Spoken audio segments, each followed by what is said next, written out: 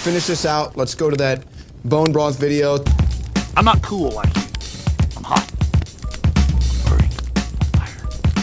And the witch doctors throw some chemicals that they've dug out of the mines their slaves have into the fire, and blue and orange fire from the sulfur goes, and they go, and then you bring your baby up and you throw it on the fire. Am I a beach body? No. Am I Tarzan? No. Am I, some Olympic swimmer? No.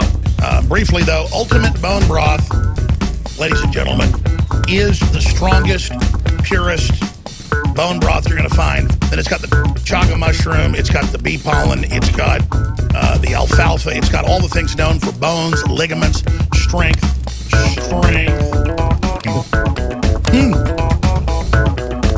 It tastes like Ovaltine if it's mixed in with some fruit and sugar.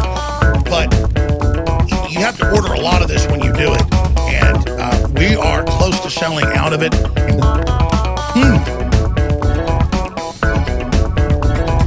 Release the bone broth.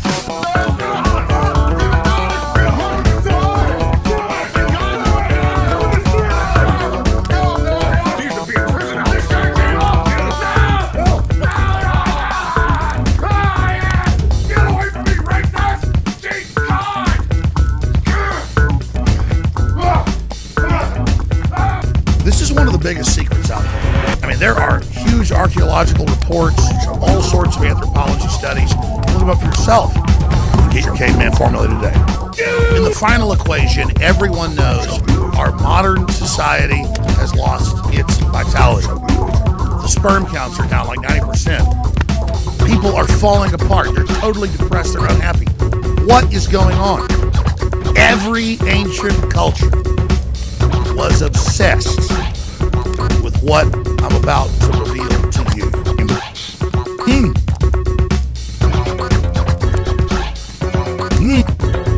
People, I don't like them putting chemicals in the water that turn the friggin' frogs gay. Do you understand that? Serious crap.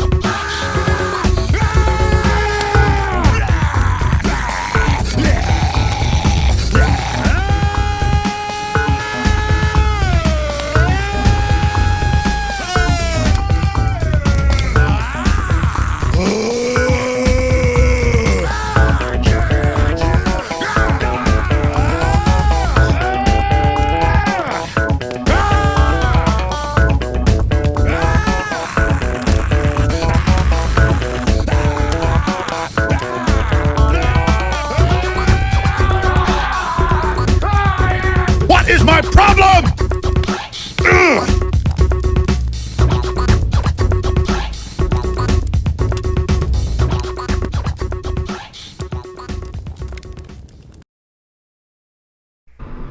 Yeah, this shit is for real, y'all. This is for real. This is for real. This is Brooklyn, y'all. Family, y'all take it serious. Y'all take this real serious, y'all. This is for real. This is for real, y'all. This is for real, y'all. This is right in Brooklyn. This is for real, y'all. Yo, this is for real. They're putting the bodies in the 18-wheelers, y'all. This is for real. Y'all better listen to him. This is for real. This for real, y'all. I already said it was for real, Bertrand. Well, I was just letting them know. Yeah. This is for real, though, y'all.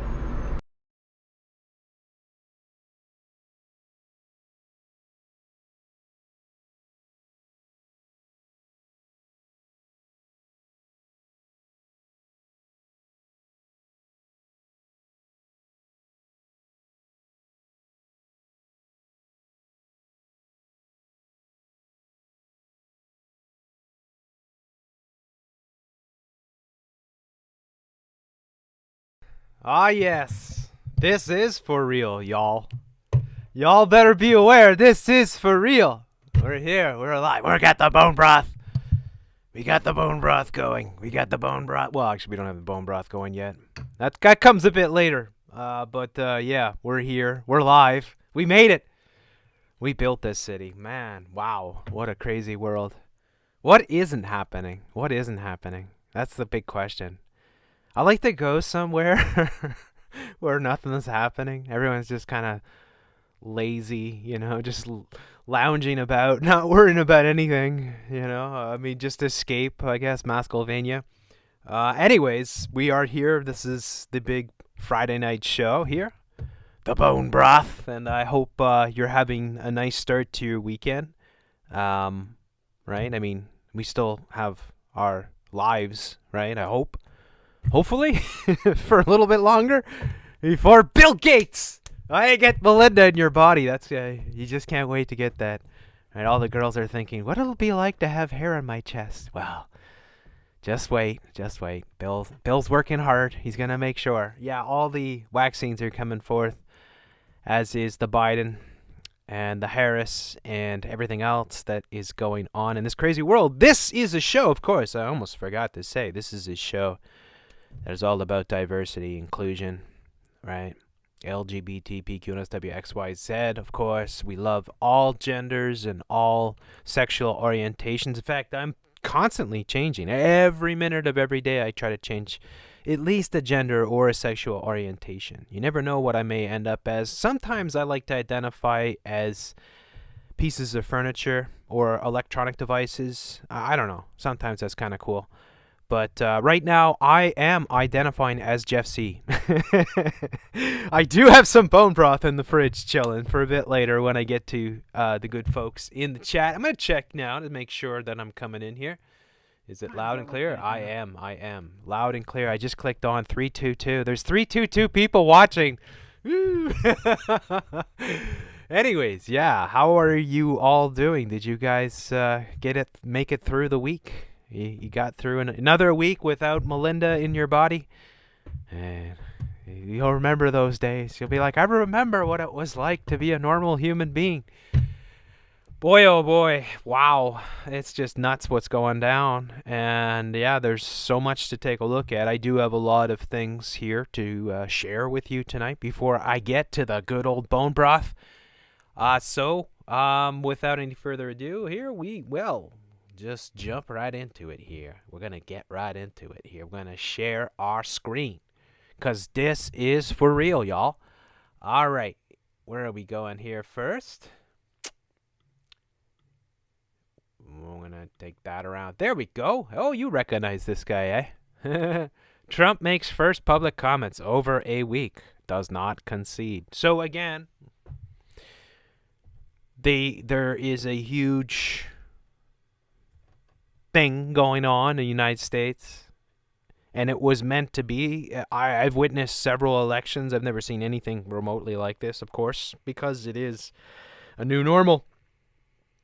And so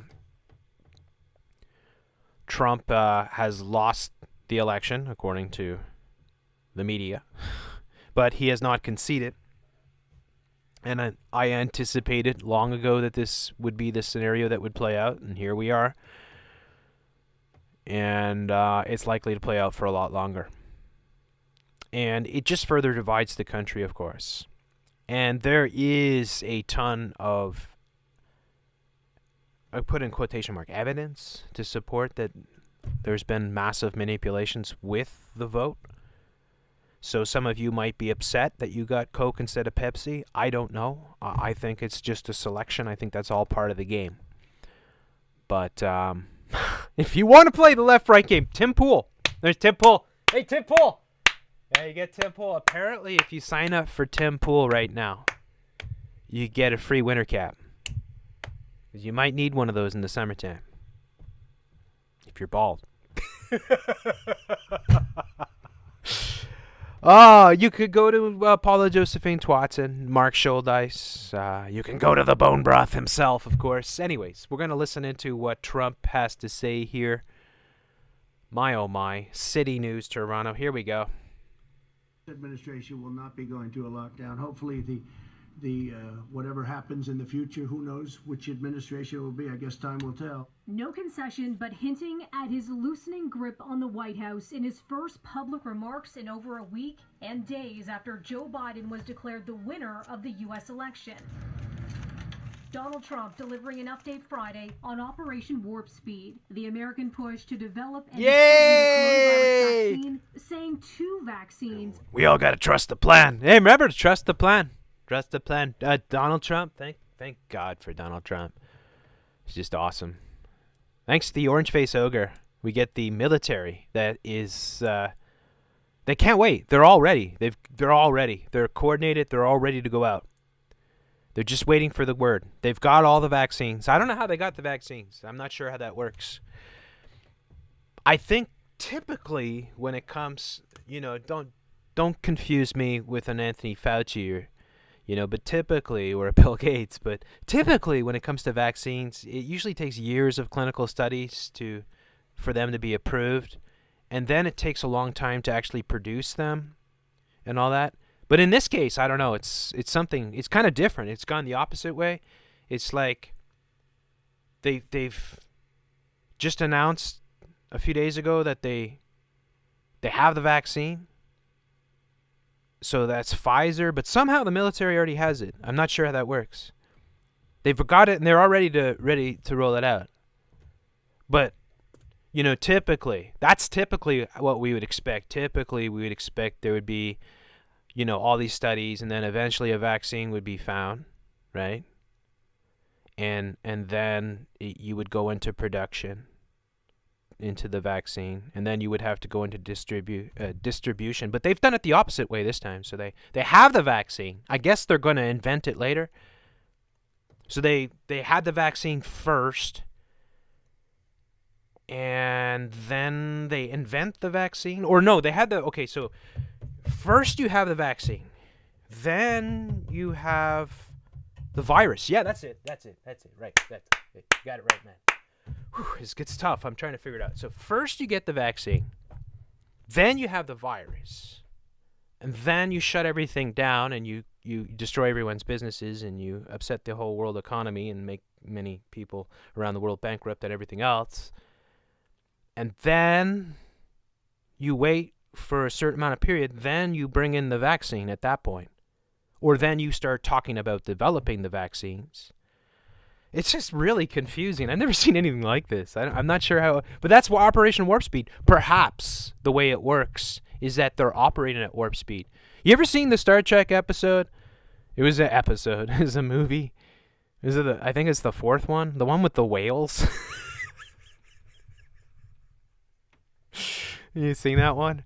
They go so fast because what happens is, I don't know, it's not the Klingons, but it's like some big ship that communicates with the whales, and I guess they have like a running dialogue or something, and then the ship comes back to Earth, but the whales are all gone because, white man bad, of course, and they hunted all the whales. So the ship can't get a hold of the whales, so it decides, well, I'm just going to destroy the whole planet because I want to talk to the whales, and I'm really disappointed it came all this way. So the Star Trek guys, they see what's happening, and they see that the whole planet is going to be destroyed by this massive ship. So they go super fast. They go warp 12, warp 10, I don't know, warp speed. They go around the sun. And then, I don't know how it works, but it's heavy, hardcore science, obviously. Carl Sagan stuff, right? And they go around the sun, and then they come out, and they're in 1980 something. They go back in time by going warp speed. So that's probably what's happened, is that the operation warp speed is moving so quickly that it's going back in time. That's how they're able to have the vaccine before they even announce that they have the vaccine, or they have even the virus. So if you're getting confused, it's Star Trek stuff. Of course, Donald Trump loves all that Star Trek stuff, right? He's got his Space Force with the Star Trek logo on it and all that. But yeah, anyways, I'm digressing here. Let's get to the show here. Look at this lady. This lady's figured it all out. She's like, I know. I'm properly distancing, she's thinking. She's like, I'm wearing my full mask. I've got a 3-layer mask. And I've got my sanitizer in my little bag here. And I'm staying not just 6 feet away, but I'm actually going, 12 feet because I don't think it's enough, you know, and I want to make sure. And she wakes up every day, she puts on that television. She's got it all figured out, obviously. Waiting in line to get the vaccine, I guess. It'll be like the, you know, when people line up for the iPhones. That's what'll happen when they, hey, come and get your vaccine. Come and get Melinda. Get some Melinda in your body. Get some hair on your chest. My Olympic swimmer? No. My Tarzan? I don't know. Maybe he is Tarzan. Imagine Alex of the Jungle. I don't know how well he would do on the vines, though. He'd be swinging from vine to vine. I don't think that vine can hold that weight. I'm not sure. But anyways, let's get into it. May be approved by the end of the year. And thank you, everybody. Thank you very much. Yeah, that's right. The Republican president took no questions and made no mention of the election. On Friday, Biden cementing his win, with U.S. media calling the final 2 states a week and a half after polls closed. Biden picking up Georgia, Trump winning North Carolina. Biden now has 306 electoral college votes. Last Saturday, with a win in Pennsylvania, is when Biden passed the 270 votes needed to clinch the White House. On Friday, China, which had been a holdout, congratulated President-elect Biden and Vice President-elect Kamala Harris. Yeah, China. Trump has made repeated, unfounded claims about voter fraud before and after Election Day. Late Thursday, the U.S. Department of Homeland Security issuing a statement saying the November 3rd election was the most secure in American history, and that there is no evidence that any voting system deleted or lost votes, changed votes, or was in any way compromised. Near the White House Friday, Trump supporters and anti-Trump protesters facing off ahead of a large rally planned for Saturday in Washington by pro-Trump demonstrators. I like that one. Biden's laptop matters. Is it? I don't know. You might want to be able to spell a little bit, but you know that's typical. That's your Q-tard. Actually, the Q-tards have the professionally done MAGA stuff. Everything's just perfect placards and everything. This guy Biden's. Saturday in Washington by pro-Trump demonstrators. As for the U.S. COVID-19 outbreak, the country regularly shattering its record for new daily cases, adding more than 150,000 new infections. Not flattening that curve. The curve ain't flattening, man. You know, I have the solution. Nobody asked me, though. If they did, they said, hey, Jeff, see, how do we solve this COVID virus thing? Is stop testing people. And it's like, if you stop testing people, the virus goes away. Imagine that. They just stopped testing. And all of a sudden, officials have found, since we stopped testing, there are no more cases being declared. What a novel idea. Unfortunately, that type of novel never seems to be a New York Times bestseller. But the novel Coronavirus, though, which you can find at your favorite bookstore, you just go to the fiction section. That one seems to be doing quite well. But here's your Al Gore hockey stick charts here that they're trying to scare you with, of course, and make you think that all this is going down the way that they claim. On Thursday alone, hospitalizations. Wait a second. What do we got there? I don't know. Are also soaring. New Mexico are also soaring. Can't really New tell. Mexico It's and too Oregon quick. Issuing new lockdown orders Friday. New York City's mayor warns that public schools could close as soon as Monday, as its 7-day average positivity rate rises. Yeah, Elmhurst. There they are. They're showing Elmhurst again. It's a fascinating hospital. The world's most empty hospital in the world. I mean, it's like, has Guinness Book of World Records ever done that? The world's most empty hospital? Because they could go to the Elmhurst Hospital during the peak of the whole COVID virus, and they would find the world's most empty hospital. Be like, wow, it's like there's nobody in here. What's going on? I guess maybe they hired somebody to drive the ambulance by just as the reporter was there. Usually, like, I don't know. This Monday, as its 7-day average positivity rate rises. And the Washington Post reports at least 130 Secret Service members could be COVID-19. Why not 133? Just come on, please. Well, they said at least 130, so it's probably going to be 133. Maybe it'll be 333. I don't know. Or quarantining in the aftermath of Trump's campaign travel. Now, even though Georgia has been declared a recount or audit is now underway to verify all of the state's nearly 5 million ballots. It's being done by hand. Biden is ahead in Georgia by about 14,000 votes. The audit expected to be completed by next week. Melissa Duggan, City News. There you go. All right. We can... Oh! Guys, keep it in your... Come on. Seriously. Calm down, guys. Calm down. Back off, guys. I got dibs on this. All right, seriously. Teresa Tam, come on. I know what happens, though. Whenever I show this sexy gal, people get excited. They start hooting and hollering. I say, hey, what do you think this is? You know? What kind of show do you think I run here? I run a tight ship, all right? None of this funny stuff, all right? So please, keep your pants on there.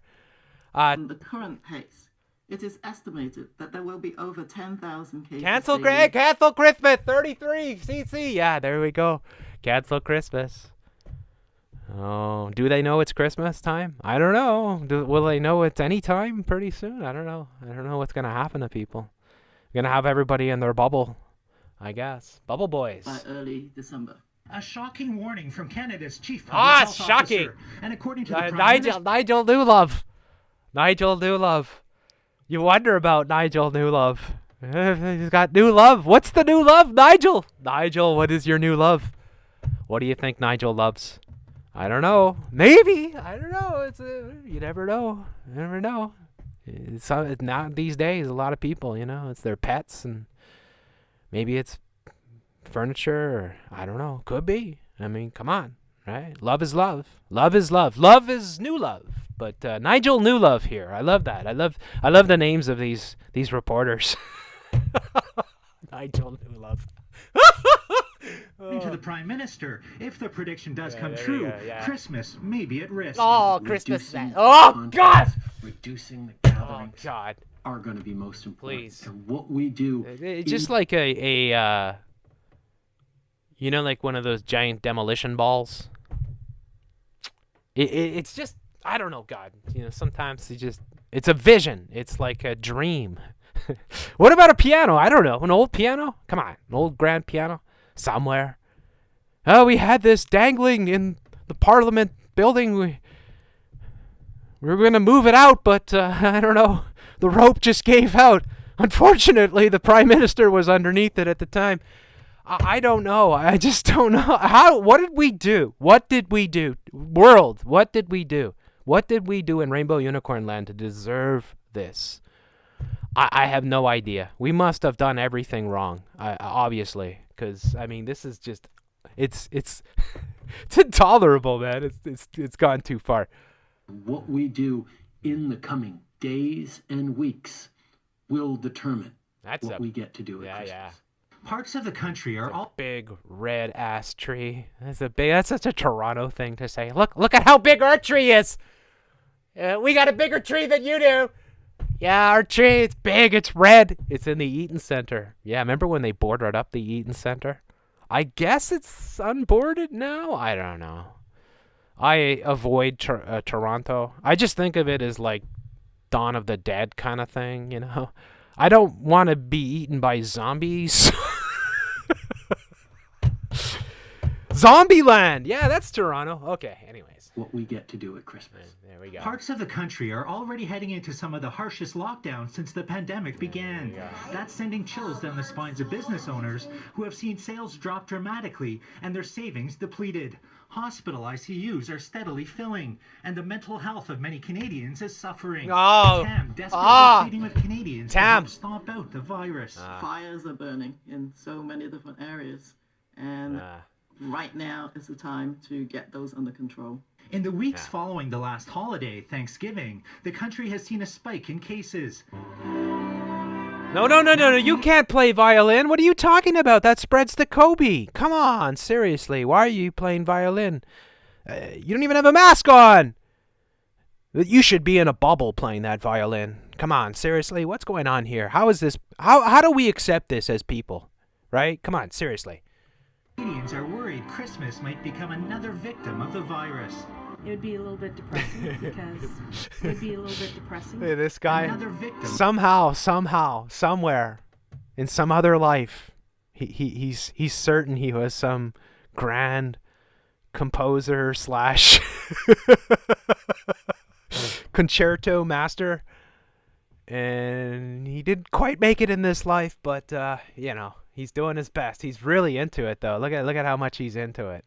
Another victim of the virus. It would be a little bit depressing because people look forward to Christmas and everything. I assume it would affect Christmas quite a bit, honestly. I was in trouble since March, I think, because it's lockdown after lockdown.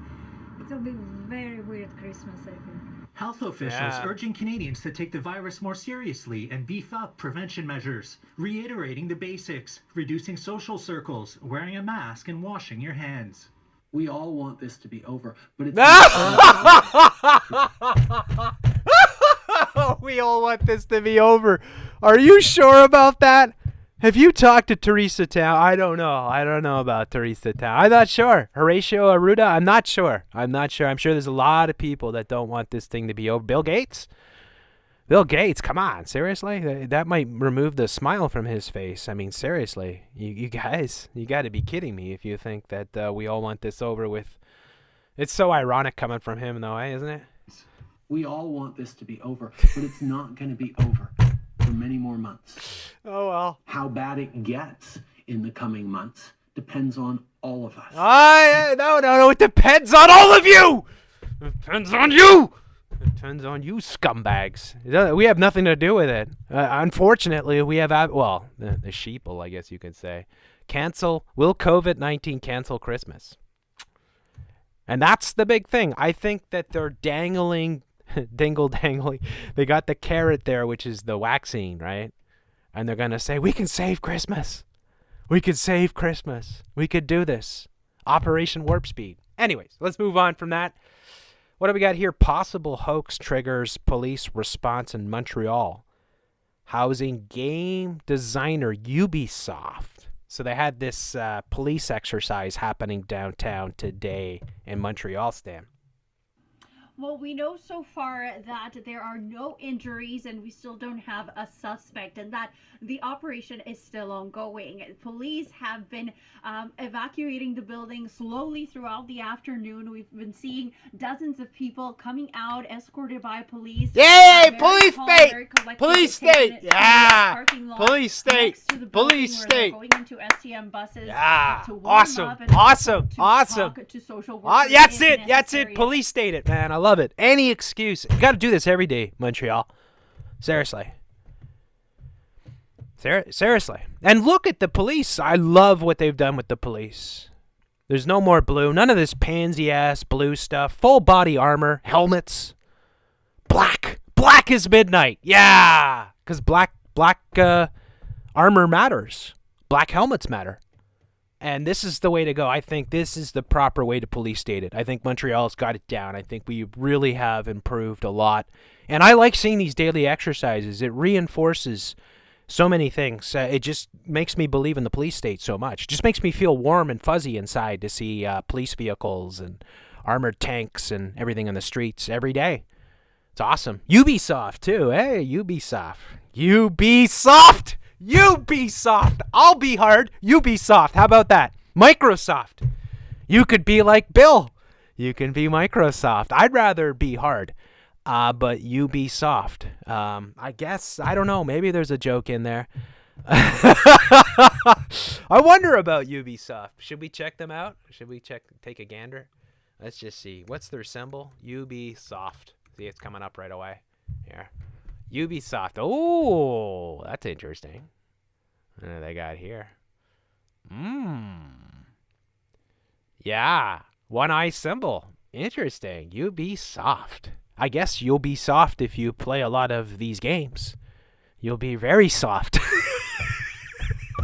In many places. You'd be soft upstairs for sure. You'd be soft downstairs. Oh, that's a given. you'd be soft probably all around. You'd be soft up here and down there and everywhere. You'd be really soft. That's okay, though. It's good for a couch. Couches. Well, actually, I don't know if couches like that too much. Probably couches get a little bit too much of the Ubisoft characters. But it is that type of existence, though. Is not bad, eh? Not bad. Gamer. Game on, Ubisoft. Interesting. And it's got like Phoenix sort of. I don't know if that's what else you could make out of that, but certainly the one eye logo. Anyways, let's move on there. Where were we? Ubisoft. Here we go. Anyone is in distress. Now, we also know that there was a call to 911 at around 1:30 p.m. that triggered this whole operation about a possible armed robbery inside the building housing the offices of Ubisoft. After that call, several employees were barricaded themselves inside a conference room, and other employees barricaded themselves on the rooftop of the building. It's like apparently absolutely nothing has happened, but this was what happened in Montreal today. So I don't know. I mean, I guess you could just whisper a rumor of there's a guy with a gun, and everybody will just lockstep. All right, let's lock the building up. Let's barricade the classrooms. Let's barricade the doors. Maybe somebody dropped something in the basement and it sounded like a gun went off or something. Police haven't been able to confirm that this was a hoax. It's something that is being reported.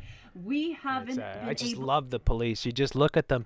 When you look at police like this, it just makes you think, wow, you know, I feel safe. I feel safe. I feel like I know the police. I feel like they come over for dinner every night, right? When you see this type of police, it's like they're so, you almost want to just go up and hug them. They just seem so approachable when they're like that. I really have to commend the Montreal Police Force for, you know, I mean, it's great. It's just awesome. You guys really know the PR. Yeah, the PR stuff, man. Able to confirm it with police. They're saying very little, actually, because the operation... What he's got in the bag here on the side? I don't know. Maybe he's got Ubisoft. Maybe he's got some dildos in there. I don't know. It could be. Maybe he's like, you guys are all so soft. I brought you something hard. Possible. They don't want to harm the operation. Yeah, now there is a large. These ones are kind of grayish, though. I don't know. I do think this is proper, though. Really, I just wish every municipality had police that look like this all the time, sort of thing. Because that's, you know, take it from Montreal. You know, they started wearing body armor here in Montreal like 10 years ago. I remember talking to a cop. Say, hey, how do you like wearing the body armor? And I'm like, yeah, kind of sucks, right? Okay, yeah, guys, but you guys getting shot at all the time. And he looked at me and he's like, what? I was like, oh, you guys aren't being shot at all the time. Isn't that a bit weird? You guys aren't being shot at? You get in the body armor all day in the summertime? And he's like, yeah, it's regulations. So I was like, yeah, but do you ever stop to think that maybe wearing body armor might make you look a little bit intimidating towards regular citizens? It's quite something, though. They love their war games. So I guess Ubisoft wanted their employees, their soft employees, to have a little bit of extracurricular activity. So they brought in the police today for this little event. Perimeter set up, and a lot of people have been around the area wondering what's going on and in shock. We spoke to one of them. I saw the SWAT entering. We saw everything. There was like you brought an actress on. That's pretty good. It's good to get actresses. I think it's awesome. You get an actress and you kind of sneak them in and say, oh, it's just some regular person. Some regular person. Wow, I like this. She's got the beret on and everything. So we're like barking from inside of the used police car. So I guess they have the situation in hands. Yeah, they got the situation in hands. As I mentioned. Did she say hands? We got the situation in hands? I guess they have the situation in hands. Yeah. So police, as I mentioned, the investigation is still ongoing. The operation is still ongoing. You gotta love that. It's like absolutely nothing happened, but the operation, the investigation is still ongoing. It's like, damn, it's so great. I love paying taxes. I just think, man, I'm just glad. I just hope that the cops got enough donuts today. I really do. Because if they're going to dress up and all that and play the Call of Duty and stuff for an afternoon, I want to make sure that I'm contributing to their donut supply, like, because that's very important to me. Anyways, let's move on from that. What else we got here? Boy, the bow tie guy here. What is this? Ontario places more regions in COVID-19 red zone. Red zone. I heard that expression. I was laughing my ass off the other day. I think I did show it. No, I mentioned it on the Patreon show. Red zoners. Red zoners? Red zoners. Yeah, red zoners. Check this out. Red zoners. Red zoners getting their ab work done. I put 2 N's, so I got to see if I go like that. Red zoners. Yeah, there we go. Red zoners. Red zone. Red zone. Red zone. Red zone. I stepped into the danger zone. Yeah, you stepped into the red zoners. Yeah, this was the story. Glad I found it. Check this out. There's some hideous publication here that is called MTL Blog. Allow ads on. Oh, good Lord, just get it. We'll just get it over with. Just for this article. Red zoners. Red zoners reportedly swarmed the Laurentians this weekend to get some orange zone freedom. Do you? Yeah. The question I know that's on all your minds is that, oh yeah, I guess the Hunger Games was nonfiction? I guess so. Could you imagine, 2020, in the year 2020, there's a hideous publication called MTL Blog in which they write articles talking about red zoners, who, by the way, is just pretty much everybody that lives in Montreal is a red zoner. So red zoners reportedly swarmed the Laurentians this weekend to get some orange zone freedom. This is the year 2020. The planet is Earth. We have an acute case of things that we're not allowed to talk about. It's a really serious problem that we have happening here. I don't even know what to say. What do you say? If you find this type of stuff normal, or you don't bat an eyelash when you read an article like this, I don't think I like you. In fact, I'm pretty sure I hate you. It's so insane. Imagine that too, eh? It's like red zoners. Because they got the mayors apparently in these Laurentian towns that are demanding that the police put up barricades. So you see the police here. This is the SQ. This is the Provincial Police of Quebec. And there's the lovely Laurentians. It's very beautiful. Eh? It's all mountains, ski hills, and lakes and rivers. It's cottage country, basically, for Montreal. So they say Saint Adèle and Saint Sauveur and the Laurentians still in the orange zone. Were reportedly swarmed with people from the red zones over the weekend of November the 7th and the 8th because they wanted to take advantage of open restaurants. Those scumbags! They wanted to take advantage of our freedoms. They hate our freedoms. They hate our freedoms. They want our freedoms. Those red zoners are trying to steal our freedoms. Those red zoners, I've had enough. Enough of the red zoners. Enough. I won't take it anymore. I am not going to take it anymore. Too much of this red zone. I've had enough of red zoners. How dare they infest the orange zone with their red zone presence? It's unbelievable. It's just egregious. Egregious assault on the beautiful liberties of the orange zone people. So the mayors of both municipalities have asked the government to bring back, travel checkpoints. Yeah, the mayors. I bet all the business people and restaurant owners and gift shop owners and ski hill operators and whatnot are all like, thank you, mayor. Thank you, mayor. Thank you, mayor. We want police state. We want check zones. We don't want red zoners here. We don't want any money. We don't want any business. We don't want any people coming. Even though this is a 99% tourist zone area and it survives entirely off the tourist industry, we don't want any of these cretins coming in to our beautiful orange zone. Please set up the police state. Pronto, Tonto. Do it now. Oh, man. It's out of this world.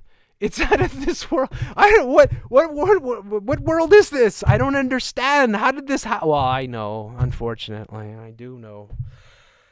Oh, it is happening though. It is happening. This is how crazy it is. You're gonna be called a red zoner pretty soon. I mean, you think you're probably like, Jeff sees in a red zone. Serves him right. It's a red zone. You're mocking me now, but wait. Tomorrow you'll be in the red zone. They'll declare your borough a red zone, and then all of a sudden you'll be a red zoner, and you'll be trying to get some of that orange zone freedom. And you'll be like, I sneak into the orange zone to get my freedom. I snuck into the orange zone last night, and I took a walk in the park, and it was so nice, but just terrible. Anyways, let's move on. Oh gosh, look at this thing here. Global news. Oh, here we go. Mr. Bowtie here. Was putting more regions of the province into the red zone of pandemic. Red zone. The latest modeling showed yesterday there could be 6,500 new COVID-19 cases per day by mid-December. Earlier, Premier Doug Ford announced Ontario is adjusting the framework it uses to determine the level of restrictions in each region. If we don't change course. I just gotta say, this woman is so attractive. I love seeing her sulk every time. It just makes my day. Doug, I don't know where he's gone, but look at the suit. I guess he got the suit that Kamala Harris got there. You know, the extra big David Byrne suit. You'd think even the David Byrne suit would be skin tight on Doug Ford here, but he's got I don't know, he's got some tailors that are working overtime, I guess, because it's kind of loose. I guess he likes it loose. He's like, I'm gonna wear that suit today. I'm gonna stop by KFC on the way home. Get a bucket of my brother's favorite chicken. Yeah. In a big way, Ontario's on track for 6,500 new cases per day. You got to go for 66, man. 6,500 more people. Yeah. Who will catch this awful virus each and every day. Yeah. And based on current it's so awful, folks. I just wanted to reiterate this because some people might be thinking, hey, Jeff, you know, you're downplaying the seriousness of this. It's so utterly awful, this disease, this virus, that you have to take a test to figure out whether you got it or not. That's how awful it is. So any of you out there that would mock this type of stuff, just think about that. Just think about it for a second. Just think. You actually have to take a test to determine whether or not you have it. Because most people have no symptoms. That's how bad this thing is. It's just out of this world. Intensive care units could be overwhelmed in 6 weeks. 6 weeks. The impact on our hospitals. Time to bring in the rule of 6, Doug. Would be absolutely devastating. Yeah. As Premier, I can't accept that. Yeah. And I won't accept that. My friends, we can't let that happen. Yeah. We must do whatever it takes to slow the spread of this virus. There we go. We must do whatever it takes to stop our hospitals from being overrun. So we're here today to take action. All right, awesome. Is at the Ontario Legislature, Queen's Park in Toronto, and she has more on today's announcement. Right, so what they announced today was a change in... It's a zebra woman. Hey guys, is there any tigers out? Are there like tigers and lions in Toronto? Is that... Because I don't know.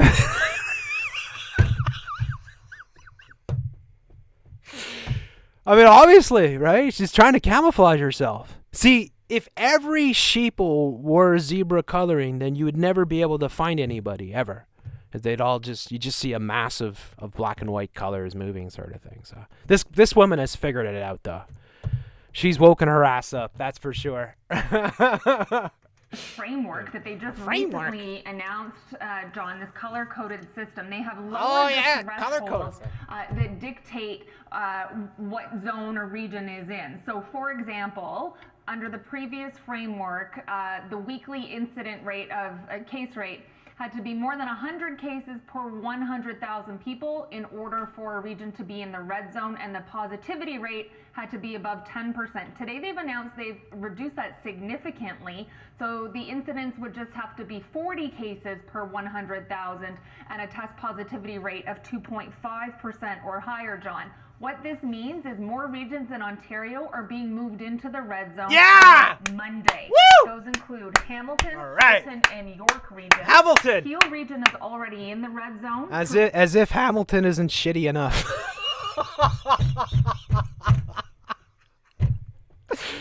Oh, yeah, it's like probably the people in Hamilton are like, can it be any worse? And it's like, nah, you're in the red zone. You should have shut up. Anyways, yeah, the zebra lady here. You never trust a woman in zebra costume. Toronto is due to be in the red zone starting this weekend, but Peel and Toronto have both imposed their own restrictions on top of the provincial ones, what they allow. So, for example, in Toronto, indoor dining is still going to be shut down for another month or so. And then, so they've changed the rules, essentially. They've changed the rules. Move the goalposts. Whatever. It's okay. You guys can make it up as you go along. Don't worry about it. It's only our money and lives and jobs and careers and families and children and old people. It's all right. We'll all die and suffer and starve and lose our businesses and jobs for you guys. How about that? Isn't that awesome? Because the media they get to keep going. Nobody's locking them out. And the government keeps going. I wonder how that works.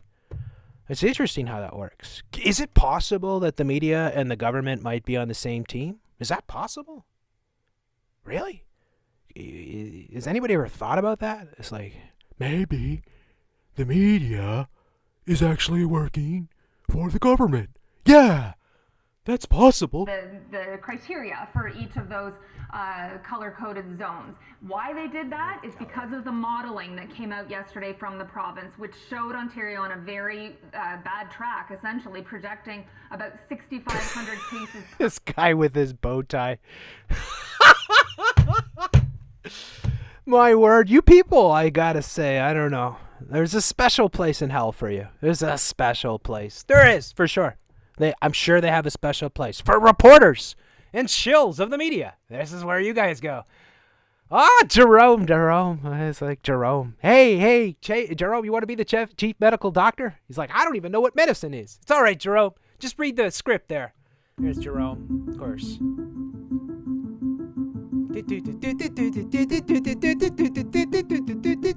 Yeah. Oh, my God. Now this.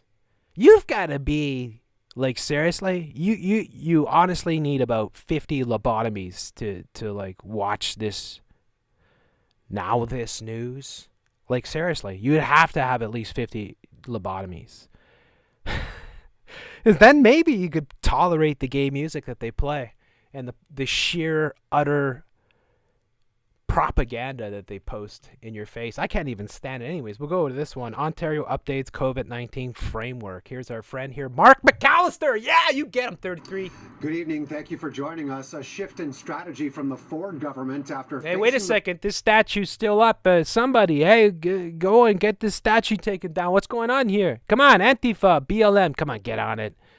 Can't have any of these. If that statue, seriously, what the hell's going on? We got to get tranny statues up in every city. This is not acceptable. The fire over its color-coded COVID-19 framework.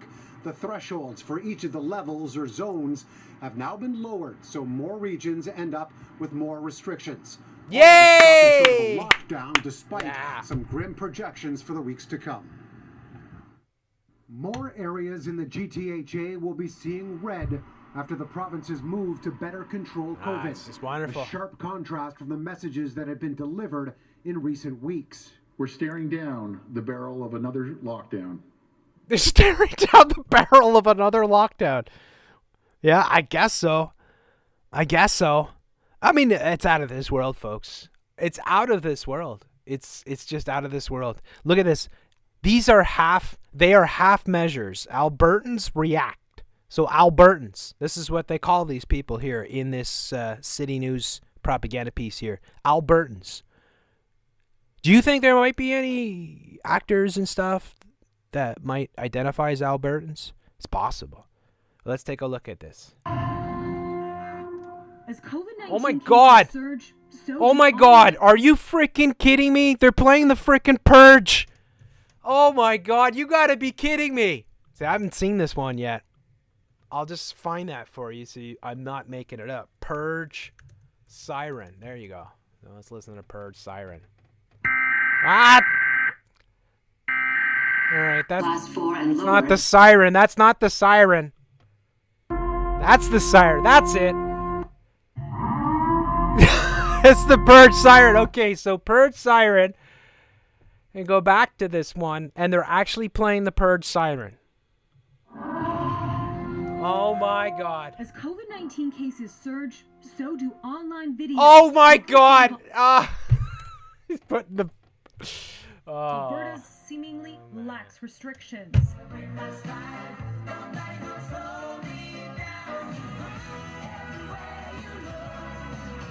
While many parts of the country are taking extreme measures to curb spread, Alberta announced a few light restrictions Thursday. No, I don't think they are good enough. I think they're half measures. I'm saying we should probably do a little bit of a lockdown. Random restrictions don't really make sense. Oh, just shut up and die! Oh, you... Oh! I don't think they're doing enough now. I think they need to do more. I need more police state. Listen to these people that they get. Announced a few light restrictions Thursday. No, I don't think they are good enough. I think they're half measures. I'm saying we should probably do a little bit of a lockdown. Random restrictions don't really make sense to me unless it's all or nothing. Yeah, it's all or nothing. Sentiment online, with Albertans calling the new measures nothing of substance and demanding a complete lockdown. We could only find one Edmontonian that felt the restrictions were too strict. Oh, I fear for our economy and mental health more. I think the government of Alberta faces an impossible task. This political expert says... This is a political expert? This guy's a political expert? Does he speak English? I don't know. The government of Alberta faces an impossible task. This political expert God. says Premier Jason Kenney is political in the expert. middle of balancing public health against the province's fragile economy. So he wants to avoid that extreme lockdown situation, which will have damaging political as well as economic consequences. So what is this? Chaldeans Mensa? Political science at the University of Massachusetts? What the? What, Massachusetts? What? Where is that cultural Marxist? You know, I guess it's online. I don't know. This is your political expert? Your political you can barely speak English? I guess so. As well as economic consequences. Yeah. And I think he's trying to put pressure on the public to be more responsible. Which could mean Alberta might not see a complete lockdown anytime soon. Meanwhile, for the next 2 weeks, the province is suspending indoor group fitness classes, team sport activities, group performances, and stop serving liquors at bars, restaurants, and lounges. Stop serving liquor!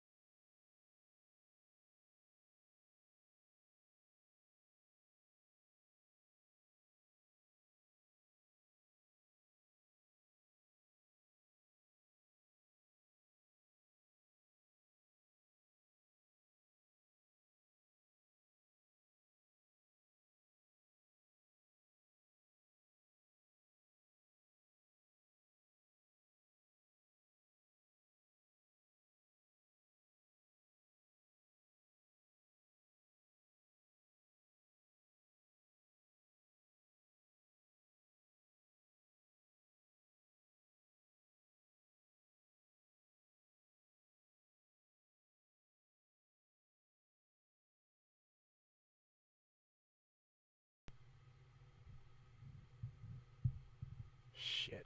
What the hell is going on?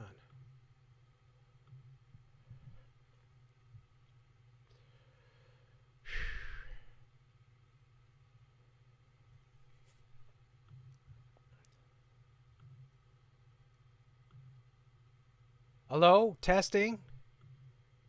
Testing, testing. Yeah, that's working. All right. So what's going on here?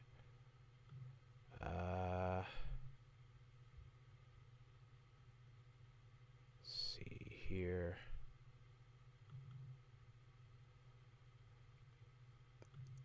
Hello? All right. Hi, folks.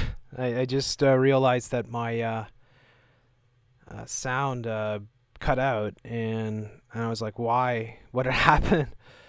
I don't know how long I've been off for, because I didn't know. And something happened. It's like my microphone was shut off. Yeah, it's bizarre. And then I went into my settings, and the microphone that I was using was disabled. So I don't know. It wasn't even there as an option. So it's like, I don't know how that happened. I can't really say. I have no clue. But I'm back on. So I'm sorry about that. I don't know what I got to. I don't know what you guys saw in terms of what I was showing. I don't know how long I was out for. How long was I out? Some people saying 10 minutes here. 10 minutes. Okay. All right. Thank you. Sorry about that. It's hard because, like, one of the things with doing this, I have one screen. And when I'm looking at the articles, I'm not looking at my OBS. Right? I'm reading the articles or watching the videos. I don't watch the videos through OBS because there's a delay anyways, but I can't see the full screen sort of thing. Anyways, whatever. I'm here. I'll try to make sure that doesn't happen again. But yeah, it's kind of bizarre because they just disabled my microphone. I guess maybe I was saying something. I don't know. Anyway, so I was lamenting everything that was going on with the businesses. I got all sad and serious there for a second. Well, I wasn't sad. I was just, I was saying how bad I felt for everyone that has been suffering because undoubtedly, many people, many businesses, many workers, many people, period, have suffered immeasurably from what they're doing. And I was saying that the psychological impact of this is taking a massive toll. They're showing, and again, yes, the mental illness agenda is a huge part of the NWO, but they are saying that the whole thing is having a huge impact on the mental state of humanity. By and large, this is all part of the plan, though. But then they're going to say, well, this is it. People are becoming depressed. We're going to have to get people medicated. We got to get the morality pills out. People are getting depressed because they're reading fake news and stuff, and they're listening to, disinfo agents and whatnot, right? So they'll say, oh, we got to censor all the media and everything else. So, it's just crazy. Anyways, yeah. So this media is a psychological gaslight on humanity. What they're doing, they're using the media. That's why I hate the media. I hate everybody in the media. I'm sure there's not everyone that's in the media is evil. But I hate the media with a passion because their job should be to serve the people, not the corporations that they work under and the governments that they work for. They're not supposed to be propaganda. They're supposed to root out that type of stuff and expose it. But media is so awful. It's so awful. It's so awful right across the board, too. It bothers me so much because it's like, people know I'm a musician, right? And I spend a lot of time dealing with music, and in all the music areas I go, all these politics are shoved. Every forum, every website, every major sort of channel on YouTube will push all the agendas. They'll push the diversity, they'll push the inclusion, they'll push the mask wearing, they'll push the corona, they'll push everything. So there's no escape from it. I think that some of us, if you're fortunate, I don't know what you would have to do. You would have to be working out in the wilderness or something to not be massively affected by what they're doing, right? Like, it's hard to avoid everything because they've messed with all of our lives so much. And they've made everything so difficult for us just to function as human beings. And they've twisted and turned us against each other, which is all part of how they operate. So it's been a real massive psychological gaslighting on humanity, this whole operation. And you just see, like, it bothers me a lot because I walk around in the city and I see all the businesses that are shuttered, and many of them will never open again. Like, never open again. And I've seen really bad times here in this province, in this city, and what it does, and how it creates crime and alcoholism, and it just it leads to bad times, and this is where we're heading because of what they're doing. And yeah, it's pretty awful. So anyways, that's what I was saying when I was cut off there, that my heart goes out to the people that are all the businesses and whatnot, and people that are working and not able to work. Oh, and then you see stuff like this, all these streets that are bordered up here. They're showing Europe and then they're showing Canada. They're flipping between the two. I guess it's maybe Paris here. Let's take a look here. Its second national lockdown. People here only allowed. Ontario is expected to hit about 6,500 new daily cases by mid-December, about 4 times the current level. And with an eye on what's happening in parts of Europe. In this case, we're looking at France, Netherlands, the United Kingdom, and Germany. Here's what's happening now in those regions. France is under its second national lockdown. People here only allowed to go out for work, to buy essentials, or for an hour of exercise within a kilometer of where they live. Most stores are okay, closed. so remember, in Melbourne it was 5 kilometers. In France it's 1 kilometer. 1 kilometer. And you see all the businesses, all the bars, all the economy is shut. It's unbelievable. It's unbelievable. It's like, it's unbelievable, right? It's like, how's anybody going to make it out of this, And that's the whole game. It is a money game too at the end of the day, because you see how the most powerful people in the world have managed to not only hedge their bets but make more money than they've ever made before, because they're insider trading. It's so evil what's going on. And paying attention to the insider trading, we talked about on the Patreon show, because we were talking about the insider trading, paying attention to stocks and where the most powerful people are investing, or whether they're selling off stocks like airline stock or stuff like that, is a way to indicate things that are going to happen, right? That it's actually kind of a smart realm to really be able to anticipate major things that are going down, because if you're paying close attention, you would have seen a lot of what's to come, because they show you by their insider trading sort of thing, which is all supposed to be illegal, of course.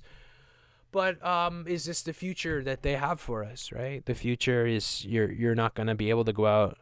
You're not going to be able to go to a bar and have fun with your friends. You're going to have to order your Blue Apron. Your frickin' Android will come and deliver your meals, your Soylent Green, your frickin' plant-based crap, right? And it'll all be based on your credits or the rations of the United Nations, basically.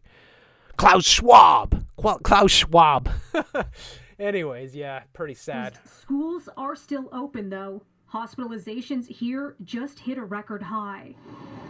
The Netherlands, with one of the highest per capita infection rates worldwide, now in a partial lockdown. Indoor dining is banned, masks are mandatory, alcohol sales not allowed after 8 p.m. People have to stay at home. And again, what reason would they have for that? There's only one reason. It's because they can. It's government, right? There's no it's not like they put data. Oh, if we sell drinks after 8 p.m., people get more Kobe. I mean, it's garbage. You're destroying these businesses. Absolutely. How are the businesses supposed to survive? It's impossible. Like they're making it impossible. They're absolutely making it impossible. They're killing our economy, basically. They literally are. There's no question. Measures not ruled out. To the UK, where the death toll topped 50,000 this week. A second lockdown is in effect in England. Bars, restaurants, gyms, and non-essential shops all closed for 4 weeks. Here, too, though, schools remain open. Households... It looks so ominous, eh? Like, you see this image here of this. My word, I mean, it might as well be Mordor or the Death Star. I mean, look at that. Look at that, how evil looking this frickin' building is here. And I know that's London. I don't know the name of the building, but my word. I mean, whoever designed that is like brutalist architecture here. And yeah, it's just a big, ugly freaking, you know, Orwellian style watchtower. I mean, they might as well put Sauron's eye at the top, sort of thing, right? Just go full on Sauron. Yeah, full on Mordor. remain open. Households not allowed to mix. Households not allowed to Germany, mix. which hit a new high of more than 23,000 new daily cases Friday. A partial lockdown has closed restaurants, bars, sports facilities, but has kept schools open. Tougher rules. And when you see signs like this, these are not temporary signs, these are permanent signs, you see? That's very disturbing, folks, because that's a sign that's metal. Right? I mean, it's meant to last for many, many years. In other words, it's not some temporary thing that they put up. Unbelievable. Could be coming next week. The challenge these regions have all seen, according to Dr. Brown, is trying to get control after strong case growth. The later that one intervenes in the epidemic curve, the harder it is to get the case growth under control. Well, it now looks like more measures are on the way. What would happen in Ontario if no new restrictions are added? Based on what we're seeing in They just stop testing and nothing happens. Oh my God. They're going to tell you. And then I got Anthony Fauci here, my word. On Vice News. Wow. Shane Smith.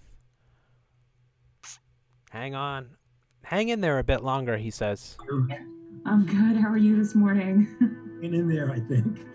I'm sure you're the busiest man in America, it seems like. Something like that. Dr. Fauci and the rest of the coronavirus task force know that people are feeling COVID fatigue in America. You gotta like this, how to wear a mask here. And they purposely put that in. Vice is just abominable New World Order media. It's the worst of the worst. It might as well be butt feed. And look at the look at the people. Like here on the bus. Look at this guy here. He's just probably not getting any proper sleep, having to wear a mask all day at work. Right? You just see how mentally it's just draining people living in this horrible state. And the propaganda, which is straight out of 1984, right? I mean, it is 1984, but it's 1984 on steroids, you know, mixed with Brave New World and Gattaca and everything.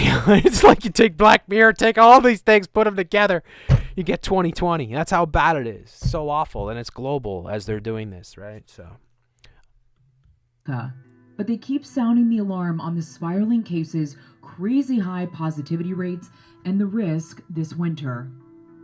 Dr. Fauci, the U.S. has recently hit 10 million coronavirus cases. Liz Landers. Liz Landers. That's her name. Liz Landers. Wow. Liz Landers, Vice News. Man, you just took a job for a hideous New World Order corporation. I hope you feel good about yourself, Liz Landers. Wow. And I'd like to be able to focus on her book collection. She's so deep. She's such a deep thinker, of course. She's got 2 of the same book. She's got a repeat here. It's the same book twice. Probably got multiple copies of each book. And they're just like, yeah, just stick those books there. We'll make it look like she's read something. Has recently hit 10 million coronavirus cases. We're seeing them surge in certain parts of the country right now. How much worse is this going to get in the next few weeks? And how concerned are you? How concerned should Americans be? Well, I'm actually quite concerned. This is a difficult place that we're in right now. As you mentioned, we have 10 million cases. We have over 240,000 deaths. And over the last few days, we've seen record-breaking numbers of cases. Liz Landers, you are a wretched shill from hell. I mean, seriously. God, these people. I just can't handle it. Anyways, we'll move on from that. Interesting. I did check Liverpool. It's very interesting because I put a search for Liverpool in the news because, you know, Liverpool, they're barcoding the kids. They're doing the testing on the school kids basically without parental consent, and then they're securing your kid if they test positive, and then they're vaccinating your kids without your permission basically. And when you look up Liverpool in the news, this is what you get. Liverpool FC soccer star Mohamed Salah, 2020. Liverpool soccer star Mohamed Salah, 2020. Liverpool soccer star Mohamed. You get it? He tests positive for coronavirus. I mean, it's the Loch Ness Monster. I mean, it's unbelievable. And it's all soccer stories that you get because that's how the mind control brainwashing of the New World Order works. And then you see Liverpool FC's fans funeral. So FC's fans funeral, FC fan funeral, FFF 666, sees hundreds line the streets in emotional goodbye. Pro sports, if you don't know this, is cancer. That has been 100% confirmed. Please, if you have pro sports paraphernalia, burn it. Don't even sell it. Burn it. These corporations that provide your pro sports are all in bed with the New World Order. They're all working for the New World Order. So pro sports is the New World Order, and you have to stop supporting pro sports. But yeah, that's it. Look at all the stories. Everything with Liverpool. You look up Liverpool in the news on Scroogle, and everything is dealing with soccer. But it all connects back to the COVID because it's, you know, people dying or people, soccer stars. Mohamed, the soccer star for Liverpool, testing positive for the virus that you need a test to figure out whether you got it or not. And you see all the stories. There's the first story that comes up. Liverpool test 90,000 in mass trial first week. That's the first story that comes up that's non-soccer related. Quite something. And then all the other stories are dealing with soccer. Wow. They make you really stupid, okay? Please understand this, Liverpoolians and everyone out in the UK. I know I have a lot of listeners in the UK. They do the same thing here with ice hockey, and they do the same thing in the United States with all the sports, but especially football. They make you dumb. They make you hooked to it, first and foremost.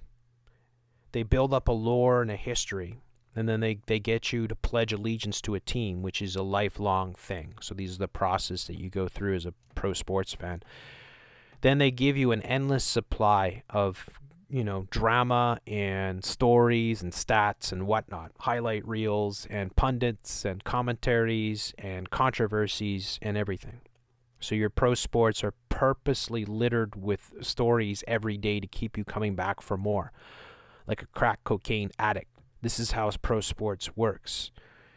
And you fall into that realm and you start following every single day. And when you talk to your buddies, first thing you're going to talk about is the sports, the game, the big game, right? Whether Muhammad is going to play or not, right? Things like that. It's just really crazy. That's why I made that point of saying Muhammad, Liverpool. I hope people understand what I'm saying, like how crazy it is. That's how crazy it is. It's as crazy as it sounds. It's exactly what's going on. So pro sports are really your enemy. They are your enemy. They're not your friend. They're not here to make you a better person. They're here to suck your energy, control your mind. They're here to divert you away from your life and suck all your energy and drain you and program you. That's what their purpose is. Go out and play sports. Get out in nature. You know, don't watch this crap anymore. Because there's nothing there for you. It's all horrible. Trust me, it's all horrible. Anyways, let's move on here. Here's somebody off Twitter sent this to me. So check this out. course, they're going to try to debunk this, Snopes or Reuters or whatever. But somebody had got these packages for the vaccine. Remember the vaccine I talked about in the beginning where I said it's the only vaccine that came out before the disease? I'm not sure how that happens, but I speculated in the early part of the show that they used the same technology that they used in Star Trek. They used the warp speed to go around the sun so that they could go back in time and make the vaccine earlier so they would have it ready. But check this out. So let's take a look at it here. They've already got packaging sorted out months ago. So here's your packaging. COVID-19 vaccine, AstraZeneca. And it's got kind of the transgender color here. You've got kind of a rainbow thing, but you got those are kind of the transgender colors of the flag there. Right, just to show you. Transgender flag. Right, it's the colors here that you see on it. Not that could be coincidental or whatever, right? But where were we here? Oh God, Liz Landers. Yeah, so COVID-19 vaccine, the recombinant, which we talked about with the recombinant mouse, the mRNA vaccines that they're developing, the DNA altering vaccines, intramuscular use, 10 dosage virals, AstraZeneca. So we just check that quickly here. AstraZeneca comes up right away. And fails COVID-19 study, joining list of reported meds that have fallen short. India gets 10 crore shots. AstraZeneca's COVID vaccine by next month here. So they're saying that obviously that they're developing. So yeah, getting back to the tweet here. How is this possible? Of course, always you say, like, what? You know, like, what? It's like the time warp dance. Like, what's going on here? Like, do you make the box? Like, is that what happens? You make a product? When you're going to make a product, you make the box first? Is that how you do it? You make the box before you make the product? Is that it? Just curious. I don't know. I think you'd make the product first. I wouldn't know these things, right? I don't work for Big Pharma. But the fact that they've got this and people are snapshotting this. So this is the message here. Hello, guys. Yesterday, I got a message from an employee working in a company producing packaging for drugs in the UK. Already a few weeks ago, they were prepared for shipment to the customer, almost 1 million packages of 80 doses in the package. I will quote the message. And it's not like they ordered this yesterday. The process of production plus color selection and the project takes several months. From what I know, the Mountain knew at least 4 months ago. So the production of the packaging with the composition of the vaccine started before the announcement that the vaccine had already been invented. I love it. But they were, let us remind you that even research was suspended because after the vaccine was given to volunteers, several people died. So, yeah, what the WTF there? There's the, is it just more, you know, I think we all know this, right, though? It's like we've been saying this all along. Whatever they want to stick on our bodies, they've had it for a long time. This is just the excuse. It's the Hegelian dialectic, right? So, and again, there is a possibility that this is a smokescreen. I have speculated. We speculated again on the Patreon show, where I was like, it could be a placebo type thing, where the whole thing is just to set the whole table for mandatory vaccines and to set the whole surveillance grid in order, and then they just give us a placebo, so there's no real ill effects of the vaccine on most of the population, and therefore people will lose their fear of the vaccines, and then the next time they come around, maybe. That's a possibility. There's a lot of different possibilities. Of course, what most people would fear the most is that the vaccines will go into our blood cells, into our DNA, basically, and that's where the vaccine tech has gotten to. They have nanotech in the vaccines now. We talk about this on the show Jeff C. Live with Camille, and we talk about the mRNA vaccine. So there is a lot of things to be very concerned about with the vaccines, without a doubt. many possibilities with this whole thing. Anyways, let's move on. We've got Joe Rogan is already letting Alex Jones spread misinformation on his Spotify show. Interesting. Free Ghislaine. Who would wear a shirt like that? Look at this fat turd here. I think his name is Dylan. Something Dylan. And he's a comedian, if I'm not mistaken. And then there's Alex Jones, of course, and Joe Rogan, who was using an earpiece during that podcast. And there was a point where they caught, I showed this on my video, relax, we're here, said a female voice. Joe Rogan said it was him that said that. It's total bullcrap. Anybody that listens to it knows it's a female. Comedian Tim Dillon. Tim Dillon. I wonder. And he wore the free Ghislaine. So they do that all on purpose. Like, this is like no joke, folks. Like, it's like a complete controlled operation with Alex Jones and Joe Rogan. The whole thing. Like, Joe Rogan's show is the biggest podcast in the world. There's no effing way that he's not being coached. There's no effing way that he's not being scripted and that his whole shows aren't being screened. And there's a reason they moved him over to Spotify and all these things. So he is anything but your friend. Anyways, let's move on from that. And then we got this here. So this is the future you want to embrace here. Grace shared this one on Twitter this afternoon here. This is, we've shown this many times, which is the COVID sort of hugging stations that they set up. And it's so diabolical, of course. They stick these plastic sort of sleeves for your arms so that you could go and hug your elderly relative. I mean, how evil is this? If this, in many cases, too, for these people, this will be the last time they ever see their grandfather or their grandmother or whatever, right? Granduncle or whatever, right? It's very evil. It's a hug! Oh, it's not a hug! Put yours through.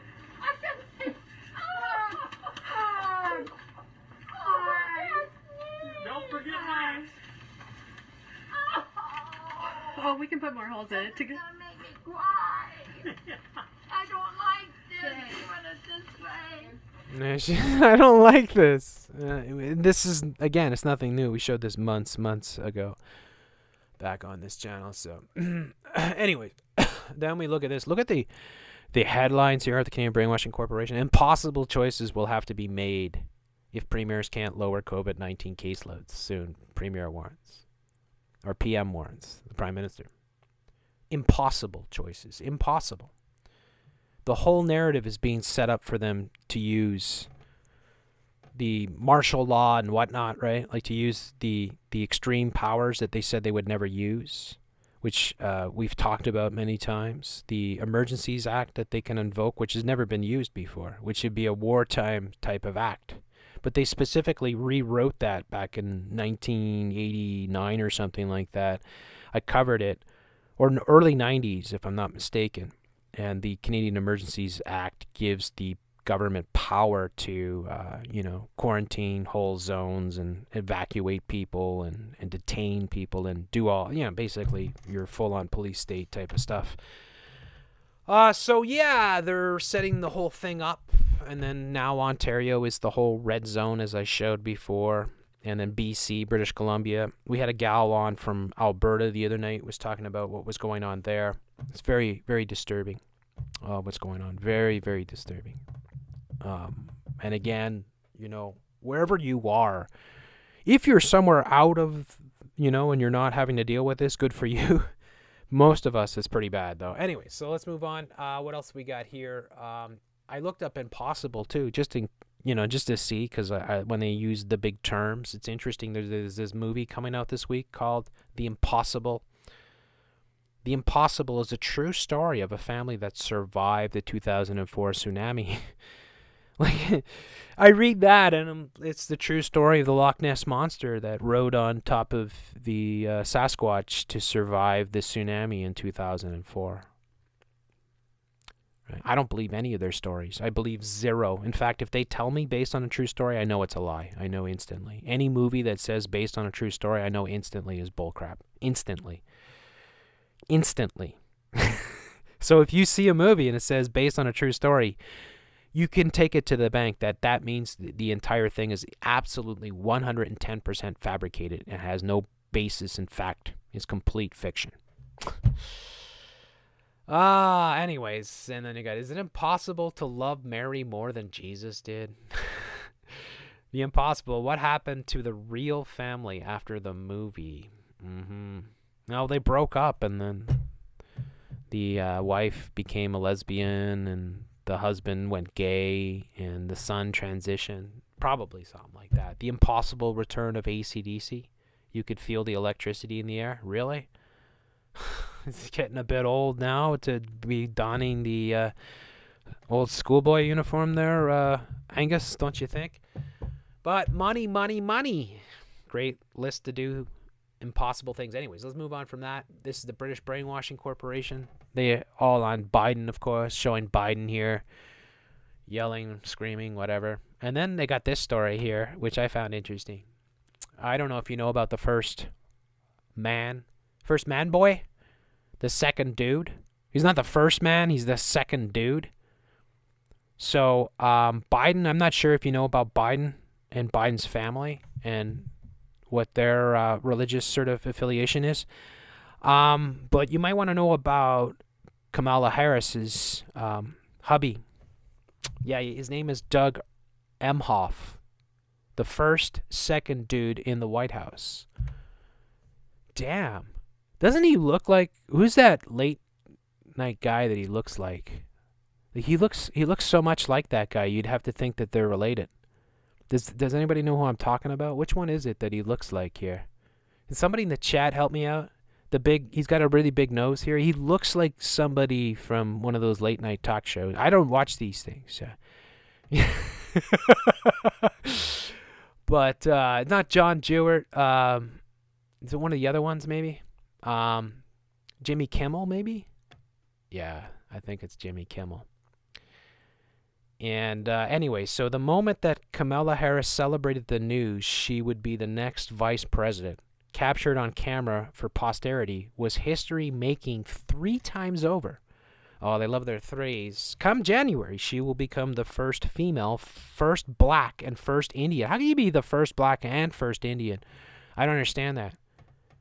Because, like, but of course that's the way it works, right? She's the first black and Indian. And they showed her ancestral town. And it's like, her ancestral town, what does that mean? She came from frickin' Westmount. Westmount is the richest place in all of Canada. So, you know, you're going to try to tell me that she came from poverty? Yeah. So, yeah.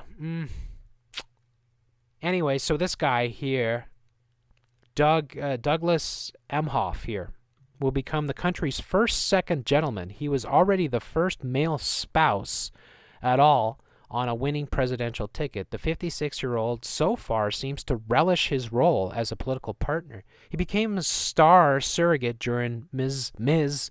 Harris's own presidential bid and often refers, unironically, to the K-Hive. K-Hive.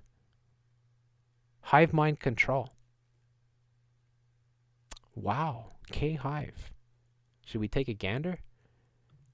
This is the first I heard of it. But put that in here.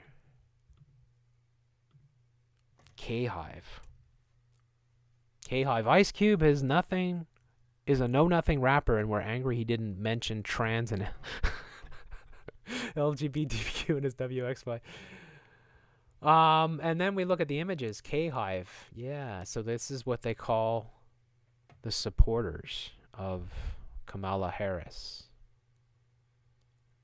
K-Hive.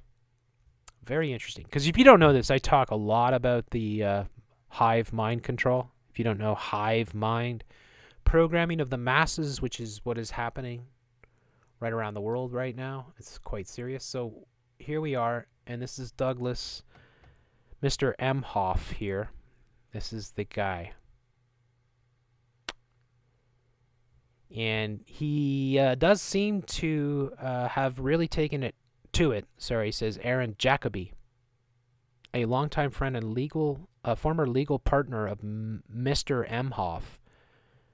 Former legal partner? Okay, so they're lawyers? You could expect him to be a fish out of water, but he's not. He's just swimming and enjoying it. So take a look at Doug Emhoff here off of Wikipedia. Is an American lawyer and the husband of U.S. Senator and Vice President-elect of United States Kamala Harris. He is set to become the first second gentleman of the United States and the first Jewish spouse of a president or vice president. And he was born in New York City, the son of Jewish parents. Interesting. I'm sure that's cool, though, eh? There's no problems with that. And then, what do we got here? Many COVID-19 patients later develop mental illness, study finds. Wonderful, eh? Many COVID-19 patients later develop mental illness. 20% of coronavirus patients later develop mental illness, according to a study. The most common disorders experienced by COVID-19 survivors within 90 days of their diagnosis are anxiety, depression, insomnia, according to the study published by the Lancet Psychiatry Journal. People have been worried that the COVID-19 survivors will be at greater risk of mental health problems, and our findings show this to be likely. The study looked at all the health records, and there you go. Look at all this crap that's popping up. It's unbelievable. Wow. This is likely a combination of psychological stressors associated with this particular pandemic and the physical effects of the illness, says Michael Bloomfield, a consultant psychiatrist at the University of College London, who was not directly involved with the study, but thought he should come on. Here we got, meanwhile, in New York, man goes off on Bill de Blasio, you rat scumbag.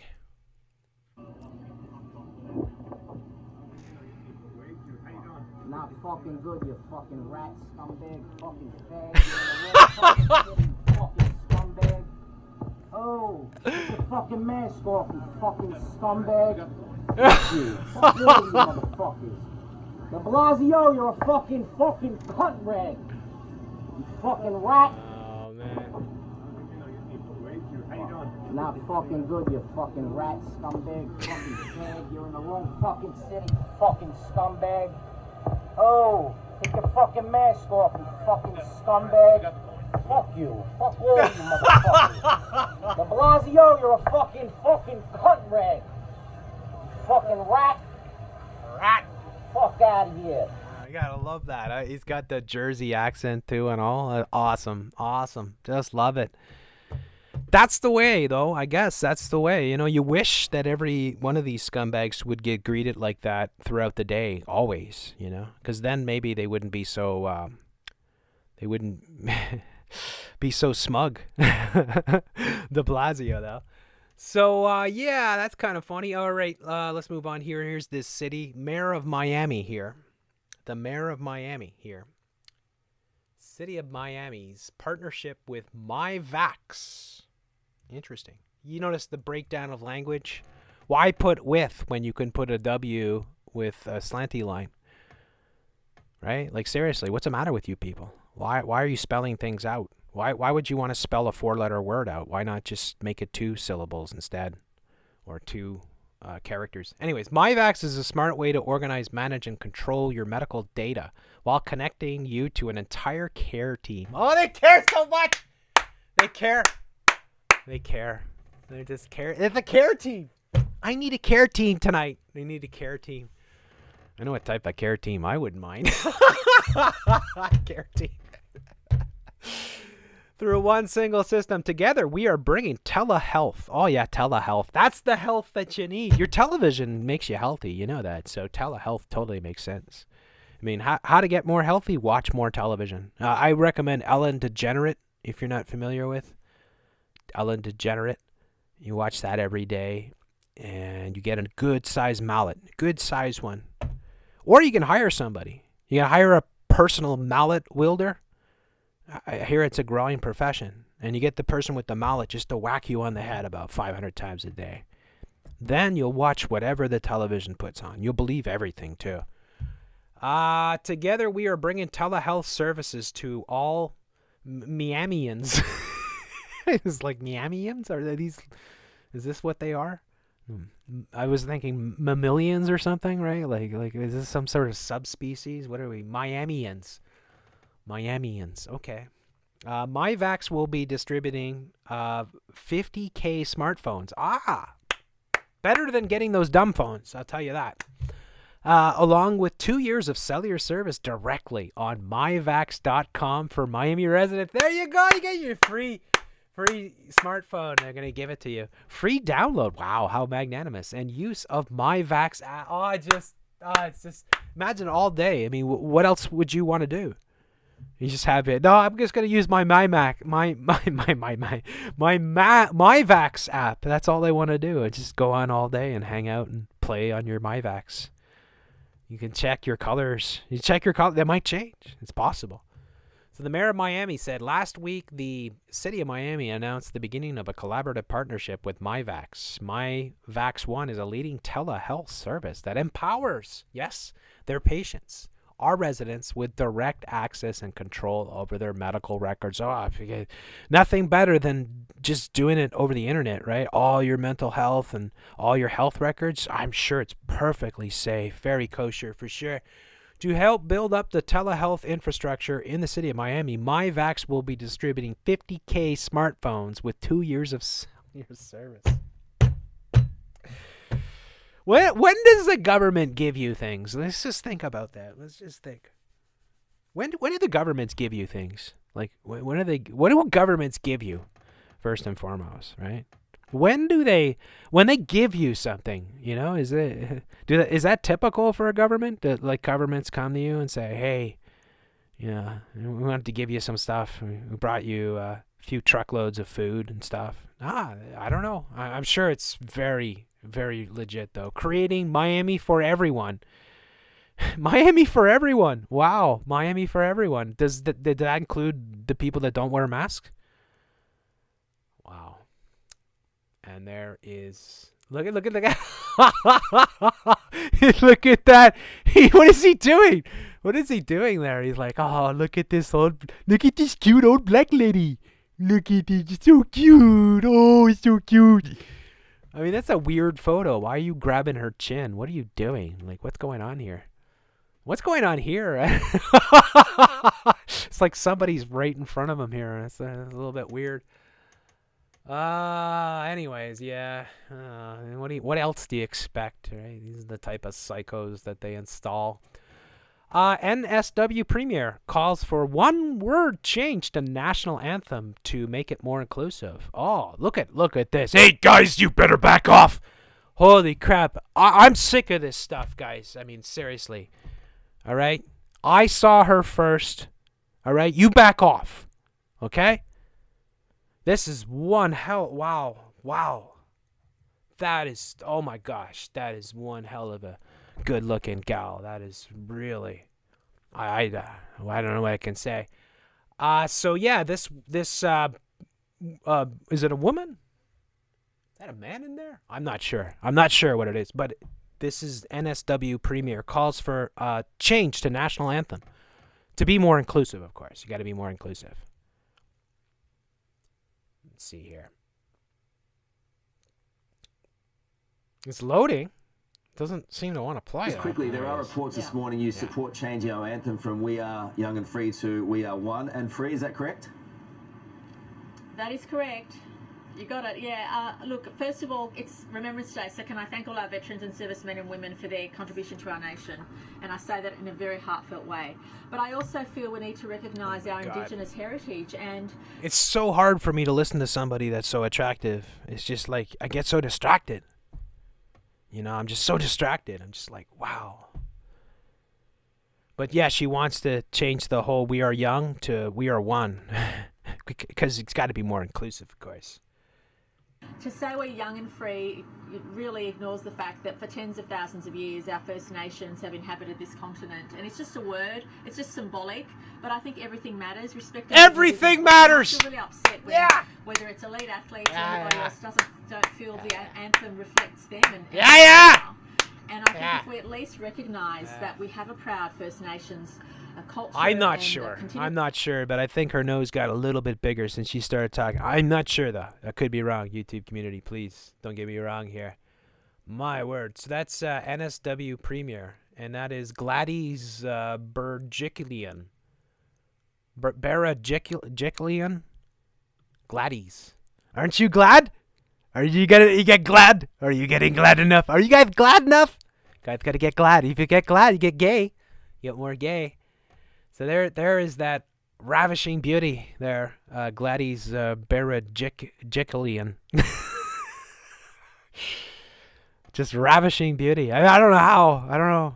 Just thank God we have people like this in our government, though. All I can say, Australia, you guys are lucked out. You guys are really lucked out, because it's so important to make everything as inclusive as possible. Because if they're saying in the lyrics that we're young and free, you know, what if somebody says, I don't identify as young, you know? Or that doesn't refer to me. I want to be inclusive. So we're going to call it one and free. I think that one world, of course. Awesome. Anyways, let's move on from that. Where do we go here? San Diego strip clubs open indoors, but churches, schools, gyms, and restaurants forced to close. I don't know. Maybe this one I'm okay with. Oh no, I mean, yeah, it's a crazy world, right? It's like, of course, right? This is what they do. Well, San Diego, we've been placed in the purple tier, or the most restricted Hey, tier you're of the the state's purple. reopening plan once again. Officials made the announcement during their COVID-19 briefing earlier this afternoon. Today, there are 3 counties, Sacramento, San Diego, and Stanislaus County, that are moving back to purple in the widespread tier. Clear that we are seeing increased cases, and as Dr. Pond just outlined, first week since we started moving counties forward to less restrictive tiers, that we've had no county move to a less restrictive tier, only a number of counties moving back. And just to reiterate what Dr. Pond was indicating, as we look forward to next week and we see which counties may have missed their current tier threshold this week, we anticipate... Just shut up. So yeah, the strip club, at least the strip clubs are still going. Maybe you could send the kids to the strip clubs if they can't go to school or whatever. I just gave them ideas. Now they're gonna, what? Yeah. You could just see the American Psycho, Gavin Newsom. Gavin Newsom encourages, but he would encourage them to go to drag strip clubs, though. He wouldn't want them to go to normal strip clubs, for sure. He'd say, you know what, we got to be more inclusive, so let's send the kids to the drag strip clubs instead of the normal strip clubs. What do we got here? Biden advisor says the U.S. lockdown for 4 to 6 weeks to control pandemic. We don't need to see that. We already know that. Here's the United Nations World Food Program. New report shows hunger is due to soar as coronavirus obliterates lives and livelihoods. Well, thanks. I just love it. The people that brought us this bring us these articles. I just find that amazing. So the people that invented and rolled out the entire scamdemic are talking about the problems that have been caused by their scamdemic. That's what we call problem reaction solution, of course. That is the Hegelian dialectic, and it is playing out on a global scale. And, well, of course, this is just a narrative that they want you to buy into, but it is happening because they are shutting down production, and they are sticking a fork in the gears of the whole production of wheat and grain and basic essentials. And, many of these places, too, are being hit with the extreme weather, and there's droughts that are being orchestrated, all this crap, because it is their great reset. And they show you this scene in Nigeria here with people coming up. It's just crazy. So there you go with that. And then what do we got here? Oh, yeah, this guy. You got to love this guy, eh? This fat tub of goo here. Additional restrictions for Region 1 to begin this Sunday. 3 days, lag time. Illinois. Wow. I mean, this guy is like he stepped out of a gangster movie or something. He's one of the fat gangsters, you know? For each region of the state. And so you could look up, for example, the whole Metro East region, and you can see on there what the percentage of med-surg beds that are available and the percentage of ICUs that are filled. And obviously we watch very closely. We have a kind of a red alert that comes online when you hit essentially 20% vacancy or less. And so we watch very carefully to make sure that regions aren't hitting that, and if they are, then there are things that we can do. It's the height of irony that he's wearing an eagle here. Now, I'm assuming this is the Illinois state sort of symbol, but it's an eagle. Of course, eagles represent freedom, right? And eagle's wings soaring sort of thing. Or maybe it's a vulture. I don't know. I don't know. But yeah, the irony of putting that on a face mask on a muzzle. I mean, you can't make this SHIT up, of course, right? It's just, it is what it is. We don't want to get to a point where we're reducing elective surgeries. Some elective surgeries are not as elective as you might think, and delays in those we don't want to cause. But that is kind of the fail-safe thing that we could do if beds start to fill up in any particular region. Yeah, beds start to fill up. Imagine all those empty beds and all those empty hospitals. Wow. Imagine if all those stupid people that put on all those stupid masks actually went to all those hospitals and realized that they're all empty. I wonder what would happen then. Of course, they're so utterly stupid they wouldn't even know what to do at that point. There you see, yeah, the eagle. It looks like it's an eagle. And he's got a ribbon or something. Anyways, he says something here. I don't have the time to go through the entire video, but he said something pretty crazy here. I'll have to go back and find out what it was. One of my patrons, I think, sent it to me. Klaus Schwab, too. I was looking this up because JS had posted this on the Patreon community tab. So lots of great information. This is one of the tweets that Klaus Schwab put up. So check this out. I'll make this bigger for you because it's not available anymore because his Twitter account's been suspended. And I tried to find out like news on his Twitter account being suspended, but it's just been suspended all of a sudden. So like just show you here. Account suspended. So this is, I verified, that is Klaus Schwab's Twitter account. Twitter suspended him. Why? Because he leaked something? I mean, is it because he said stuff like this? So look at what he says here. Due to mandatory social restrictions, single people are finding it more difficult than ever to meet each other. And then you think, oh, this is a problem, we should offer some sort of solution. Well, as the global population is currently not sustainable and birth rates need to fall, this can be viewed as a very positive outcome of the COVID-19 pandemic. Klaus Schwab. I mean, why are these people... Why? Oh, man. Oh! Unbelievable. These people, honestly. Why, I want to say things, but I'm like, the censorship and all that. There's another one that he had here, too. Check this out. Here he is. Another one that he posted. Progressive children must focus on transforming children into global citizens. Learning to protect the planet for common good, a sense of reverence, and for interdependent kinship of all life and stewardship of all ecological systems for future generations. And then here, you can't really see it, but it says this, okay? So can you guys make this out here? This is the cartoon that he tweeted. The mother is saying, our cockroach milk ration. That's what the mother is saying. Our cockroach. This is not a tweet because his account's been suspended. It's a photograph of a tweet, so I can't click on the image. But you can see our cockroach milk ration. And then the little boy is saying the government are very kind to allow us to go out for an hour a day, Mummy.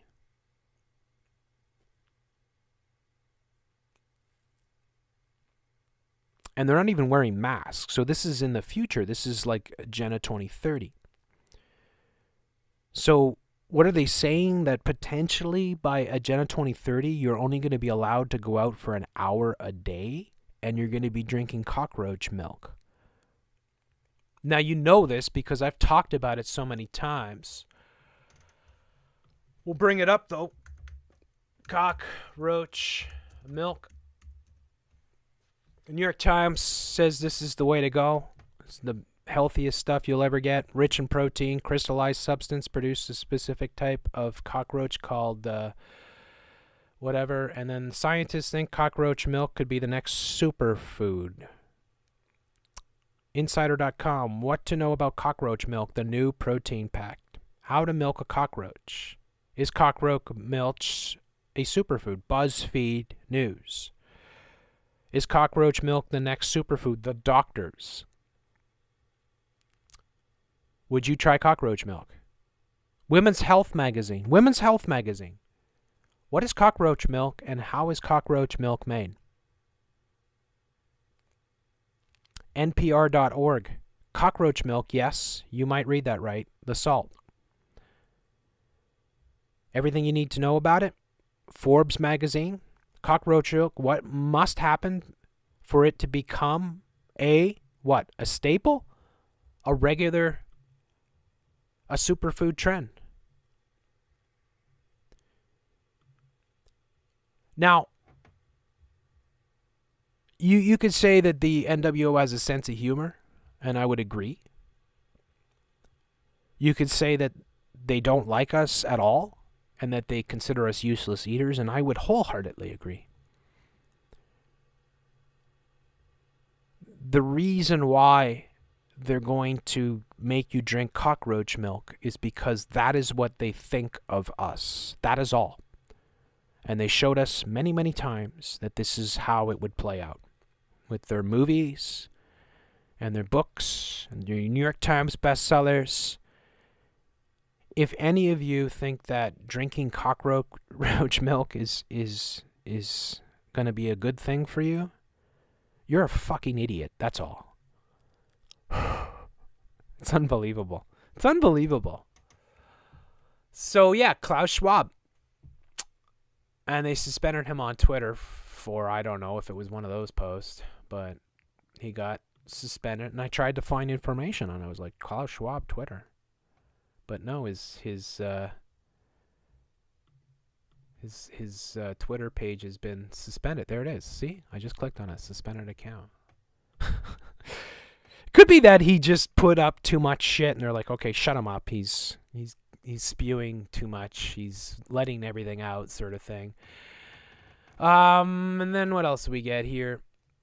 Oh yeah, so we're going to show you the partners of this global citizen of the United Nations of this scamdemic. So these are the partners here of the World Economic Forum. So these are all the corporations that are part of this scamdemic. And it's mind-boggling because this is A.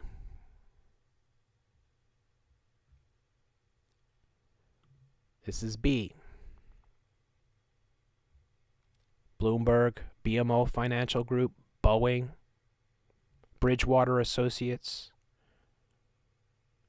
right?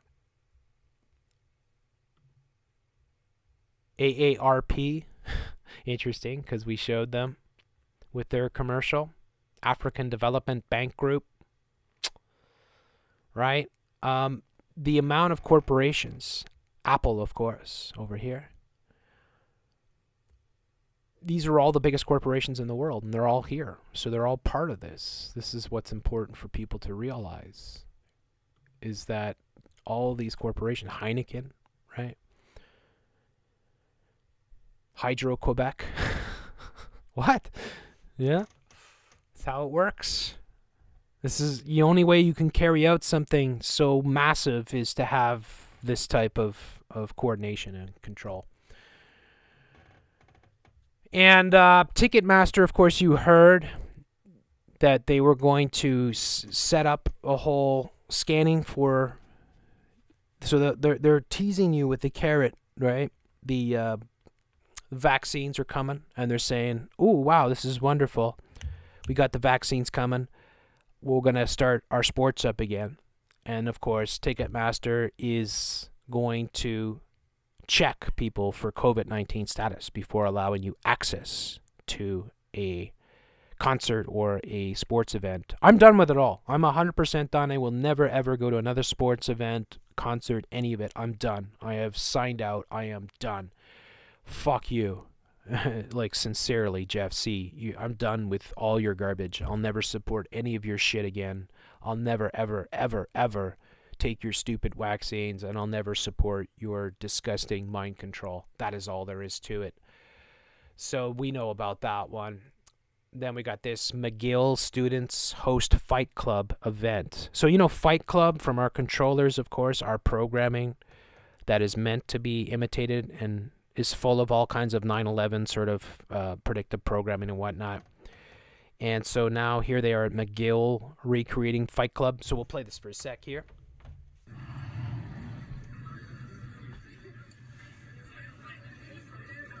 This honestly is not something I ever would have expected to come out of McGill.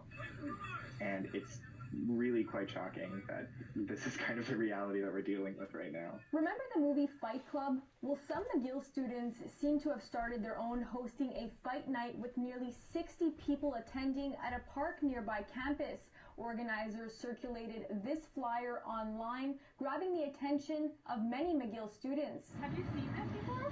Yeah. What did you think of it when you saw it?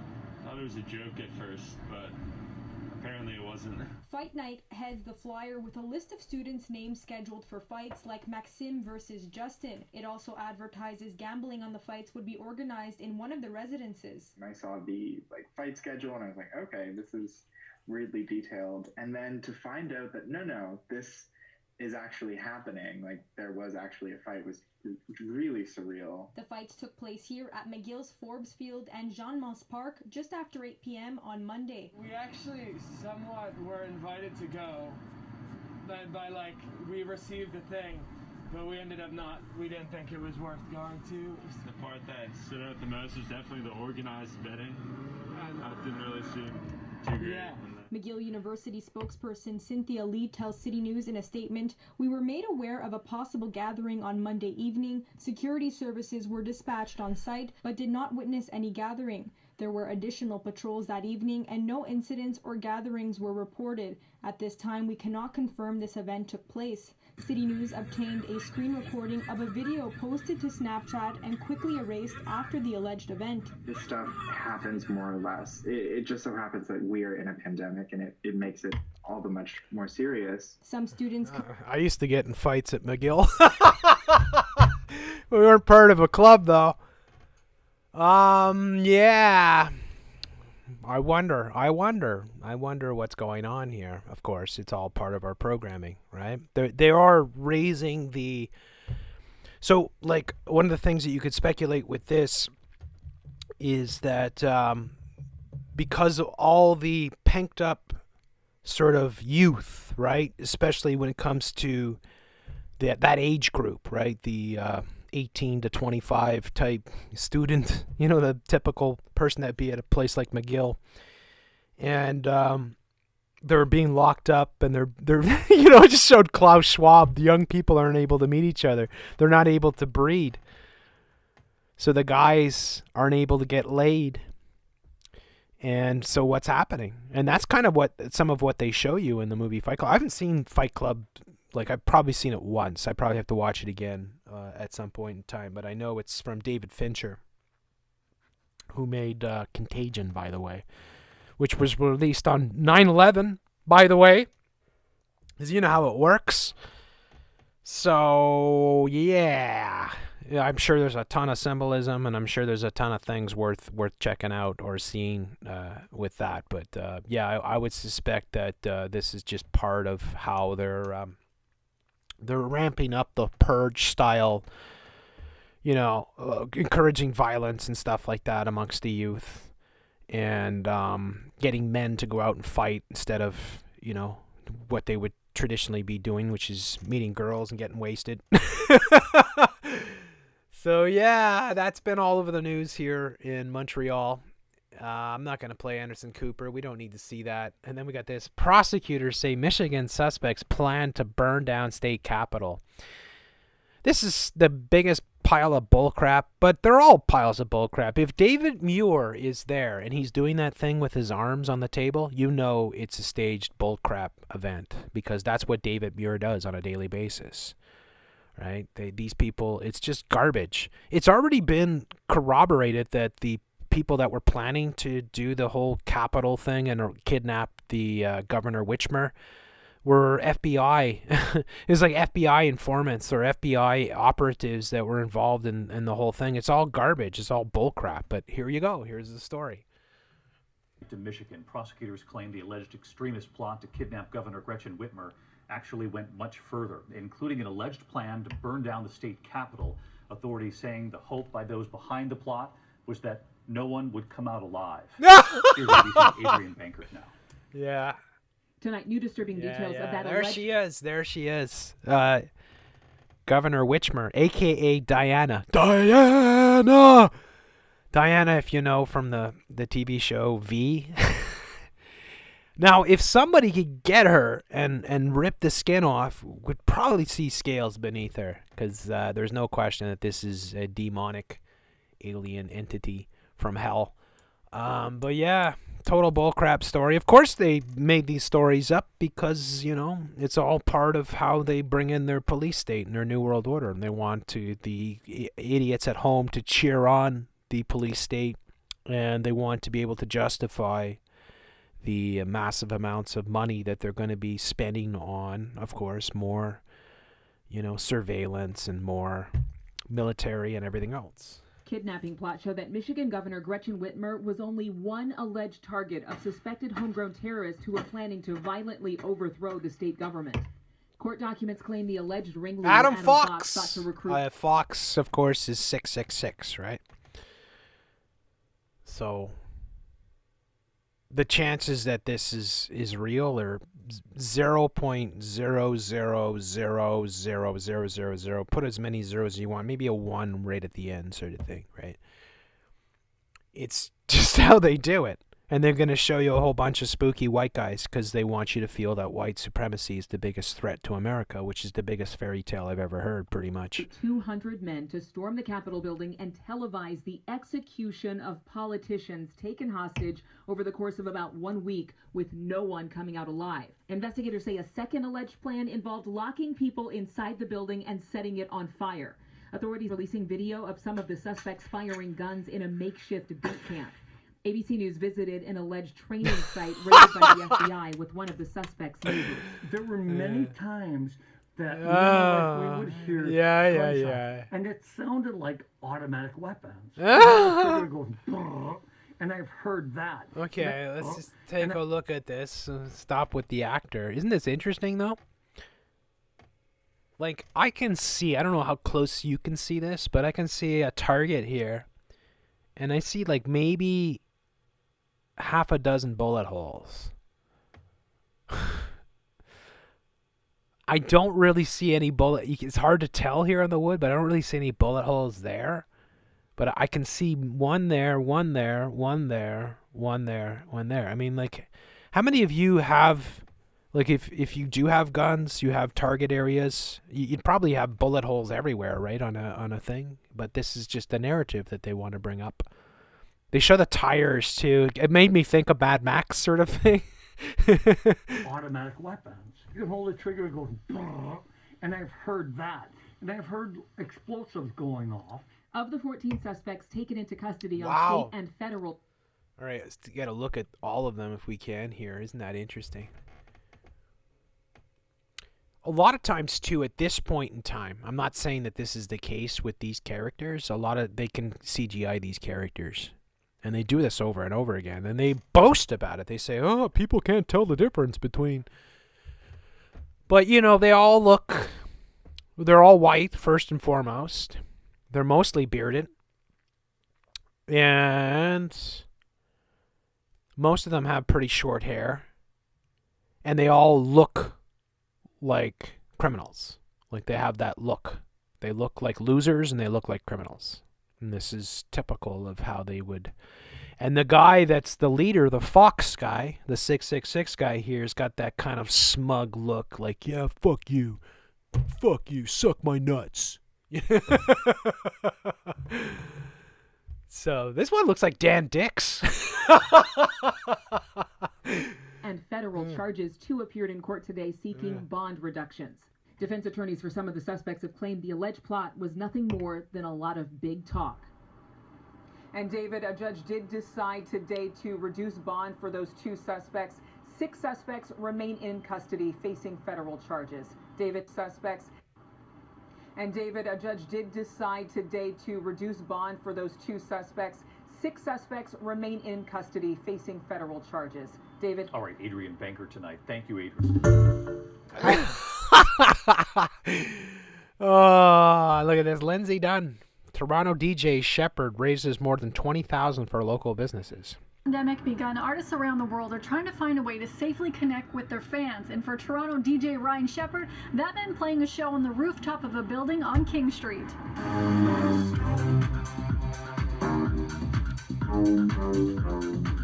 Hey, it's just like the Beatles playing the rooftop. It's just like the Beatles playing the rooftop. Remember when the Beatles played the rooftop? It's exactly the same thing, except that there's no instruments. There's no musicians. Nobody's singing. And there's a guy here who's twisting some knobs. Yeah. 2020. I guess. You wouldn't be allowed to go up if you were a musician, though, because you're not allowed to sing. So you can go up and twist knobs and pretend that you're a musician, I guess, to raise money. Unbelievable.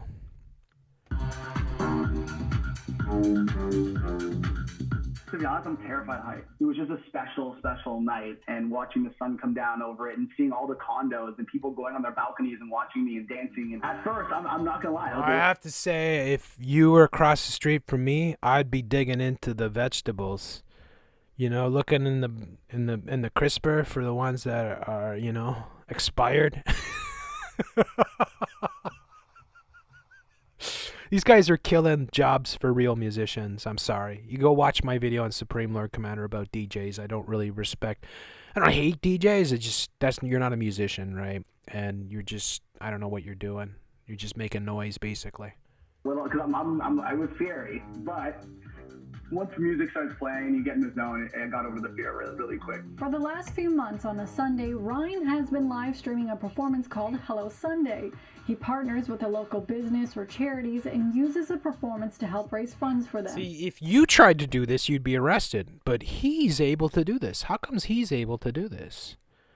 And he partners with businesses and charities. Ah, isn't that interesting? Charities. I've got to be the biggest skeptic of charities on the planet.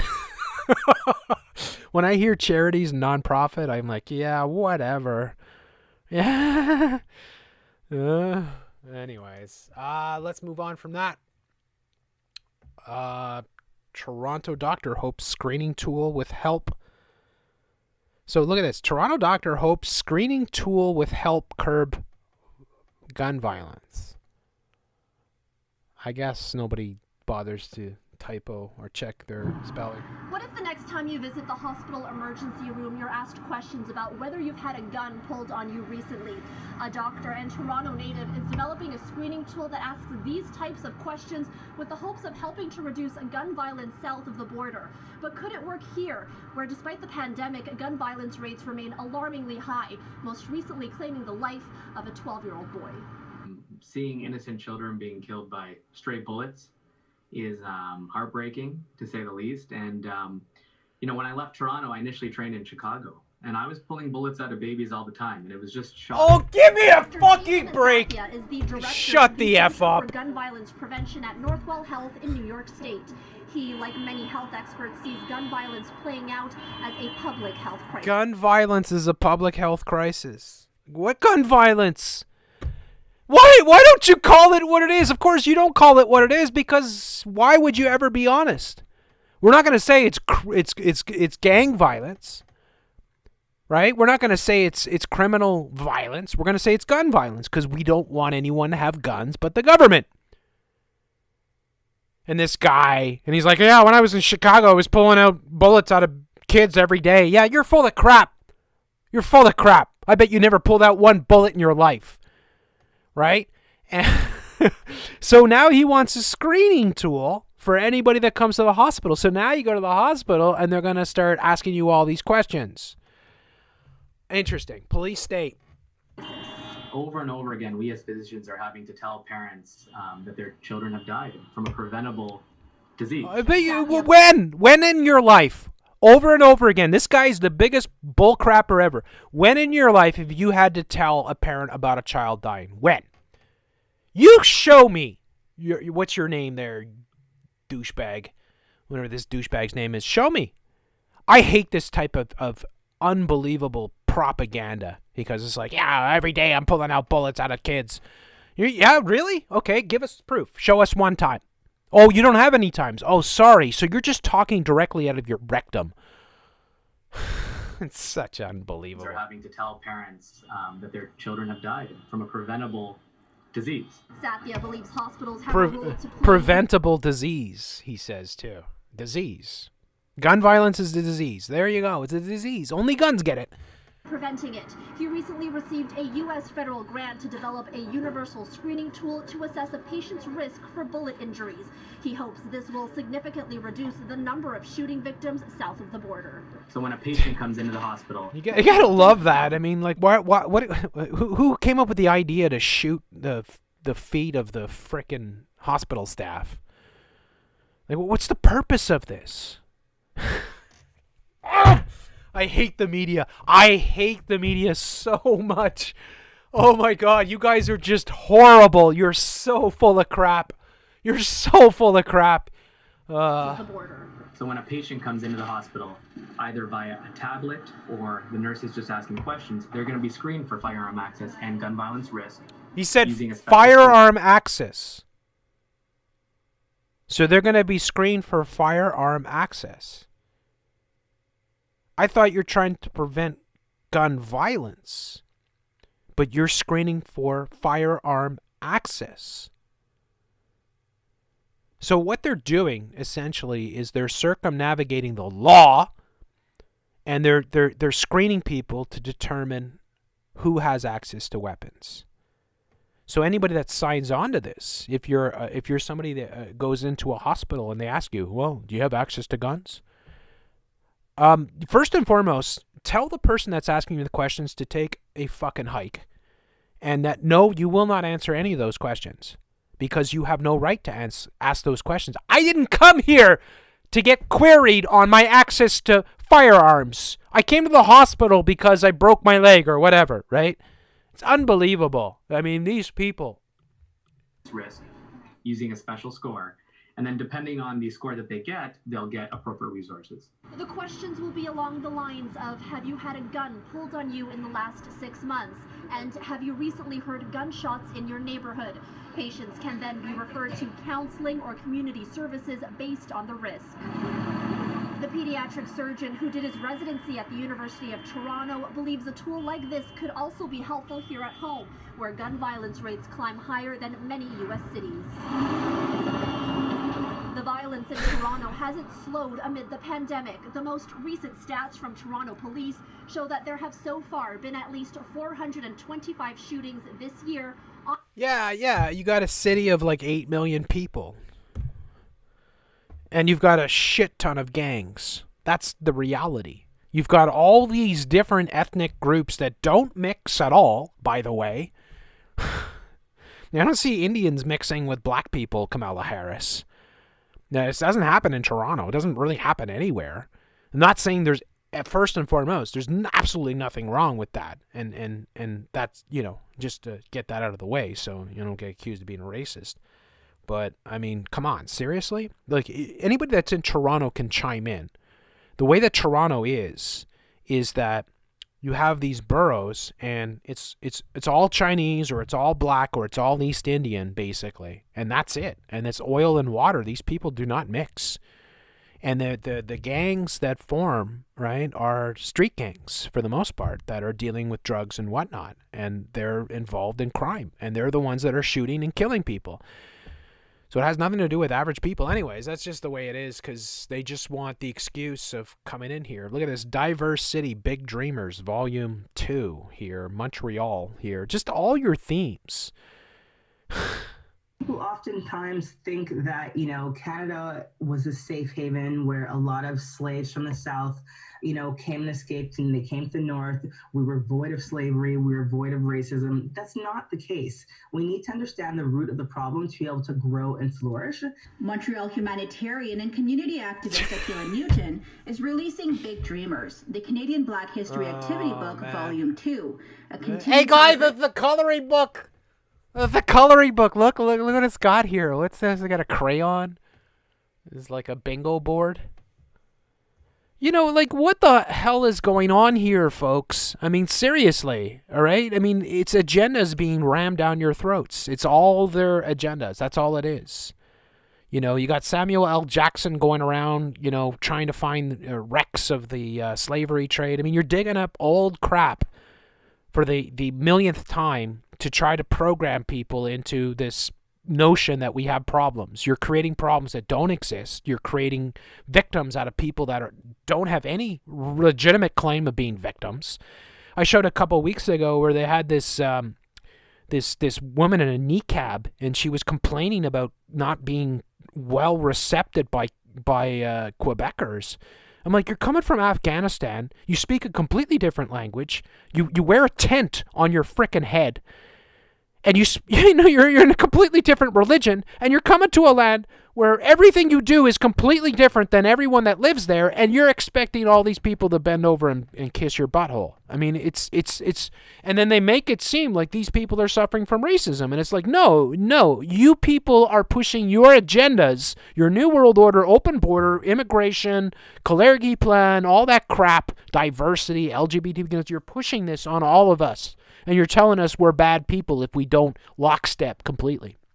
That's all that's going on. So endless propaganda supporting these narratives. And they try to create racism where it doesn't exist. Or they'll create racism out of anything that they can find. It's out of this world, right? It's just nuts. It will not stop because these people just want to destroy everything, basically, so they can bring about their new world.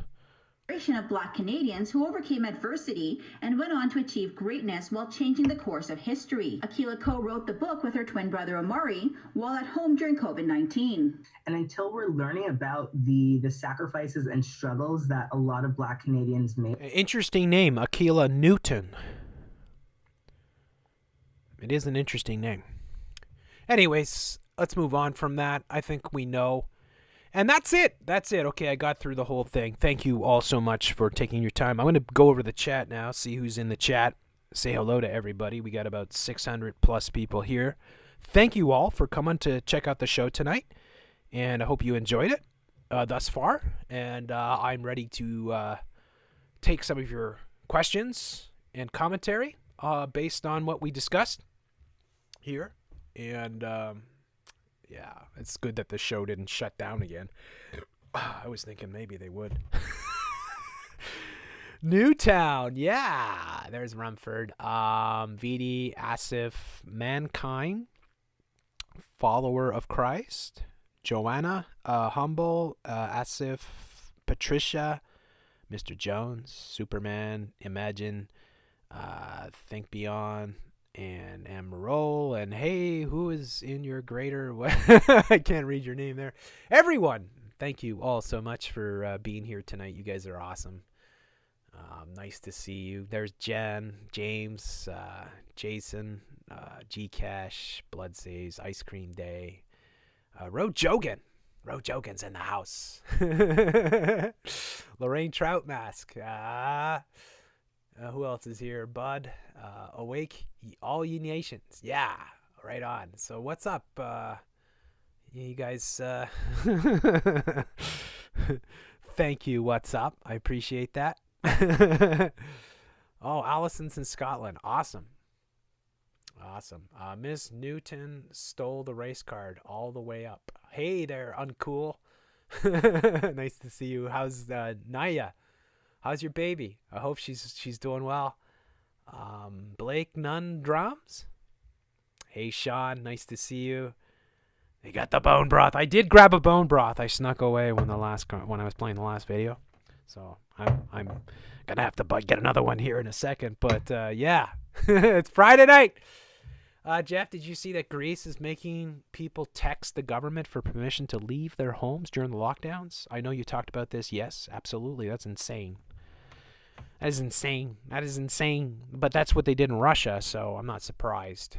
Wow. Just crazy. Wow. Hey, Moon Mother. Nice to see you. How's it going down under? Can you please unban my main account? I don't know how your main account got banned, but I can't go in there right now. There's Mary. They take children's temperature with guns, training then to accept the gun to the head. I agree. Absolutely, Mary. Nice to see you. I hope you're doing well. And question, can you feature more scumbags getting owned clips? Yeah, that's a good one. I'll try. I'll keep that in mind. I like that de Blasio quote, because that's the kind of thing I would do. You know, if I had an opportunity, if you had like 30 seconds just to spew whatever you wanted at, like, say, Joe Biden or Justine Trudeau. Take the gloves off. Oh, I love it, though. I like that type of honest, brutal, like New Yorkers. I like New Yorkers because I like that. I like the way that there's no small talk. I like there's no time for small talk. You know, it's a big city. Speaking of Fight Club, what did they put in that bone broth? Hey Jeff, did you hear about AOC's Trump support list? Yeah, kind of. I guess I'm gonna have to check it out more. Is it they're making a list of all the people that supported Trump to target them? Is that what it is? Let's see here. Let's break out the old folks from their confinement. Yeah, you know what? That's actually a very noble thing, because I think about the old people a lot in that situation. My heart goes out to them, because the poor people, they don't know. I mean, they don't know. They what do they have access to? They got a television, you know, usually. Like they're not internet savvy, so they probably don't have the internet, and they certainly aren't listening to Jeff C. or Really Graceful or anyone.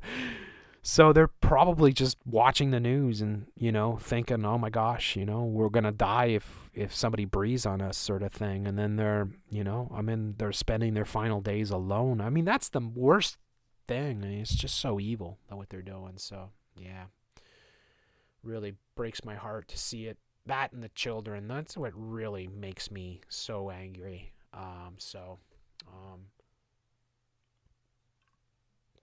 Yeah. Shining Light says, first of all, I am now signed to your Patreon so I can support you, Rick. Oh, thank you very much. I really appreciate that.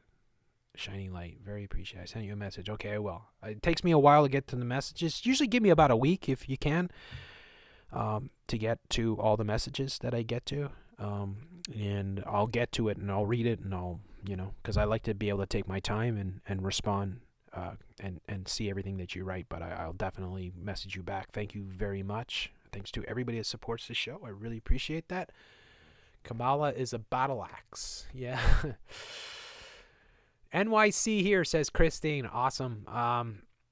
I wonder if shit like the Kalergi Plan and white genocide might just be operations, because I rarely see interracial couples. Yeah, they are, because they're not. It's not like it really happens in the way that they show it in the movies and the commercials and everything and the ads and everything, right? No. And people stick to their own kind for good reasons. It's fine. There's nothing wrong at all with an interracial couple. I think that's a cool thing. But you know, they want you to believe that there's something wrong in mating with your own race, which is insane. You would never say that to black people. You certainly wouldn't say it to Jewish people, right? So why are you saying it to white people? Well, because they don't want you to breed. And yeah, is the white genocide happening? Well, to a certain extent, but I think it's a genocide against all of humanity. Like I think they go after everyone, and then you think about, oh, they're going after whites, but yeah, they've been going after blacks for decades. You know, think of Planned Parenthood and all that. Also, the hip hop industry is rife with LGBT, PQ, and SWXYZ programming and trying to turn blacks, and they do a lot. I've shown a lot of videos where ButtFeed and whatnot target black kids and try to program them into all their degenerate sort of agendas. So it's not that whites are the only ones being targeted. It might seem like that, but it's not true. It's they're trying to depopulate everyone, but they do want this mixing of all the races. And again, as I say, I don't want anybody to ever think that, you know, going out with somebody of a different race is a bad thing or you shouldn't do it. No, not at all. You should go out with people that you're attracted to and you can get along with really well or fall in love with. But, you know, they obviously don't want you to breed with your own kind, especially if you're white. So, yeah. Let's see. New Yorkers are better than Ontarians.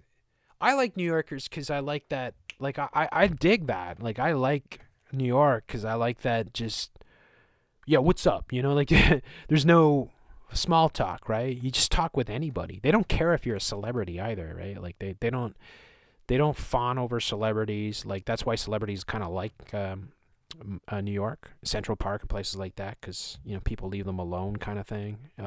But, yeah, you know, I like that. You know, just honest, upfront, in your face, just, you know, don't waste my time type of attitude. Not the friendliest attitude in the world, but it's more honest. You know, some places you go and people are really friendly, but they're kind of weird, you know.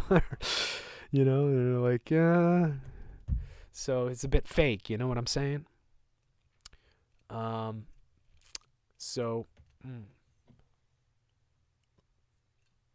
Soul says, have you ever read Bertrand Russell's Impact of Science on Society? Goes into biovirus for population control, injections to dumb people down, advocating world government. No, I haven't read it, but I've heard about it. Doesn't surprise me at all coming from that scumbag. So,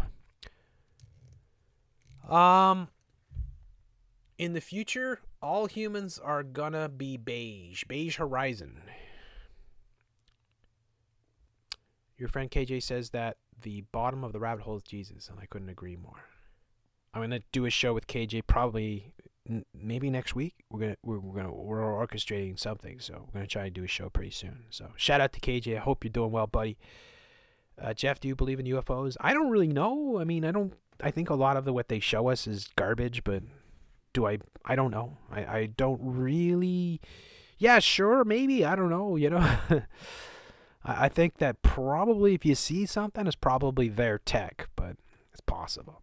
I don't really get into aliens because, I don't know, it's not my area of focus. We can't cover everything kind of thing, but yeah. One gray race, yeah.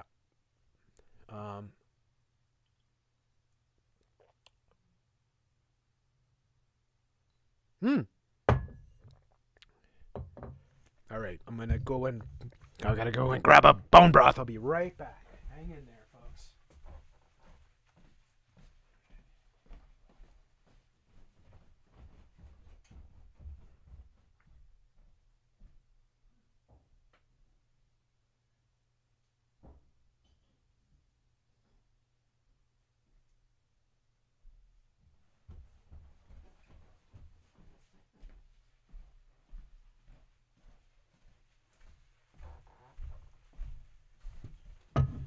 All right, I'm back.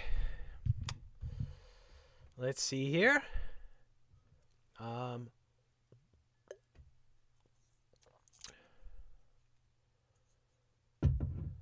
Says thanks for Cassia says thanks for answering my question. Okay, cool. You're welcome. Secret societies are gender disguising cults. Insiders have shown me. I think a lot of what they show us is Project Bluebeam or something to prepare us for that. It's possible because there's a lot of narrative with that. Until it happens, though, I'm not really gonna devote any time to it. Covered it. I've talked about it on podcasts.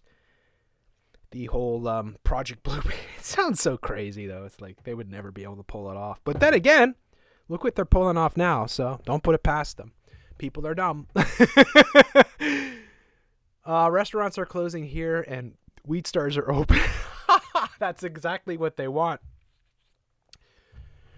I do like weed and I do smoke weed, but I don't think it's... I mean, you have to be careful with it, right? You have to... Jeff is going for a piss, then to snort it. No, I never... If I do take a pee, I'll have to play a video or something. Jeff, what's your favorite flavor of bone broth? I don't, I just have beer. I'm a simple like that. I do like alcohol and, I like wine and stuff like that. Whiskey and, scotch and stuff like that, but I never drink that. It's like maybe on a special occasion or something, Christmas or something, but just beer. I'm poor. It's fine though. It's nice to have a cold one on the weekend sort of thing. Sonny says, this is becoming my favorite YouTube channel. Thanks. Nice to hear real people. Oh, thanks so much. That's really kind. And that says a lot about the people in the chat and the audience. Because I think it's a really nice community that we have here. And you see it on the Patreon show. If you guys didn't catch that, it was on Jesse Live on Wednesday. We had a great show. Wonderful people.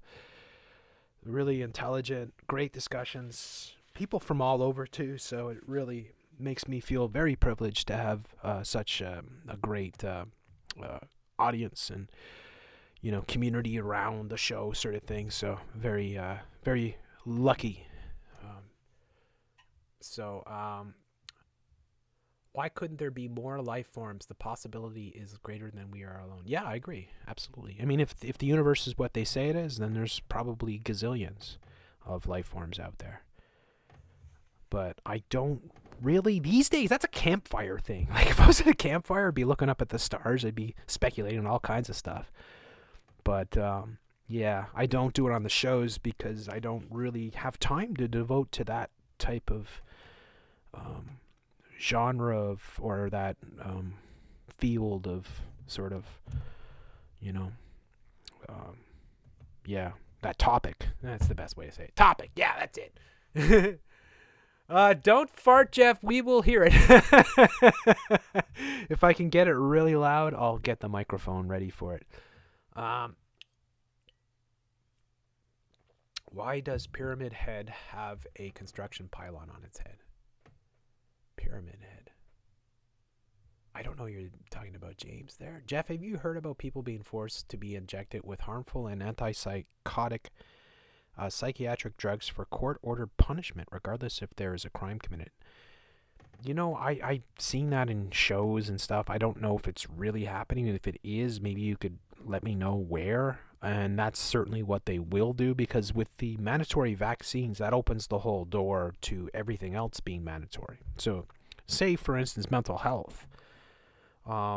They could say with a social credit score that your social media posts have indicated that you are suffering from depression or anxiety, and therefore we have, the government comes to your door and they're going to inject you. The morality pills that we covered before is really disturbing. So they're setting the table for all of that. So yeah, that's pretty crazy. There's one I can't answer there. Thanks for bringing attention to Governor Whitmer. Hey, my pleasure. And I'm sorry that you have the displeasure there in Detroit to have to deal with such a hideous witch from hell. She is a demon. Her and Newsom would make a great couple. Like a full-on Illuminati, baby-eating, nasty New World Order couple from hell. because they both have that psychotic look to them. They both look like they're freaking lizards under their skin. They're such wretched creatures. But yeah, she's one of those ones that as soon as I saw her, the first time I saw her, I was like, oh boy. Like, I knew, like, because there's certain politicians that get there somehow, right? And then maybe they make the deals. But then there's the ones that, yeah, they're there because, you know, they're cast for the role. Like, you know what I'm saying? Like you couldn't cast that character better, in my opinion, than her. If you really wanted to get somebody that really is wretched, she's like wretched and attractive at the same time. That's why I think of Diana. I was pushed hard to take the flu shot during my physical exam. I'm finding ways to detox immediately. Suggestions are appreciated. I just hope I don't become a dumb sheep again.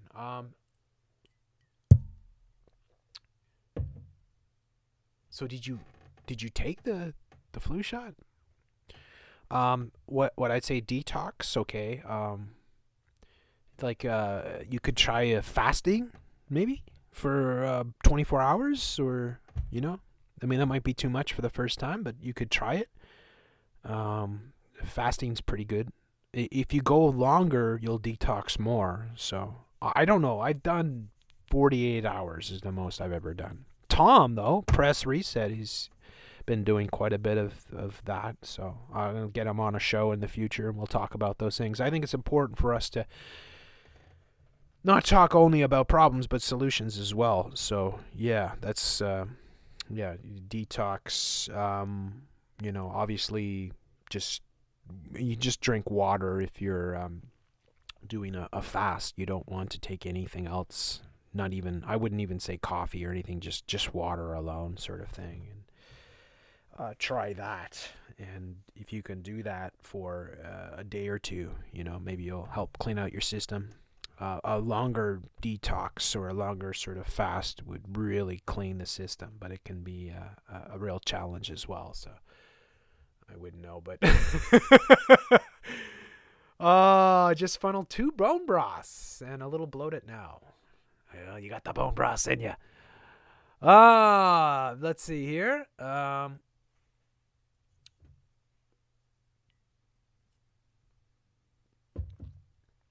Have the controllers employed the services of the CCP? Yep, absolutely. They're using the playbook there. And I think they work closely with China, because China's a few steps ahead when it comes to it, because it's a different dynamics with China.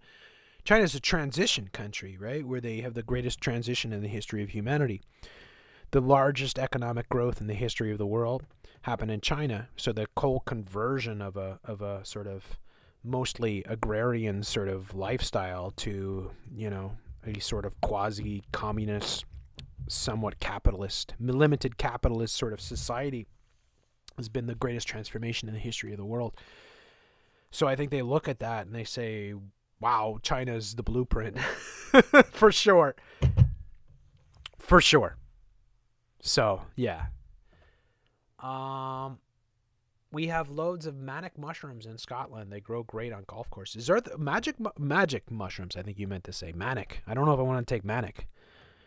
Manic. It's just another manic Monday. No, it's magic mushrooms. That's pretty cool. I think magic mushrooms, if anybody ever does want to do psychedelics, that's the way to go. And I think it's pretty cool that you can pick something and you eat it and take a trip that's not so crazy.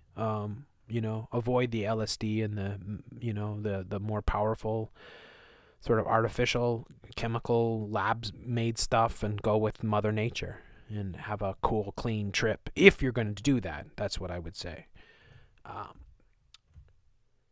If you wear a mask here in New Zealand, you look like a sick person. That's good. Thank God. But then again, you know, they're getting pretty crazy there as well. Can you detox? Yes, you can. You have to. I mean, I don't know.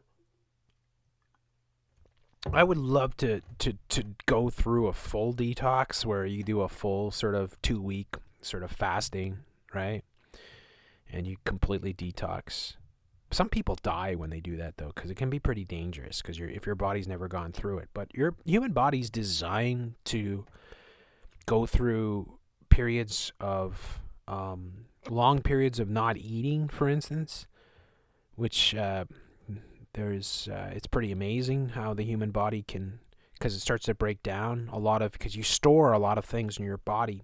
A lot of the nutrients and whatnot are stored in your body. So when you go on a fast, then that's when your body starts to metabolize that stuff and use it. And then you can feel rejuvenated because you have cleansed your system and you've cleared out all the toxins and all the chemicals in the foods and whatnot, sort of thing. But I am absolutely no expert. I'm not the person to listen to for this type of thing. So don't ask me, ask somebody that knows that stuff.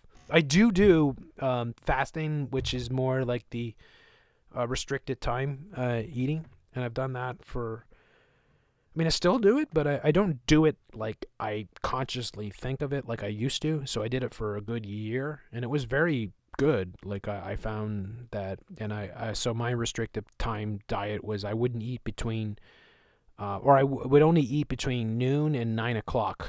So I had a 9-hour period where I could eat, and then from 9 p.m. to noon the next day, I would not eat anything, only water, and I found that pretty doable with my schedule and, my workflow type of thing. And, sometimes I would go to 2, 3, 4 in the afternoon before I would eat because I could be like, oh, I can do it. I can push it. I can go longer. And, I found that very good. So, I had great energy and, I also lost weight. And I don't really need to lose weight, but I'm 400 pounds, so I got down about 399 or so. Oh, anyways, where are we here? I'm probably way behind, but thank you for all the questions. We got the bone broth. Let's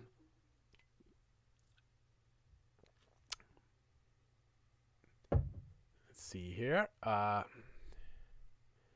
So Shining Light says, yes, I did take it. I felt I had no choice. I also need to take the next 2 rounds of Gardasil. Hell no. Oh, and the tetanus shot.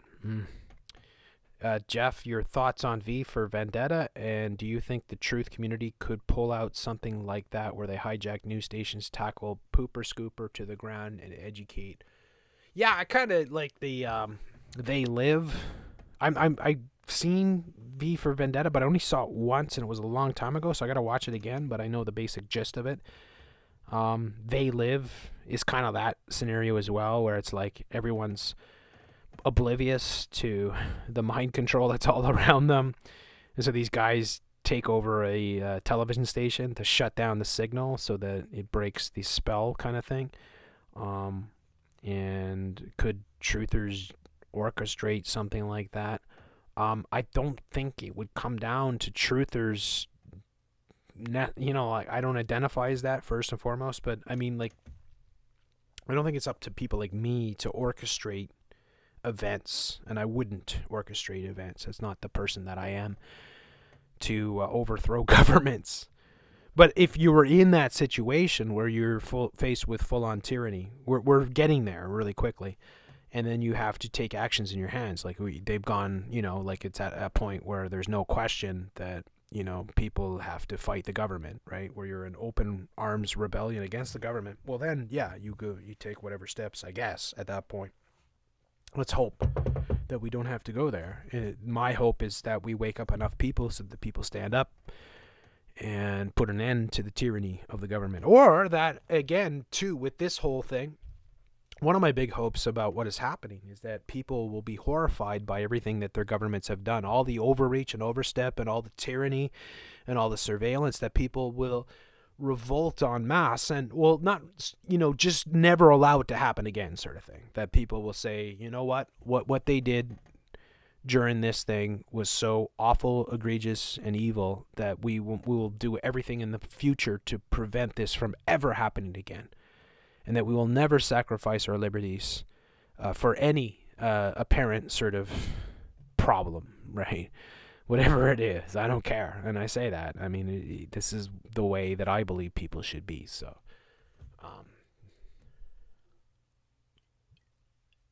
Patricia says, fasting is a tradition of Orthodox Christians in Romania. Pretty cool, eh?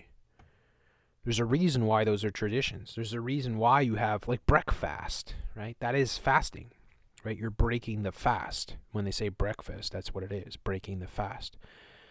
But, yeah, people used to fast all the time because you didn't have the type of access to food that we have, right? And so you had to conserve, and you had to be careful, and then you had to go, a lot of people go through hard times, especially peasant people, right?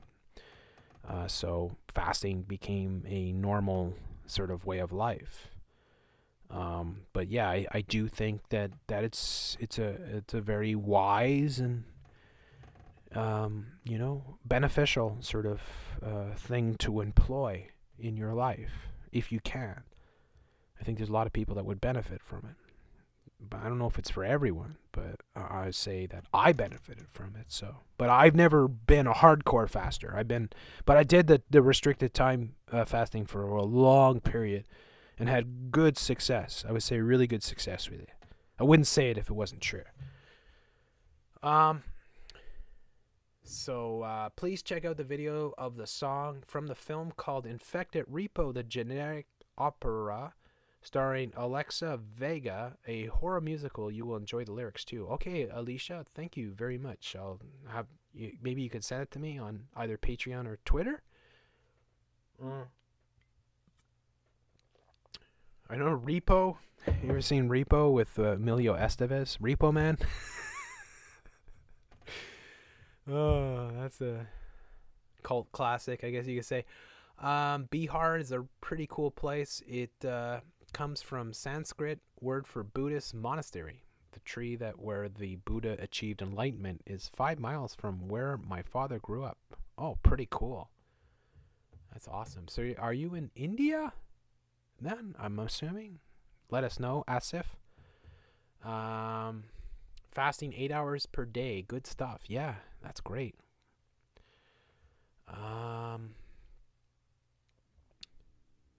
Anyways, I'm talking fasting and having bone broth tonight. But I do think, okay, I'll say one thing. I'll say one thing about appreciation for things. Like, you don't really appreciate things if you have them all the time. So it's like having ice cream every day, or having comfort all the time. Like, if your body doesn't experience discomfort, then you don't appreciate comfort. So if you allow your body to experience discomfort, then when you have comfort, you'll appreciate it more. So you could say that with food. Like, if you're always not hungry, or like if you're always well fed and you don't know what hunger is, then you may not appreciate a good meal as much, right? You might like a meal, but you may not appreciate it because you don't know what hunger is. I think most of us don't really know what real hunger is because we're fortunate to not have gone through what other generations and other peoples have suffered from during horrible sort of periods of drought and war and famine and all that, right? But yeah, I think that if you go through, I think there's a balance that you need to find always in life with things. And alcohol, you could say the same thing. It's like, if you drink alcohol every day, then it just becomes a habit. But if you restrict your time where you have it, and then you enjoy it more, sort of thing. That's the way I approach it, sort of thing. So, and I think junk food, say for instance. You say junk food, like if you only have junk food like once a month or a few times a year, then you don't feel bad when you have it. When you feel bad after, but it won't. The effect on you will be minimal, and maybe you'll appreciate it more for what it is at that point in time, right? You'll be like, wow, I haven't had a greasy burger like this in a long time, right? Sort of thing. I've been eating healthy and all that, right? But then you know that it's not good for you, right? So yeah, there's balance always in life, sort of thing. You fast bastard. Vanessa says, fasting is great, but it can be harmful for diabetics. Yes, that's true. Do not do fasting if you're diabetic. If you're diabetic, you need to, wouldn't even know what to do. I wouldn't even dream of offering you advice, right? But unfortunately, I'm not diabetic. But if you are, then you have to be careful. But I probably don't have to tell you that. But good point, Vanessa. In Venezuela,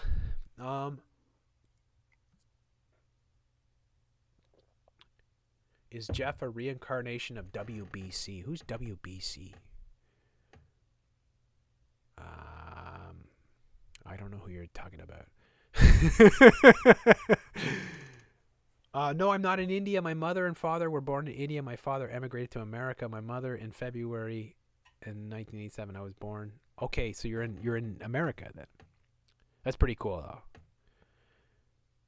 I would love to go to India. It's such a cool country. So much culture, so much history, such a rich tapestry of music and fashion and design and architecture and everything. So I love curry too. I like Indian food. I do like Indian food. Like I'm one of these guys that gets a craving for Indian food. It just has those spices, I like it a lot. Cut weight in high school, wrestling for years. Oh boy, we are wrestling. That's the way. But wrestling is sick. It's like there's no other form of physical education that's more hardcore than wrestling. Wrestling is wrestling is legendary. In fact, in the UFC, the wrestlers kind of came in and dominated for a period because they mastered the art of the weight cut. So if you don't know this, and even if you're not a fan of mixed martial arts, it's kind of a neat thing is that wrestlers, it's all weight, right? Because like wrestling, the form of wrestling, Greco-Roman wrestling, or just, a regular sort of collegiate wrestling is a lot of physics, right? Because when you put wrestlers together, if they're the same size, if one has a size advantage, then that usually doesn't work because it's a lot of physics, right? So with wrestling, weight is very important. So wrestlers are really good at weight cuts.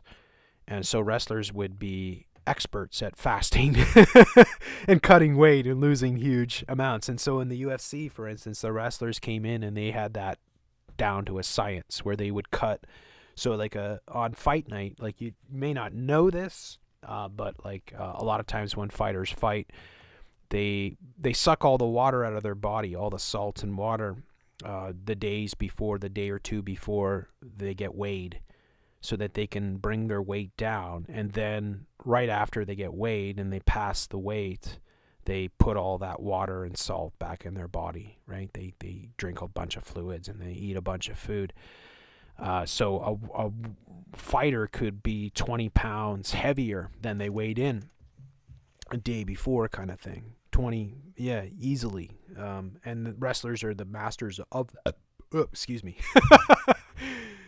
Paul Petrov says Hunger Games. Yeah, that's what's happening. I mentioned that before, by the way. Kevin Dugan says, I always have cockroaches and I never feel hungry enough to eat them. It would have to be pretty hungry. I watched, the film Papillon. I saw the new one too, which was irrelevant because there was no point. The original Papillon with Steve McQueen and Dustin Hoffman is a great freaking classic prison film. They remade it recently and it's good. It's almost the same film pretty much, like almost like down to every scene. So I don't see why they did it, kind of thing. But the original's the best. And I'd have to be in that type of situation because that's what Papillon was doing. The character played by Steve McQueen he was in this French Guyana sort of prison colony, and they locked him up for years at a time in these blacked out cells. It's just awful. So to keep his strength up, he was crushing up cockroaches and putting them in his soup bowl that they would give him. It's really gross. But if you were in that situation, that's when I would have cockroach milk. That's the only time. But I mean, the reason why they're doing this There's many different reasons. One is because they can, first and foremost, but second, because they hate us. There's no question that they hate us. You can't be confused about that. And so they want us to eat bugs. In fact, there's a video game coming out, which I'm going to cover. I caught this PlayStation here. Has a game that they're giving out for free, apparently, to people that buy the new PlayStation 5. And it's a game about eating bugs. And yeah, I don't have a PlayStation 5, and maybe I'll get one down the road, sort of thing. I have a PlayStation 4, but maybe if I can get the game for free, I'm not going to pay a cent for it. I'll see if I can stream it, sort of thing. But there's a new game out now that they're heavily promoting, and it's all about eating bugs. Any of you gamers in the audience, maybe you know the name of the game, sort of thing. But yeah, it's pretty crazy, is it not?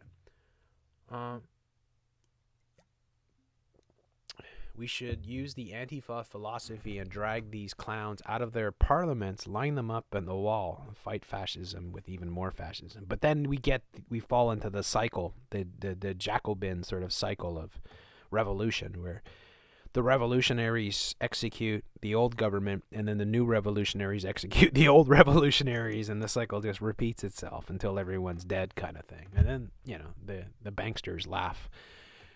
They're like, ha ha ha ha, thanks. Yeah,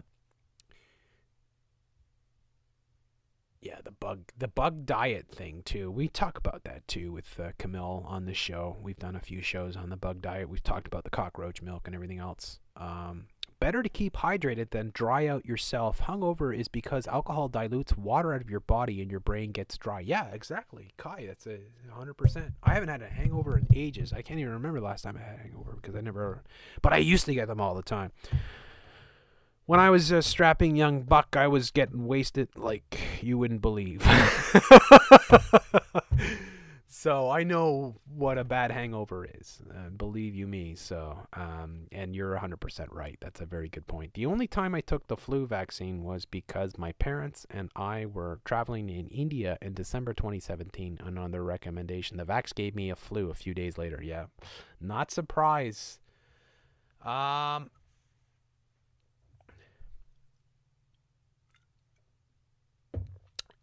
Illumi Not Me says, saw the original Wicker Man from 1973 recently. Is incredible and incredibly disturbing. That's a wonderful... I mean, it's a great horror film. And it's not like a horror film that tries to scare you with all these jump scares and all that. It's just it's kind of a film that is on Scottish paganism that is scary because... how it plays out, but it's really well done. I think it's one of the best horror films of all time, in my opinion, and well cast as well. And Edward Woodward's fantastic, and also, of course, Christopher Lee as Lord Summerisle. And yeah, it's definitely superior to Midsommar. But I do think Midsommar is worth watching as well for that. But I saw some vids with Ari Aster. Yeah, I don't know. Yeah, anyways, but yeah, check out The Wicker Man, the original. Don't watch the one with the bees. That one, I've never seen it, but I've seen the clip with the bees and laughed my ass off. Cambodians eat bugs. They're not bad. But I need a few beers. Look, that's fine. There's no problem. Look, nobody's coming to say eating bugs is horrible. It's just that we don't eat bugs, and Europeans have never really had bugs as part of their diet. Africans eat bugs. I know Amerindians ate bugs, and other cultures around the world have eaten bugs. But usually in those areas, like where you eat bugs, like say for instance in Africa, or in the Amazon, where you have like Goliath beetles. So you have bugs that are so big and meaty that you can actually make a meal out of them. It's not like here in Rainbow Unicorn Land. Like we don't really have giant bugs here. I mean, we have probably the biggest bug I can think of would be a dragonfly type of thing, right? But it's not like we have Goliath beetles and stuff like that. So the bugs here are much smaller, And again, I don't think that eating bugs is evil or wrong or anything like that. It's what the New World Order wants for us, because they think of us as useless eaters. And so they want us to eat the lowest of the food chain. So and that's the way to think about it. Lions don't eat bugs, right? We're much closer to the lions than we are to anteaters, right? So anteaters are specifically designed or have evolved completely to eat one thing, which is ants, right? And that's why they have the big snout with the huge tongue, the long, thin tongue that can stick down these ant holes and eat, right? Like, they're designed to eat that. We're not designed like that. Lions don't eat bugs, right? Gorillas don't eat bugs. Humans don't eat bugs for the most part because it doesn't make sense for us to eat bugs. It makes much more sense for us to eat chickens and goats and cows and whatnot, right? Because there's far more protein. It's much, it's much tastier and all those things. In those cultures where you do eat bugs, it's because largely the bugs are a big source of protein, and they're usually a lot larger. So that's what I would theorize is why certain human cultures do eat bugs as opposed to other ones that don't. But yeah, we're not. I don't know. Probably, and I wouldn't be against trying it. Like, I'm one of these guys that when in Rome, I'll try certain things. Right, like when it comes to food and stuff like that. I like most foods. Like, I'm not a finicky person. I mean, I like good food, but I'm someone that appreciates anything that's natural. I like all fruits and vegetables. Like, I don't go, oh, I hate Brussels sprouts or something. I like almost everything. But bugs are not part of our ancestry. They're not part of our heritage. They're not part of our DNA, for the most part. Again, unless you're African or something, then that is something from your culture. It's not from our culture. So it's not what we're supposed to eat for the most part. And I'm not against people that want to eat it. I just know why they're doing it, right? I know exactly why they're doing it. So, again, please don't take it the wrong way. Snowpiercer, yeah, somebody just mentioned that in the chat there. And it's from our controllers. Snowpiercer is a New World Order film. All the films are New World Order now, pretty much. And what is Snowpiercer showing in the beginning? They show the spraying of the sky. And then they say runaway greenhouse gases created the ice age that they live in, and that all of humanity just exists on this train that's just navigates the globe endlessly, sort of thing. And the train is a metaphor for the class system, right? And that the whole train requires the class system to function, sort of thing, and that. Like they and then again, yeah, what are the peasants being fed? Well, the peasants are being fed bugs, basically. And when they find out, they revolt, right?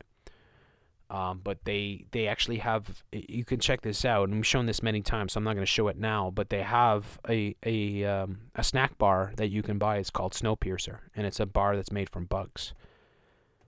So you can buy a bug bar called Snowpiercer, and they do this all the time. They do this with Soylent Green, for instance. You can buy Soylent beverages. It's actually a meal supplement. And it's full of all kinds of toxins. It's actually very controversial. But I've shown that many times too. I'm not going to show it now, but I'm sure most people know that. Soylent Green! Yeah, they do that because that's how it works. Yeah. Oh, thanks, Gamma. I appreciate that. Only an old school rap is good. Yeah, I like old school rap's pretty damn cool. I gotta say, it's cool stuff. I like real stuff. Stuff like rap is cool. Old school rap is cool because it comes straight from the ghettos, basically. So it's real. It's authentic. It's what they had. Cockroach milk. Yeah. God, imagine you woke up and it's like you went to go and make your breakfast. I don't know if you guys have cereal or something.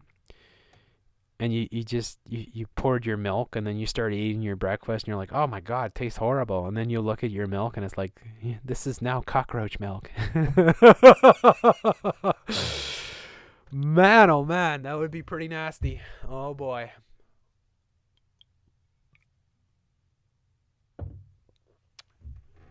They have infiltrated entertainment, comedy, sports, and everything influential. Yeah, absolutely. 100% man, bear, pig.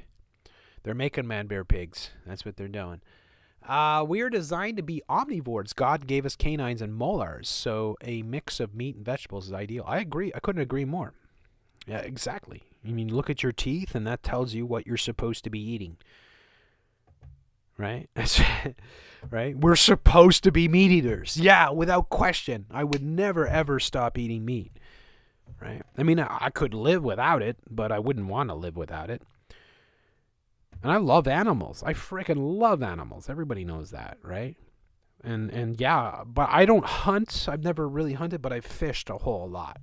And I have tremendous respect for fish. I love fish. I think fish are awesome.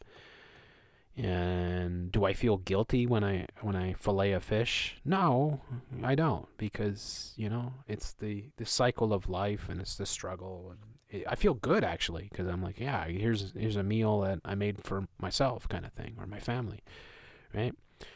But I think you have to appreciate the meat, right? And yeah, I think it's actually a real skill to go out and hunt or fish and catch something, and that's your meal. It makes you appreciate it way more than going to the store and, you know, picking it out of the market or whatever, right? So I don't know. I know we have vegans listening, so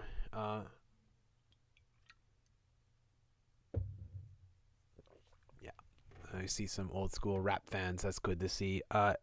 In Oaxaca, Mexico, they eat fried crickets, grasshoppers, chapulines in Spanish.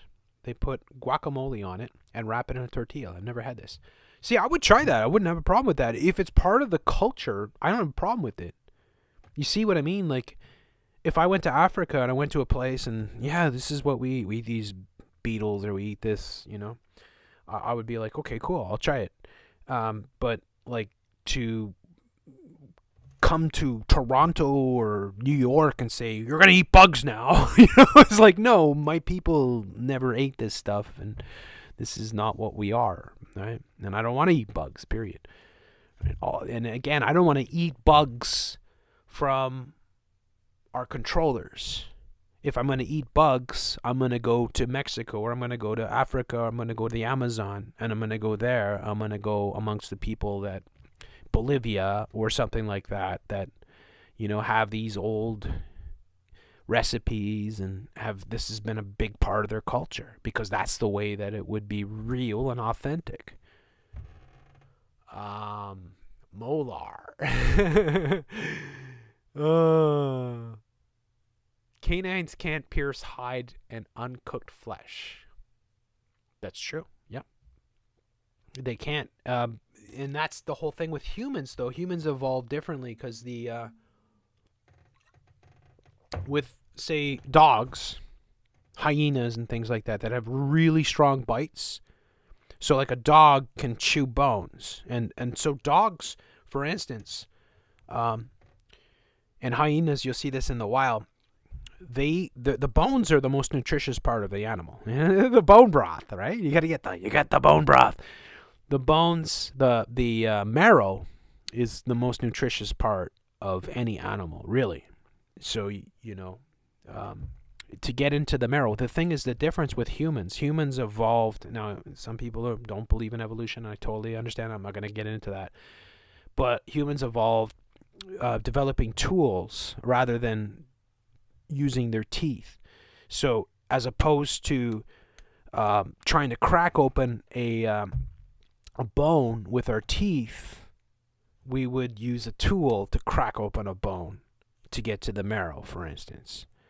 So our teeth are designed to eat meat, but we're designed to eat more cooked meat this time, at this era, sort of thing. Maybe in the past we had stronger sort of, and we did for sure, stronger teeth and stronger molars and stuff like that. But no, you're right that humans were not designed to break bone and stuff like that with their teeth. Our bites are still pretty strong, though. I mean, a human bite is nothing to You know, I mean, it can be a pretty awful thing to suffer from.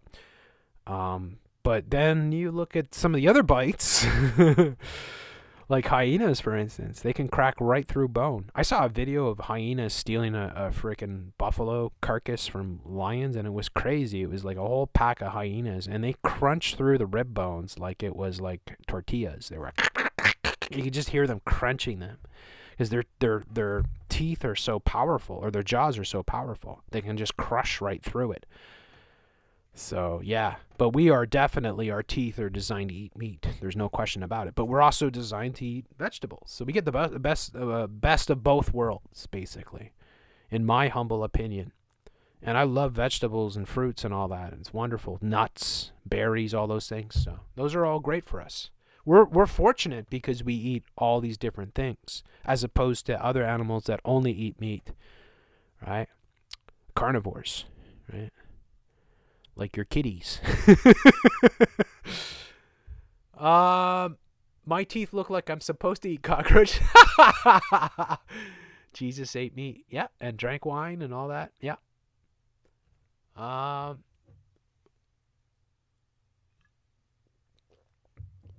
My great uncle always ate the fat and marrow of he used to look, eating the fat. I eat the fat too, because it's not bad for you. And second of all, it's very it's got a lot of nutrients in it, and a lot of calories and stuff. So like the whole trimming the fat or not eating the fat, that's a very aristocratic sort of approach to eating meat. Like that is because you have abundance and you don't need to. You can discard portions of the right. But like traditional sort of peasant societies, often feudal societies and whatnot, would not just eat all the meat and the fat and everything else, but they would boil the bones and they would make the bone broth, which is absolutely true.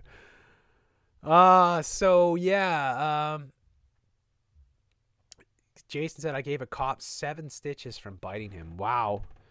See, I know I've had friends that were bitten in fights. It wasn't pretty. I had one friend that was bitten in the back in a fight when I was a kid, and he had to get so many shots. It was like way worse than being bitten by a dog, because it's like human saliva is pretty scary stuff. But yeah.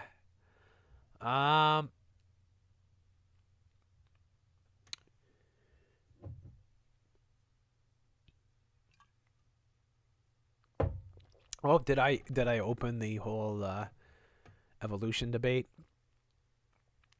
And we didn't come from monkeys or apes. We came from primates, but that's only if you believe in that. I don't really care. I don't. Like, I'm not going to debate that, because I know a lot of people are Christian and whatnot, and I'm not going to convince you, and I don't care. I'm not here to convince you, right? But I do look at teeth and see how teeth compare, and you can do this. Is a very interesting way, because like teeth tell a lot about all animals. And so if you look at the jaw structure of a human, you compare it to either primates or other animals, you can see a lot. Like, for instance, the canines that we have, there's a reason that we have those, right? Because we have evolved to eat meat. And meat is great. We wouldn't be here without meat. None of us would be. Unfortunately, that's the truth. Because the amount of energy that it takes to operate a huge brain that we have very large brains compared to all other animals. There's no other animal that has the brain size to body size that we have. It just doesn't exist. So to operate those brains, you need a lot of power, a lot of protein, a lot of energy.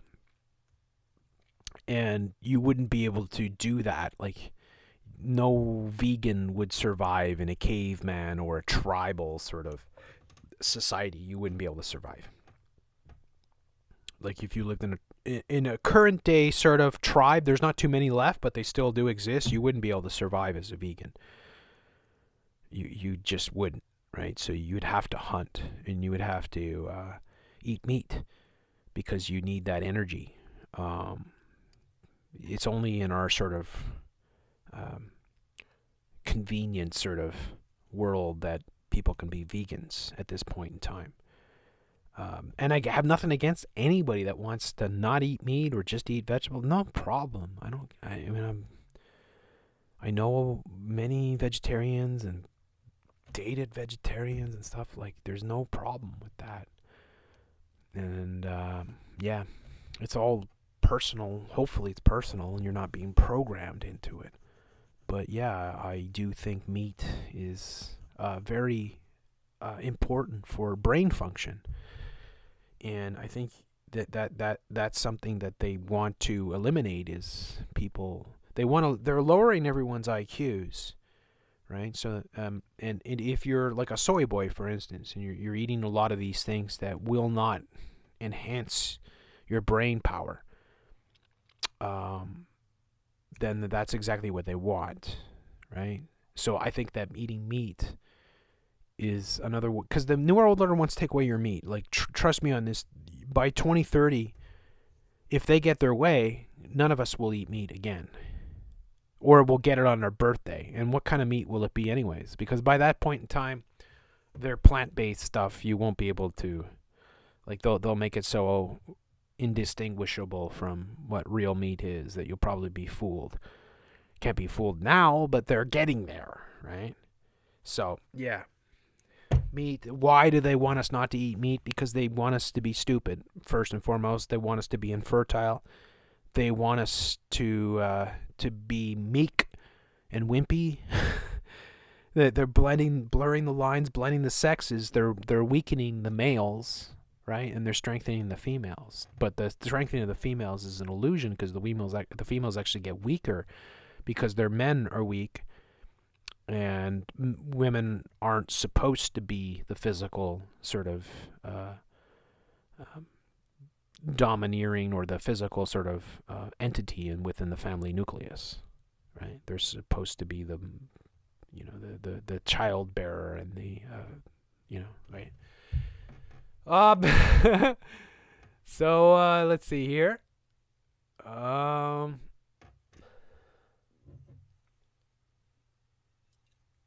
Dolphins also have large brains. Yep. And dolphins do all kinds of weird things. I like dolphins, though. I think they're really cool. Dolphins are probably very intelligent. They are. I mean, there's no question about it. Yeah, I think they're fascinating animals, obviously. They're weird, though. They're very sexual. Speak for yourself, Jeff. My brain is not very large. I had to look. I'm like, what is that symbol? Oh, it's a brain. I have a huge head. That doesn't mean anything, though. The Bible even tells us that the original diet was vegetarian. Meat only came as a survival food after the flood. The ancient Egyptians were vegetarian too. But that's not true. That's not true at all. There's no way that that's true. But that, if you want to believe that, by all means, I'm not going to argue with you. But yeah. Jeff censored a recent video of an alligator at Florida golf course the size of a car. Yeah, I love that one. He's like, what does he say? He's like, Bill, stand next to it. Get next to it for perspective. Yeah, that one's such a classic. That alligator is boss. It's like a frickin' dinosaur. It's so big. It's like it's just doing its thing. It's walking right on that golf course, and they're like, Jesus, look at the size of it. Bill, go stand next to it for perspective. So awesome. I love alligators and crocodiles. I think they're fascinating. They're amazing creatures. They're ultimate survivors, and they're great predators. The strength, there's nothing that compares to it, too. Like a crocodile or alligator, the strength of their jaw, it's ridiculous. They're so strong they can crush a skull, like with their jaw. Like, I've seen this too before. Some of the stuff I've seen are just like, it's just gnarly. On you can get a lot of this stuff on YouTube. But yeah, I am a big nature lover and a big fan of predators. I like all animals though. Like I'm not just a predator fan, but yeah, I do like alligators and crocodiles. I think they're fascinating, really cool creatures. And that video, and that's so cool. It's so cool that we have these wonderful, magnificent beasts amongst us. And yeah, Florida is pretty interesting because there's a lot of them there. And yeah, you had other species that used to exist in that area that were hunted out, like panthers, for instance. But yeah, anyways, Jeff Censored. Oh yeah, I saw that one. Let's see here. You want to be a vegetarian? Great, good for you. You have to eat. You want to eat bugs? Good for you. Don't force. Yeah, exactly.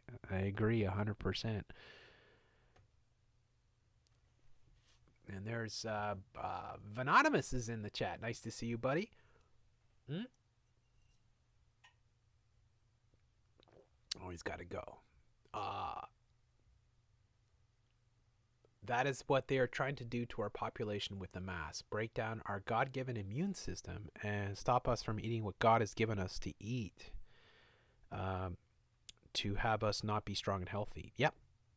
Follower of Christ. I agree wholeheartedly. I couldn't agree more. See, it doesn't matter if you want to be a vegetarian. That's a personal choice. And by all means, you have, it's not a hard thing to do in this day and age. In the past, it would have been near impossible. It really would have been, because it'd be hard to first get a meal that didn't have meat in it. And meat is there for a reason, because the calories that you get, the protein, the energy, you can't quite supplement it with vegetables. It's possible now, yeah, to a certain extent, but really, yeah, I don't know. I would suspect that a lot of people that do go vegan do not have quite the functioning level, unless they have like a really good income and they're able to afford the best of what's available. And then I think you can technically supplement, and I've gone long stretches without meat, so but I do love meat, and I think I think it's an essential part of a human diet.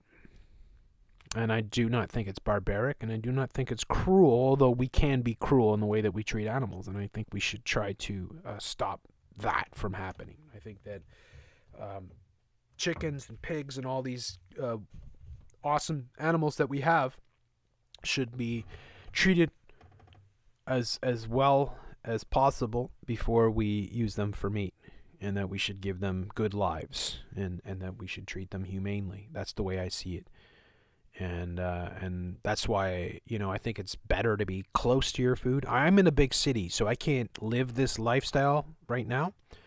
But ideally, I'd like to have my own chickens and my own pigs and stuff like that, and appreciate the whole, process of making the meat, and, understanding the whole thing of, having animals, caring for them, treating them humanely, and then, using them for meat, sort of thing. That chicken farm movie is pretty crazy. I think for so long they have been programming us forever into being vegetarians, vegans, and all that, because they that's what they want. And I want and have to get another brewski, so I'll be right back. Hang on. Get the bone broth.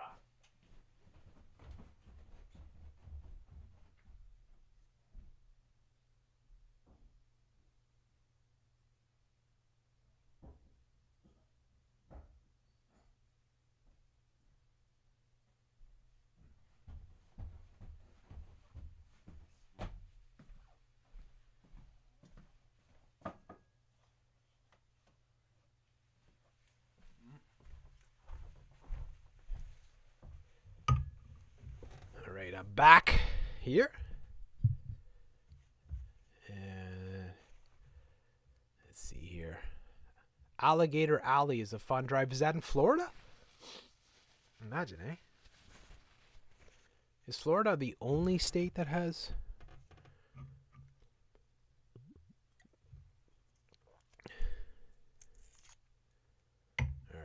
see here. The scariest animal I've seen. I just lost your comment. I wanted to see that. I love animals. Oh, I lost it. Okay, I don't know the scariest animal that you've seen. I don't know who wrote that, but Jeff, why aren't you talking about China taking over your country? Dean Ryan can tell you what I can tell you what you won't say. Well, is it China that's taking yeah, to a certain extent, yeah, China. But who runs our government? Who runs our media? I'm not sure. Probably people you're not allowed to talk about. So maybe that's... But I do say, and I said tonight several times, I said China's the blueprint. Is China buying up all kinds of Canadian assets and real estate and whatnot? Absolutely. Are China major players in the New World Order? Yeah, they could be the biggest players, ultimately. So yeah, China is very important, and China is a big, huge factor going forward, without a doubt. But they're not our controllers completely. They control a lot, but they don't control us all. It's like people were putting out tweets saying China controls Hollywood. That's nonsense. They control some of Hollywood, and maybe they're starting to really make themselves more powerful. But they don't control Hollywood. See, who would put out that information would be the people that probably control us. So,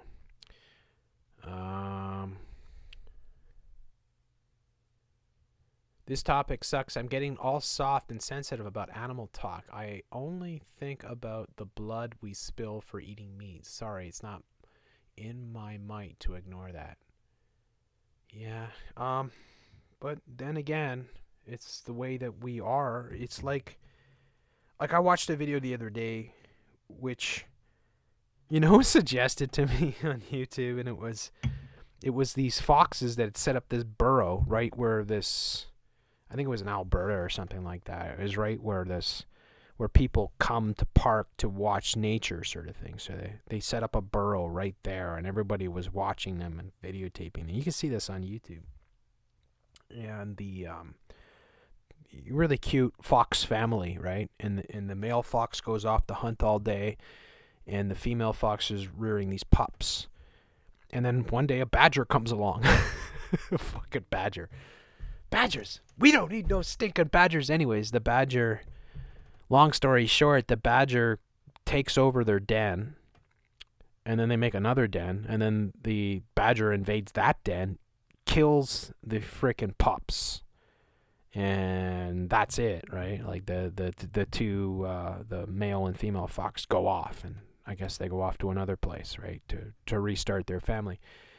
Bottom line is, did the badger have to do that?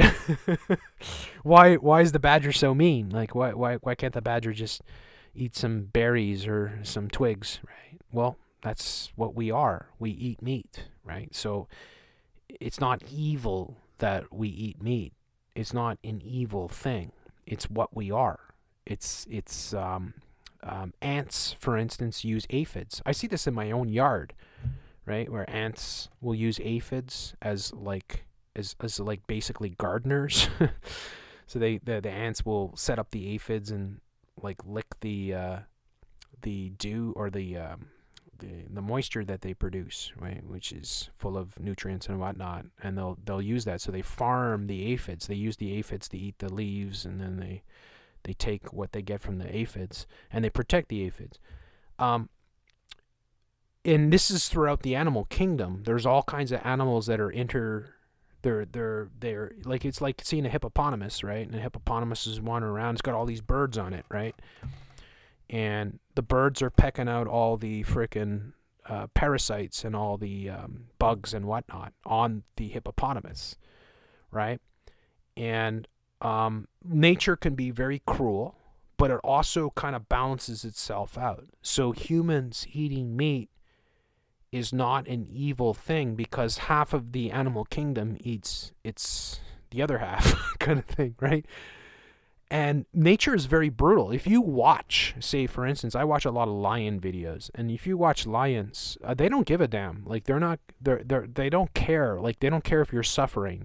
They don't give a damn. Like say if a lion caught you, a lion pride caught you, and they started eating you, they would not be like, okay, make sure he's dead before we start like ripping his guts out. No, they would just rip your guts out, and you'd be like, oh, and you'd still be alive. Some of the videos I've seen where animals are alive, sometimes they'll be alive for hours after they've been disemboweled and whatnot, right? Because they're just incredibly well built and they have incredible levels of survivability.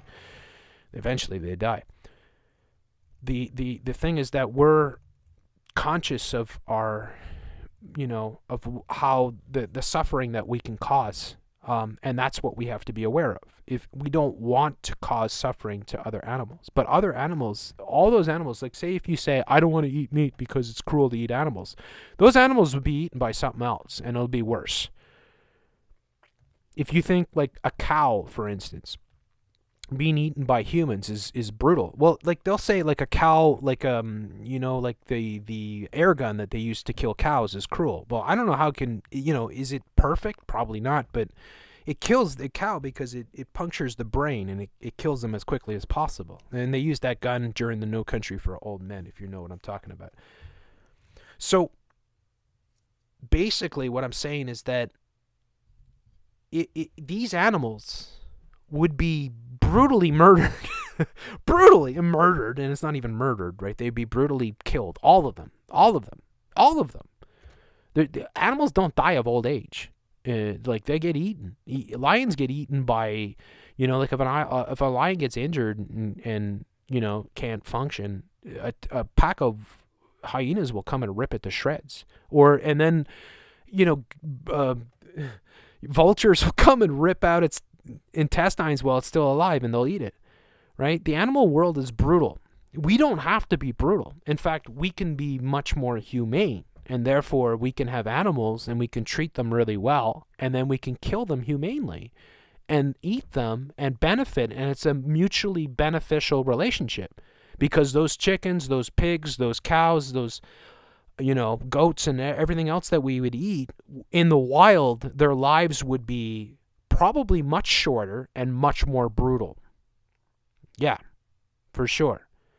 So understand the nature of nature itself, and just try to understand that it's not evil to eat other animals. It's evil to cruelly treat them or to torture them and stuff like that's evil, but not to eat them, because that's what we are. We wouldn't be here without that sort of thing. That's the way I see it. Anyways, that's a long explanation.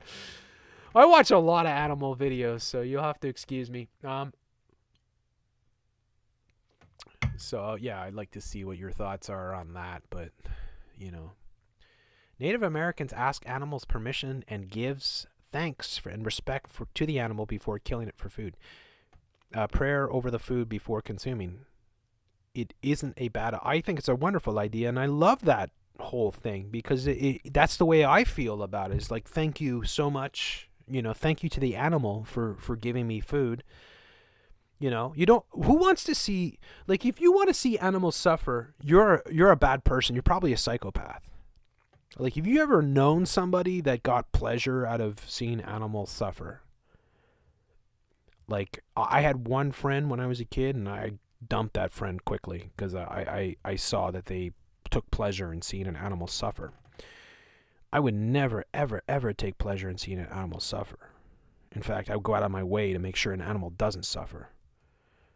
So, yeah, that's the way I look at it, because, you can give a chicken a really good life, and it can live, and it can be happy, and it can have a bunch of other chickens and have a whole social life, and then one day you just quietly kill it. It's done. There's no pain. It's just done like that. Or the chicken can be out in the wild and be hunted down by a fox and ripped to shreds and still alive while its guts are being eaten. Because that's what will happen. It will happen.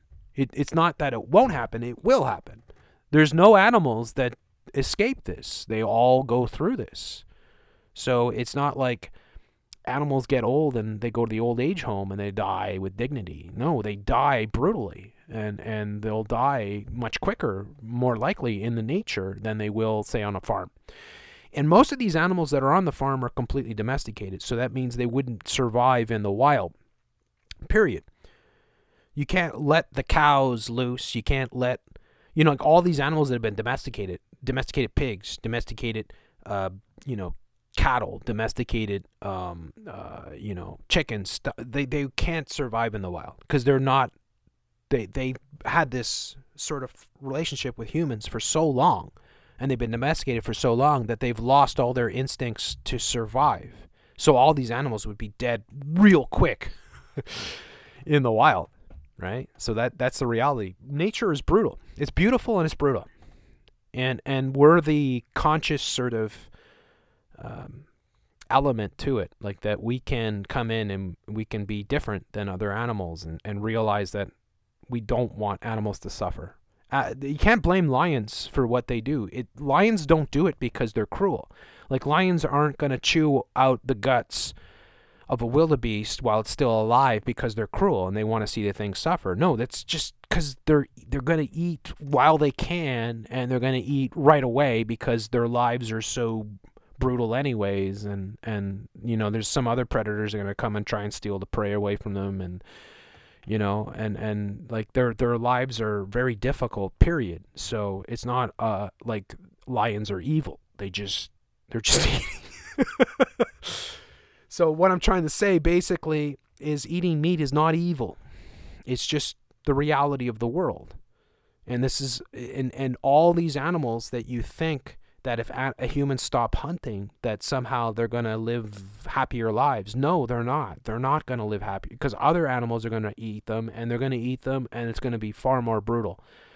I'll tell you, if I was a deer, if I was an elk, if I was caribou, if I was I would much rather be shot by a human being than hunted down by a grizzly bear or a pack of wolves or, lions or whatever, right?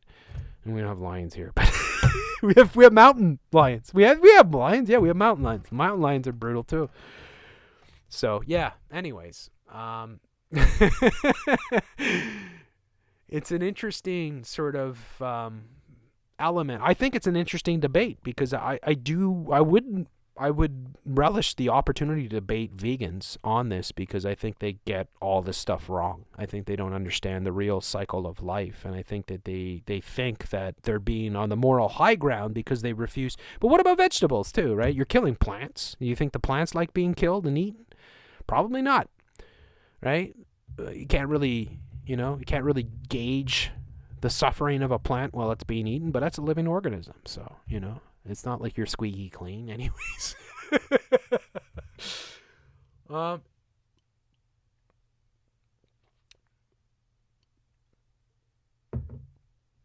Yeah. Let's see here. I know Vanonymous is actually, he's a vegetarian, so he'd be an interesting guy to talk about this stuff. We have had talks about this before. That's I Am a Werewolf there. Old age homes, not places with dignity. My grandmother is in a nursing home, and I want to visit her so bad, but since March, they stopped me. You have to, yeah, it's awful. It's awful, awful, awful. Jeff's drunk. No, not even close. Hyenas are the worst. They always eat their prey alive. I've seen videos. But are they? Like, can you blame them? Look at the herbivores, right? Do they stop to think, oh, the plant's still alive? It's like they have evolved to eat plants, right? But the whole ecosystem depends upon the whole balance between the plants, the animals, and the predators and whatnot, right? So if you remove the predators, then you remove the top of the food chain, and then the whole thing collapses. There's too many animals, and then they're eating too much plants, and then the plants are all dead, and, the whole thing falls out of balance. The whole thing is balance, always. It's always balance.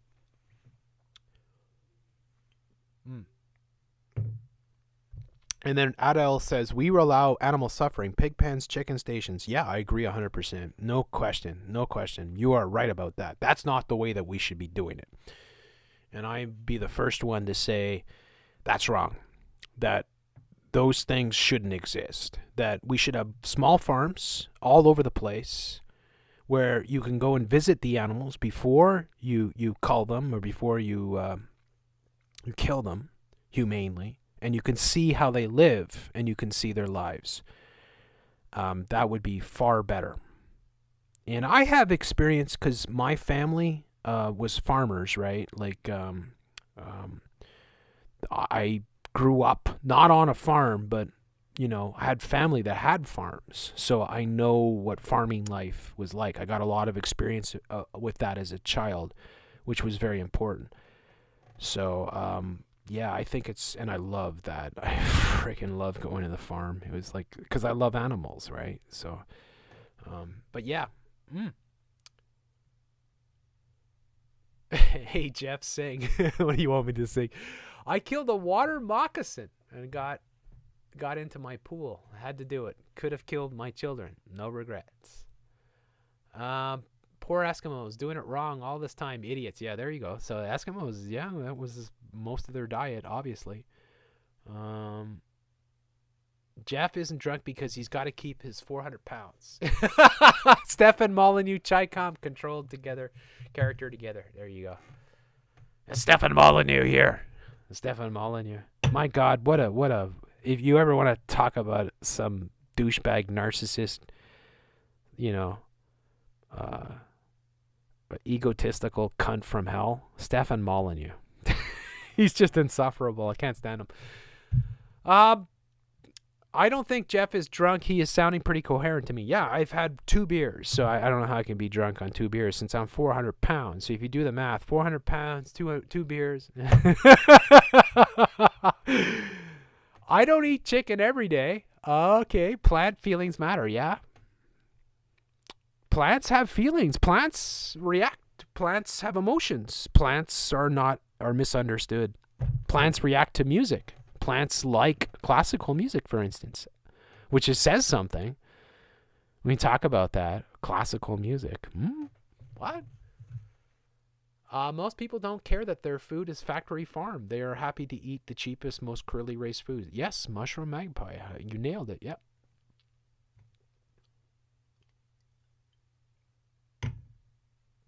Just remove humans, and I say to myself, what a wonderful world. Yeah, but that wonderful world, if you got rid of the humans, you're going to see the hyenas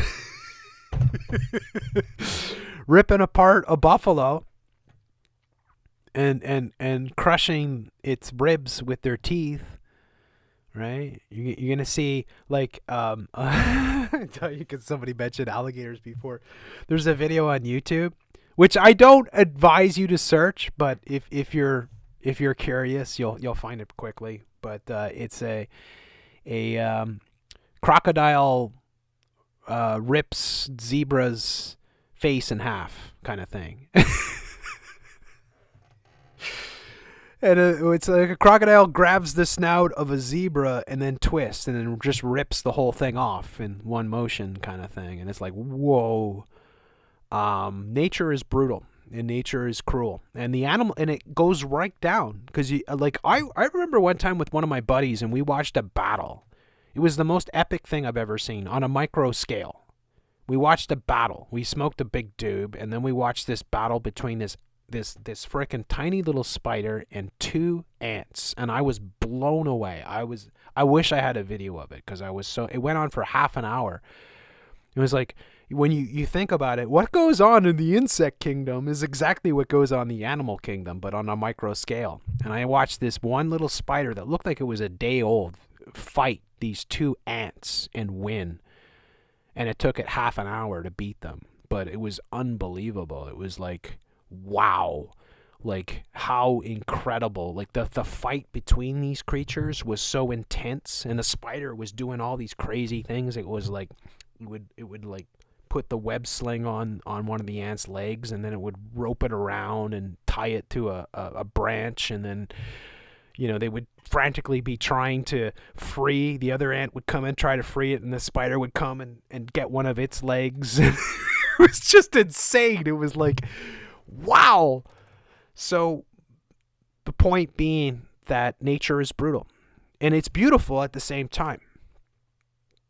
The world, the universe is, that's the way it is, right? It can be beautiful, and it can be beautiful, like the nature stories too. It's like you watch the lions eating a carcass, right, for instance, or they hunt down, they kill, say, a buffalo, which is really epic to see.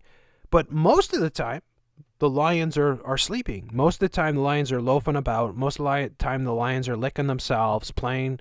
They're really sweet, like to their cubs, right? The lion cubs. Like you'll see even the male lions play with the lion cubs and tolerate them and be really good daddies and stuff like that. So you put aside, when you think about it, humans aren't so bad. It was what I'm trying to say, is that humans get this reputation that we're just destructive, but we're just smarter than everyone else. That's the problem. We're too smart for our own good. It's not that we're evil.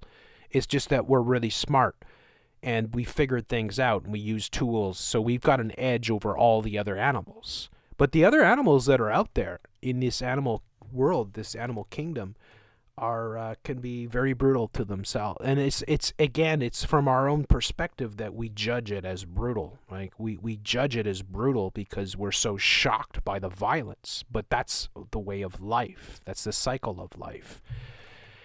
And so, for instance, when a buffalo is killed, like say a herd of water buffalo come through, and the lions will take out one of the buffalo, right? Usually they'll take out an older, sicker, or a younger member, sort of thing, right? That they can isolate and they can kill. And that doesn't necessarily hurt the herd of the buffalo. In fact, it keeps them stronger because they get rid. Like I've seen videos, like for instance, there's a video that I saw on YouTube of lions were attacking a buffalo. And it's these things are a ton, right? Like they're like nearly 2,000 pounds. They're they got horns, with the 3-foot spikes on them, sort of thing. They're extremely powerful and deadly, and they can kill a lion really quick too. So the lions have to be careful. But the thing is that the lions were trying to kill this buffalo, and the herd was circling about. And what happened was one of the other male buffaloes came through and actually hit. Like it could have taken out the lions, but it actually went and it hit the other buffalo that was being attacked by the lions. So the lions were struggling mightily to pull this thing down. The other buffalo came and nailed it, so it fell over, so it was dead. So the buffalo did that on purpose. In other words, the buffalo realized that buffalo wasn't going to make it, kind of thing, and that it should speed up the process, and that it would help all the other buffalo survive, sort of thing. So it was, in our eyes, that can be kind of a brutal thing, but it actually makes sense, sort of thing. And that's the reality. So I honestly don't, like, that's the way I see with eating meat, kind of thing. Like, it's not that it's evil to eat meat, just like it wouldn't be evil for a rabbit to eat a carrot. Right? It's not evil. Those are living organisms, but they're eating each other. But that's what they've been designed to do. That's why the rabbit's teeth are designed to be eating that stuff, just like our teeth are designed to eat the rabbit, sort of thing. It's just for us to be not cruel to these animals. Because of our big brains, we have to realize that we have to be humane, and we cannot allow these animals that we eat to suffer or to live in misery, which is what we do with these big chicken and pig farms, right? They're obviously very nasty, and I've covered them many times in the past. I've covered Tyson and Cargyle. This is why I'm so knowledgeable in that stuff, because I've spent a lot of time way back when talking about these massive pig farms and chicken farms and all this stuff. So anyways, yeah. And going on forever. So yeah, it's not evil to eat meat. That's what I'm trying to say, is that it's evil to be inhumane or to torture, to make animals suffer. That is evil. But it's not evil to eat meat. I think you should enjoy it if you can. But again, if you don't want to eat meat, don't eat meat, sort of thing. So Crystal says, I'm not against meat eaters. I'm honestly not. But if you're buying at the grocery store, you're probably not good. It's probably not too good for the soul. Very good point, Crystal. I could agree with that wholeheartedly. Unfortunately, I buy my meat from the grocery store, and I can't really, at this moment, the way that my life is, I can't just go to a local farm. There are none, right? I live on an island. But I am 100% in favor of them, of whatever minimal government we could have to make sure that all our meat is produced humanely. That is something I would definitely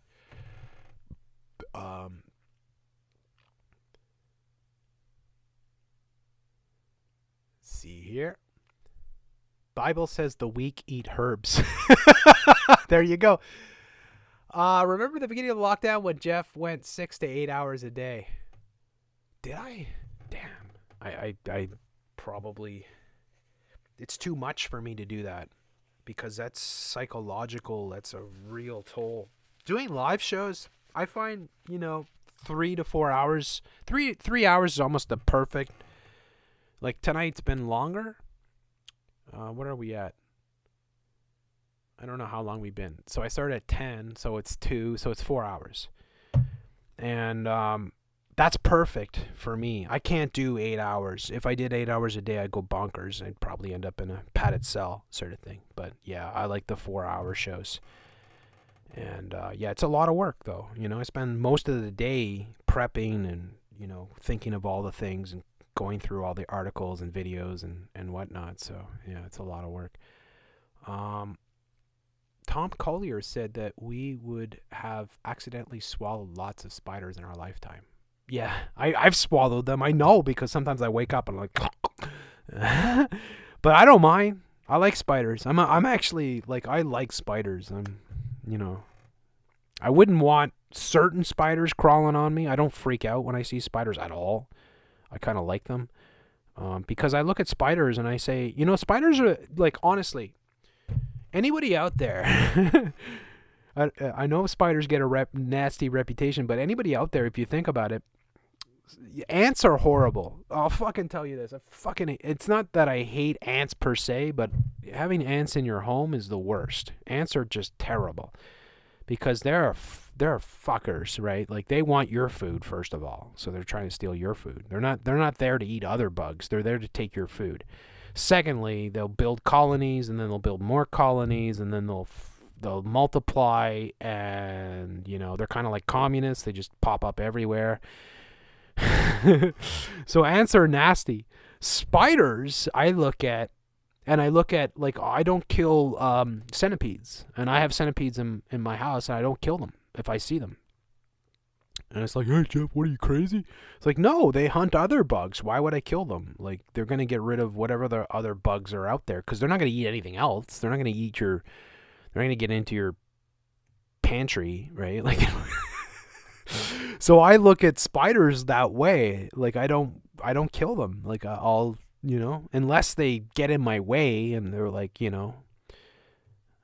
like getting involved and they're in my bed or something like that. Yeah, then maybe I'll kill the spider. But anyways, that's kind of the way I think about it. Gene says, I swallow a spider in my friggin' glass of water. Well, that's easier, at least, because it kind of goes down smoother. I mean, you'd want a glass of water. You don't want to take it down raw. Be like raw, because you can feel it crawling down your throat, kind of thing. You know that video? One of the funny videos, which is funny and disturbing at the same time, is the there's a few of them too. It's like the pelicans. So if you look up pelican eats pigeon. And it's one of the craziest videos you'll ever see. It's like this park where these people are just filming, right? There's all these people there. And there's pelicans, there's pigeons, there's other birds, right? And one of the pelicans just grabs a pigeon and tries to swallow it for like 10 minutes. It's like, and the pigeon is in the pouch of the pelican, like in the we call it the pouch, the beak, the pouch kind of thing, you know, the big frickin' thing that hangs down, and it's desperately trying to swallow it, and the pigeon is fighting frantically to like escape, but it can't get out. And the pelican keeps trying to swallow the pigeon over and over and over again. And the thing's flopping around in the mouth, and the people are freaking out. The people are like, oh my God, this is so crazy. Well, long story short, yeah, you can bet that that pigeon didn't make it, but eventually it went down the gullet. But yeah, nature is brutal. Nature is brutal, you know. Birds are brutal. You know, people think, oh, birds are awesome. Birds are pretty brutal. They'll freaking, you know, there's some birds that are sweet and cute. And there's birds that'll rip your heart out kind of thing. Did you see Trump's chef eats 2 to 3 chickens a day himself? A big bodybuilder, weightlifter. Yeah, they love chicken. The bodybuilders, they love chicken. I guess, you know, probably because it's cheap for one, because chicken's the cheapest, I think. Pork and chicken are the cheapest, and there's lots of protein in it. And chicken's one of those meats that you can mix with a lot of different things, and you can eat it every day, I guess. I don't know. I don't, but spider lives matter. Yeah, I agree. Centipedes are poisonous AF. You don't want to get bitten by... Well, some of them are. It's not... The ones that you have up here in Rainbow Unicorn Land aren't. And if they do bite you, yeah, it's going to hurt, but it's not like, you know, not a big deal. Earwigs are awful. I agree. I hate earwigs. I frickin' hate them. Those things I kill. They're nasty little creatures. My dog used to catch cockroaches and spiders and eat them. That's pretty awesome. Your dog could be a spokesperson for the United Nations. You'd be like, look at this dog eating all these cockroaches and stuff. And he's so healthy. Look at his skin. Oh my gosh, look at his hair. It's his hair, his fur. I have lots of little spiders, but I don't eat any other bugs. I wonder what they eat. Well, that's it. Spiders eat other bugs. They don't eat anything else. Ants, though, are scumbags, and they'll eat your food, right? Certain bugs are there to eat your food, and other bugs are there to eat those bugs. So my basic theory is keep the hunter bugs. Like, I look at spiders like cats. Like, that's the way I look at... Well, I mean, like cats, right? Like, most homes don't have mice or rats in them, but if you did, and you had a cat, that would be solved really quick.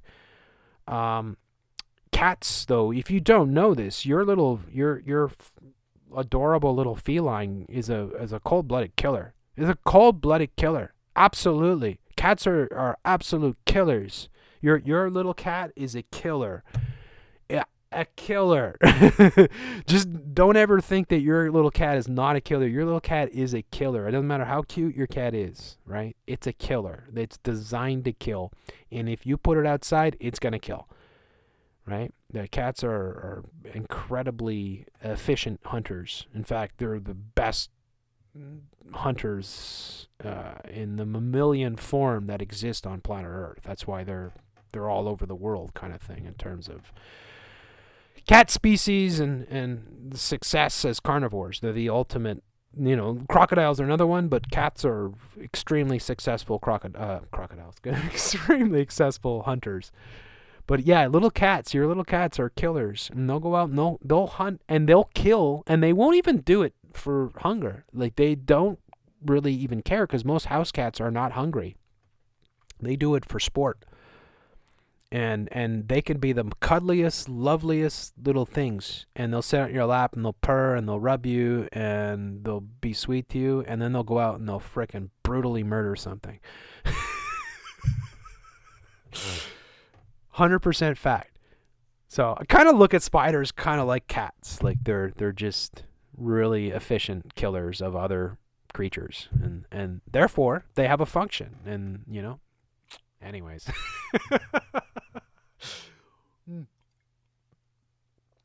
Kevin's watching the pigeon pelican video. Yeah.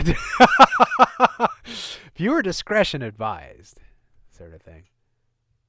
Every cat I've had has been indoor animal, letting them out. They are apex predator. Yep. I love cats too. Absolutely love them. Wonderful pets. Great, magnificent animals. I love everything about them. They're wonderful. They can be bastards though, but they are apex predators. And all forms of cats are extremely successful. And I have a lot of respect for them. Like, lions are amazing. Tigers, oh my gosh. Tigers are incredible. That's like, I remember way back when there was this discussion, yeah, we should bring the Siberian tigers to Canada. They would do well. I'm like, yeah, I would be so much in favor of that. I was like, yeah, let's bring a bunch of Siberian tigers here. I would love that. How cool would that be? You go to like the Yukon or whatever and there'd be Siberian tigers. That would be just awesome. Because they're very endangered. And they're so beautiful. They're the most, in my opinion, the most beautiful animal, or land animal in the world is the tiger. The Siberian tiger. Just incredible animals. Yeah. If there was a parallel universe where your personality is the total opposite of you are today, then who would you be and what would you be talking? Maybe I'd talk about gender can change and be like that Mr. Atheist guy. Soft, fat, really stupid, full of estrogen. So maybe he exists on this planet. I don't know. That's an interesting question, though. Shining light. Silverfish are also after your food. Yep. Don't like them. They're more like cockroaches. My cat catches mice in the house and then lets it go. Whoa. Yeah, because they do that because they love that. It's so thrilling for them because their adrenaline starts to go. That's what they are, right? They're hunters. So everything about a cat. Why does a cat always land on its feet? Well, it's because it's the ultimate predator. It's so well built.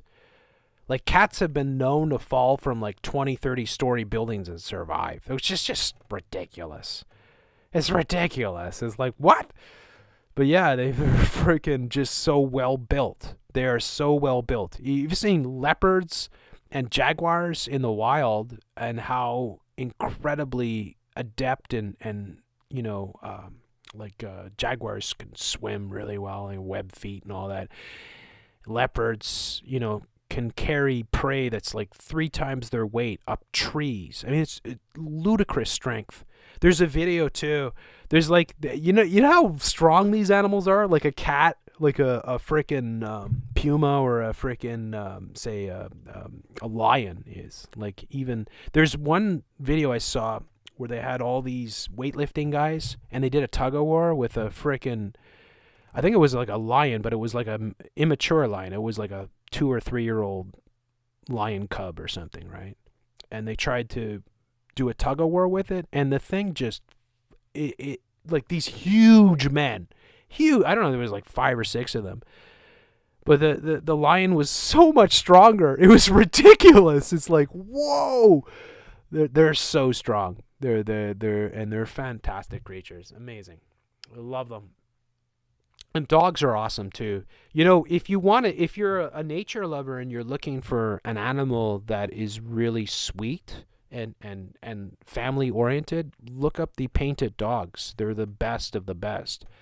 They have a very loving society. Like they look after their children and their elderly, and they're not aggressive towards each other, and they share their food. They're really amazing creatures, really intelligent, very so like, you look at a lot of these animals and they could be pretty brutal towards themselves, although I would say most of the time they're not. But yeah, the painted dogs are really sweet when it comes to animals that are empathetic towards each other, sort of thing, which is pretty cool to see. But yeah, I think in another life I was a crocodile hunter type guy. Imagine doing a 24-hour show. Would you? Oh, come on, seriously? You're gonna imagine 24 hours? Are you kidding? I could probably do it. Yeah, I could do it. I could do a 48-hour show. Would I feel good? No. You know, am I an Olympic swimmer? No. Am I a Tarzan? No. Am I an Olympic weightlifter? No. I'm 400 pounds. I mean, what do you expect, right?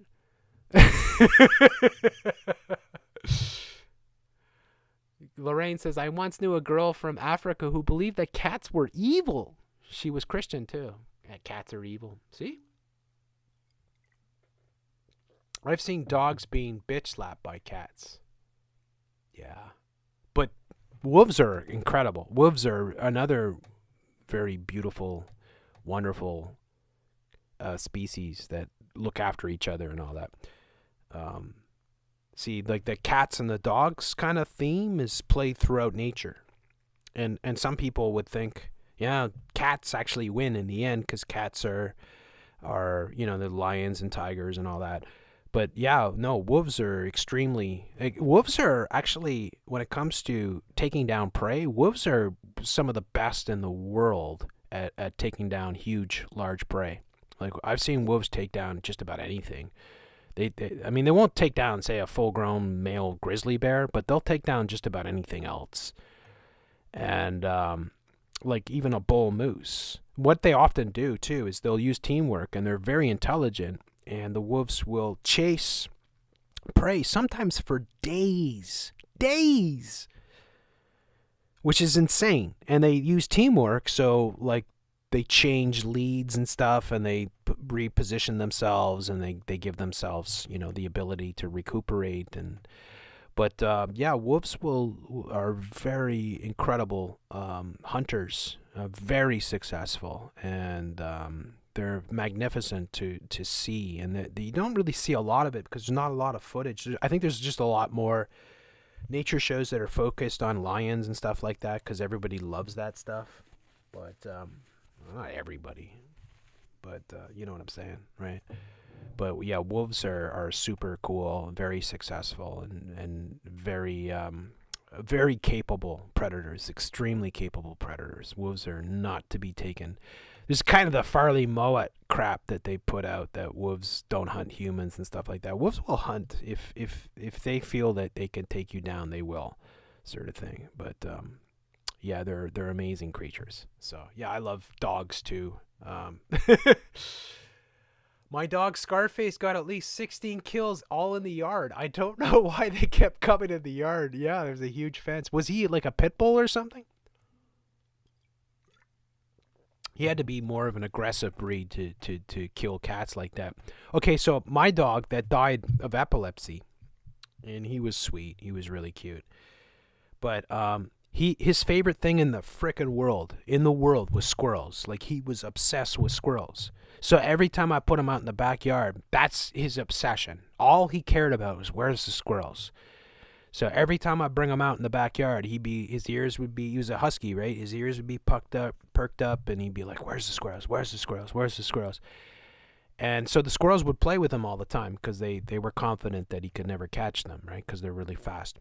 And then one day, and I posted this on YouTube years back. One day, I was actually doing a live show, and my dog was out in the backyard, and it was in the wintertime. And I just saw him really jumping around, very excited. I'm like, oh my God, what has he gotten into?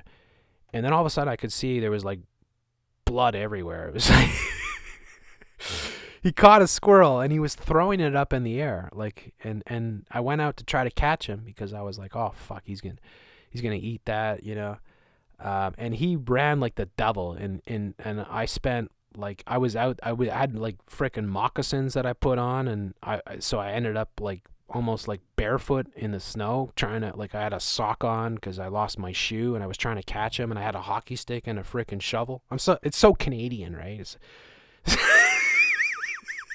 You got a husky, he's got a frickin' squirrel in his mouth, and he's running top speed, and I've got like a frickin' huge shovel and a hockey stick, and I'm trying to catch him. I'm like and he's just doing circles around me, right? And eventually I cornered him in the backyard, or I cornered him on the side of the house, and he started he knew he was trapped at that point, so he started digging like crazy because he was like, I'm going to dig, I'm going to bury this thing and eat it later sort of thing. But yeah, he got a squirrel. Got a squirrel. And those type of dogs, huskies, if you don't know, they're predators. They will kill smaller animals if they get them. They will kill them. A lot of domesticated dogs won't, but huskies will. So just a word out to, I'm sure I don't have to tell husky owners about that. Yeah, it's interesting.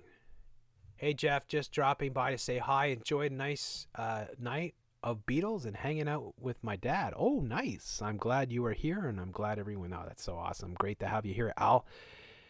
People, if you watch Dances with Wolves, yeah, Dances with Wolves. Dances with Kevin Costner. Yeah, that's actually a good film, but it's New World Order-ish, but, Jenna 21-ish, but it is kind of cool. And then the way that they treated the Pawnee, which are the bad guys, they were kind of brutal, right? Like there's kind of like this hypocrisy in the film in which the native people are shown as very beautiful and very you sympathize with them, and they're very in tune with nature, and they have a really cool philosophy and all that. And then you got this Pawnee group that come in and they're very brutal, and so there's a bit of hypocrisy in that, but yeah, it is a pretty cool film.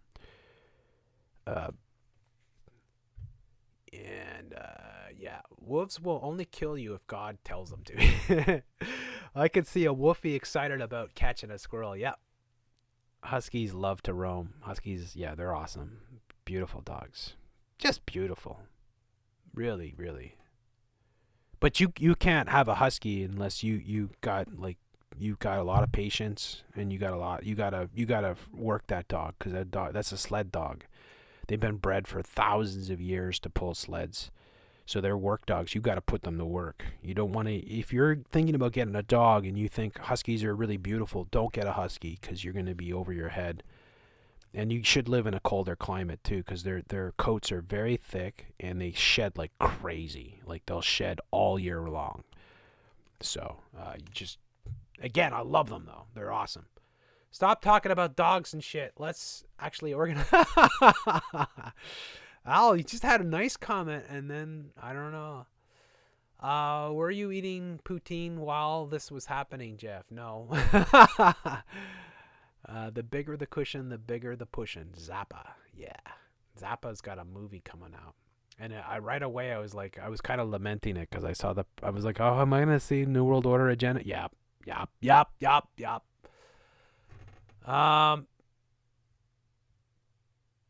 A guy on YouTube has a dog addicted to psychedelic toads. Yeah. I swear to God, I'm not ever wearing a mask again. Yeah, good. I had a 10-minute fight with a possum. Possum? Yeah, really? The animals are tough, though. I battled animals before. They're tough. Like any animal. I battled raccoons and even squirrels and stuff. Man, they're tough as nails. I gotta respect that, though. Like, you gotta respect animals. They're... Damn. Like, imagine a Wolverine or something. Imagine you had to fight one of those things. That would not be fun. I got 3 cats in my bedroom. Apartment, no kids. Yep, I guess the New World Order plan is working. Cats can sense I love them. I always succeed with any cat if I'm with them long enough. Yeah, cats are full of love. They're very loving creatures. I think they're awesome. I have a husky shepherd cross. She's insane and huge. Good dog, but that husky side, yep. That's what I had. What they call a Shepsky. 3 wolf cousins are Samoyed. Yeah, Samoyed are, they're beautiful. Beautiful. Do you think it's possible for a highly trained, decent man to raise a wild tiger or a lion as a pet? You have to get it as a cub. That's one of my questions. Can I get one of those? You'd have to get it as a cub. And then yes. And then you'd have to feed it. And then you'd have to hope that you don't run out of food. But yeah, you can. Yeah, for sure. People have for long times. Yeah. What I would like is my fantasy pet would be a cheetah. or maybe a lynx or a bobcat as a like a fantasy pet, or a wolf. Yeah, one of those for sure. But you can't get one of those from the wild because they're a wild animal. You'd have to get one really young, like a baby or cub or something, right? Like and that would only be justified if you found it and the mother was dead or whatever, right? And it was like it was gonna die, and then you bring it in. You see these people that have bears, and there's a bunch of people that have bears, and that's the situation. And they go out and they find a bear in the wild or a cub in the wild, and then they raise the bear, and the bear is domesticated at that point in time. Still a wild animal, but it's not gonna kill you because you're considered to be, a bear to the bear itself, sort of thing, right? But yeah. Unless it's a polar bear, then forget about it. A polar bear one day it'll just eat you, probably. But then again, there's a guy that has a polar bear that is like a female polar bear, and he swims with it and all that. You see that on YouTube. It's really cool. But yeah, I don't think, like, there's a guy that had a bunch of exotic animals in Canada, and he had lions and tigers and all that. And I predicted he would die one day, and sure enough, he did. He got eaten by his freaking tigers, basically. So, yeah, I don't know. Then there's the story of Travis the chimp that they gave Xanax to. I don't know if you could believe that story, but he ripped that woman's face off. That's the story. Oh, I don't know. Anyways, yeah, it would be awesome to have a tiger. As long as you knew that thing would never eat you, that would be the best freaking, kind of pet to have. That would be the coolest pet ever. You know who had a tiger too? It was Mike Tyson. Mike Tyson. They showed the movie there, The Bachelor. I don't know if that's where they showed it, but Mike Tyson had a tiger, apparently. But yeah, and then a bunch of so many other people have had tigers, Siegfried and Roy and all those guys. I was pretty happy when the tiger grabbed, was it Roy or Siegfried, by the throat and dragged him off the stage. I was like, yeah, awesome. Get the other one now, Anyways. This is the typical stuff that we talk about on a Friday night. Yeah, Friday nights are meant to be, like I talked about all the serious stuff earlier, so just in case you're like, why are you talking about tigers, man? Who cares about this stuff? Well, it's because, it's Friday night, it's the Bone Broth, and we have to take a break from all the crazy stuff going down, so, that's why we do it, so. Don't play with tigers. I would totally play with a tiger. I couldn't resist.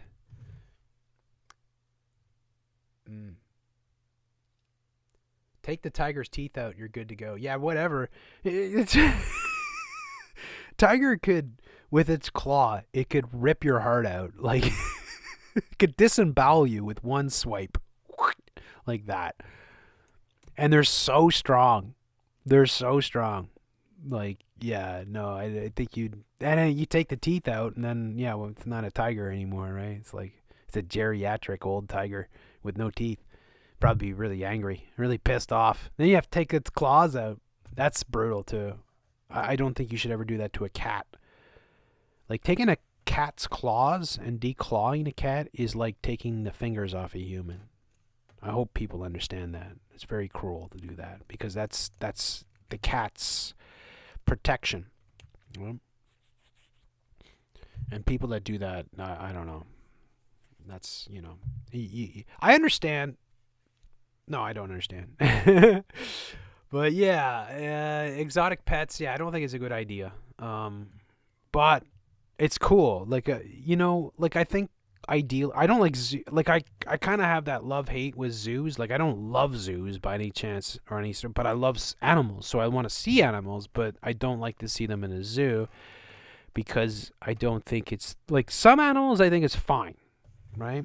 And then other animals, like, you go to the Toronto Zoo, for instance, and in the you watch the otters and they're having the time of their life, but then you watch the rhinoceros and it's like, oh, I don't know. You know, like I remember seeing the rhinoceros and I was like, this thing is miserable. And then I saw the polar bears and I was like, oh my God, there was one polar bear that was walking back and forth endlessly for like half an hour. He was just doing pacing. He was mentally ill.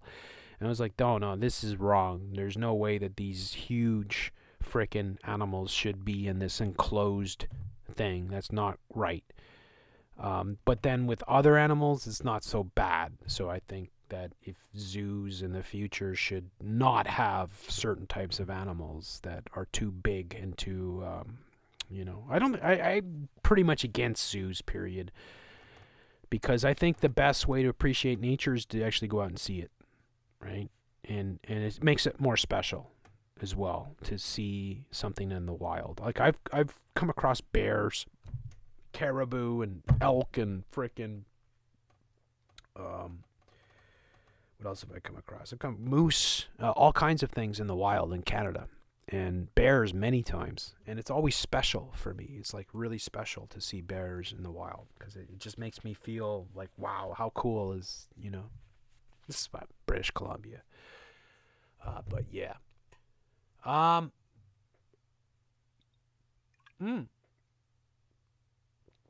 Yeah. Shining Light says, I have a cat, Shelby, sitting right next to me. Yeah, you can put post a photo in the community tab on the Patreon. I love that. Please, and everybody out there, all you patrons that are listening, post your animal photos on the community tab. I love to see that. It makes me happy to see that. I love animals, so it's really cool to see your pets. And yeah, I think pets are cool because they, people love their animals. And I'm not a dog or a cat person. I love dogs and cats equally. Right? Like I wouldn't really be able to choose because I think animals are awesome. But I think that having animals in your life makes you appreciate life a lot more. And it's a wonderful thing. It makes you really, it makes you, again, it gets to the whole meat thing. We got to be able to have meat, but we have to have it humanely. And that's what I would be champion is like, okay, let's get rid of the factory farms. If we have to pay double for a meat, we'll pay double. Or we'll pay more for our meat and we'll get it. And the meat will be from happy pigs, happy chickens, happy cows. And therefore it's happy meat, and then the happy meat makes you feel better, right? We talked about it before about the water even being receptive to music, because this is weird too, because people water, right? Water actually reacts to music. It's really bizarre. It's true though. It's absolutely true. Water reacts to music. So like like they've shown, they even places, they use this tactic sometimes on clogging, pipes and stuff like that, where they'll play music. It's really bizarre, eh? It's like, what? The water likes the music? Yeah, it does. It likes the music. The water actually, and animals too, love music. All animals love music. And there's no more better example than birds. Birds are the musicians of the wild. And bird songs are very complex. Some of them are extremely complex. All great classical musicians spent a lot of time listening to birds, or a lot of them did, if you don't know this. And even jazz musicians. That's why they called Charlie Parker Bird, right? They listen to birds and bird songs, because the bird songs are very harmonic and they're very beautiful and they're very sophisticated. So, I think it's quite fascinating to see how animals appreciate music. The old saying about music soothes the savage beast or whatever. It's true though. It does. It absolutely does. Animals love that. And that says a lot of things about animals, because I think animals are very loving too. I think, we think, if you would see, like for instance, your little cat, that's a cold-blooded killer, right? But it's very loving. And it's like, well, it's a cold-blooded killer. Yeah, but it's loving most of the time. When it's in its predatory mode, it's a cold-blooded killer, but it can be very loving. So, we can be like that too. We don't have to, and we don't even have to be the cold-blooded killer sort of thing. We can skip that part. Yeah, one of my cats lived to be 18. I had a cat that lived to 26. That's pretty unusual, but yeah. I used to sing to my grand's budgie. He stopped tweeting and go quiet as he listened. Oh, that's pretty cool, eh? I sing to birds all the time. Birds, like when I hear a bird song, I'll try to imitate it. And I can actually do bird chirps. I've done this before and people freak out. I don't know if I could do it now. I'll see if I could do a few. I got to get my whistle wet.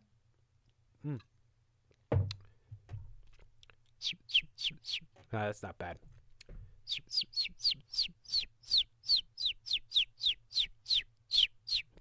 I can't quite get it the way I normally do. But yeah, I could do bird chirps so I can imitate songs and stuff.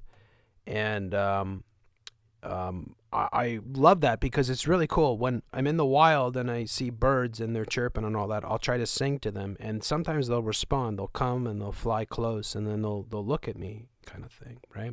And they'll be like, you know, and I'll try to imitate their song sort of thing. And yeah, I think that's super cool. It's so nice to you know, just be in harmony with nature. I feel like I really think that makes you a better person to you know, appreciate nature and you know, just not be a disturbing force in the whole cycle of life sort of thing. So yeah. Do you hear birds? Yeah. My dog's looking around. Yeah, I can't quite. I don't know why the tip of my tongue is dry, but when it's wet, I can nail it, sort of thing. But yeah, I used to do a lot of bird stuff. Anyways, that's crazy, eh? Thank you so much, everyone, for being here tonight. It's like 2:30 in the morning here, 2:34 to be exact. I'm gonna close up, but I just wanted to say I really enjoyed doing the show. I can't say enough about how awesome the people are. You guys, you know, like this is the show that I like doing the most because, you know, I enjoy this part. I enjoy just chilling out and, you know, talking about all this stuff. And I think it's really important for all of us to be able to take a break from all the madness that is going on and realize that there is still life going on. They want to suck our life away from us and they don't want us to live.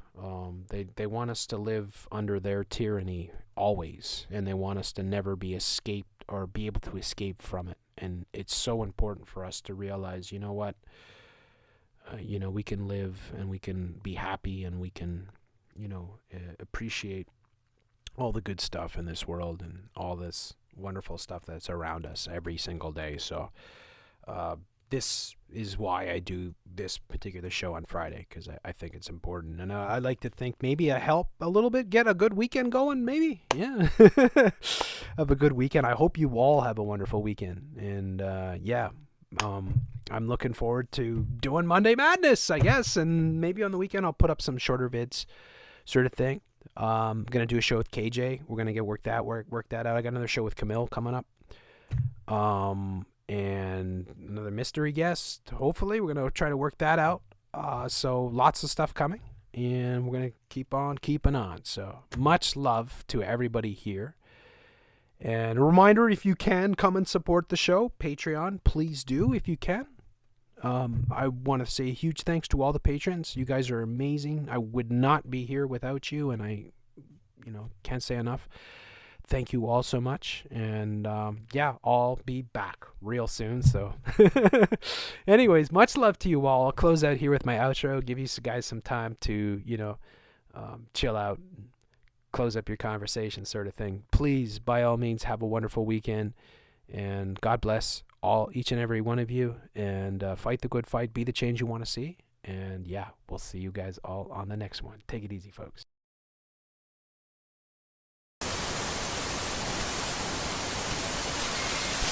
Finish this out. Let's go to that bone broth video. I'm not cool like you. I'm hot.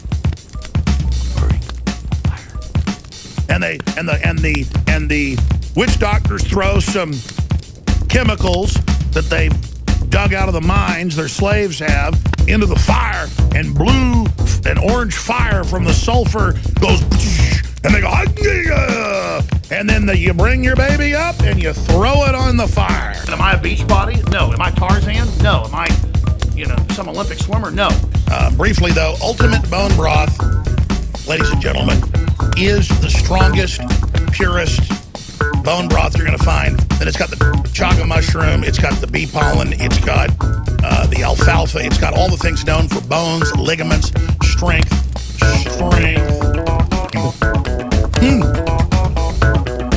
It tastes like Ovaltine if it's mixed in with some fruit and sugar. But you have to order a lot of this when you do it.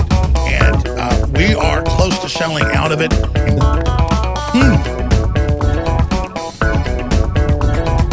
Release the bone broth.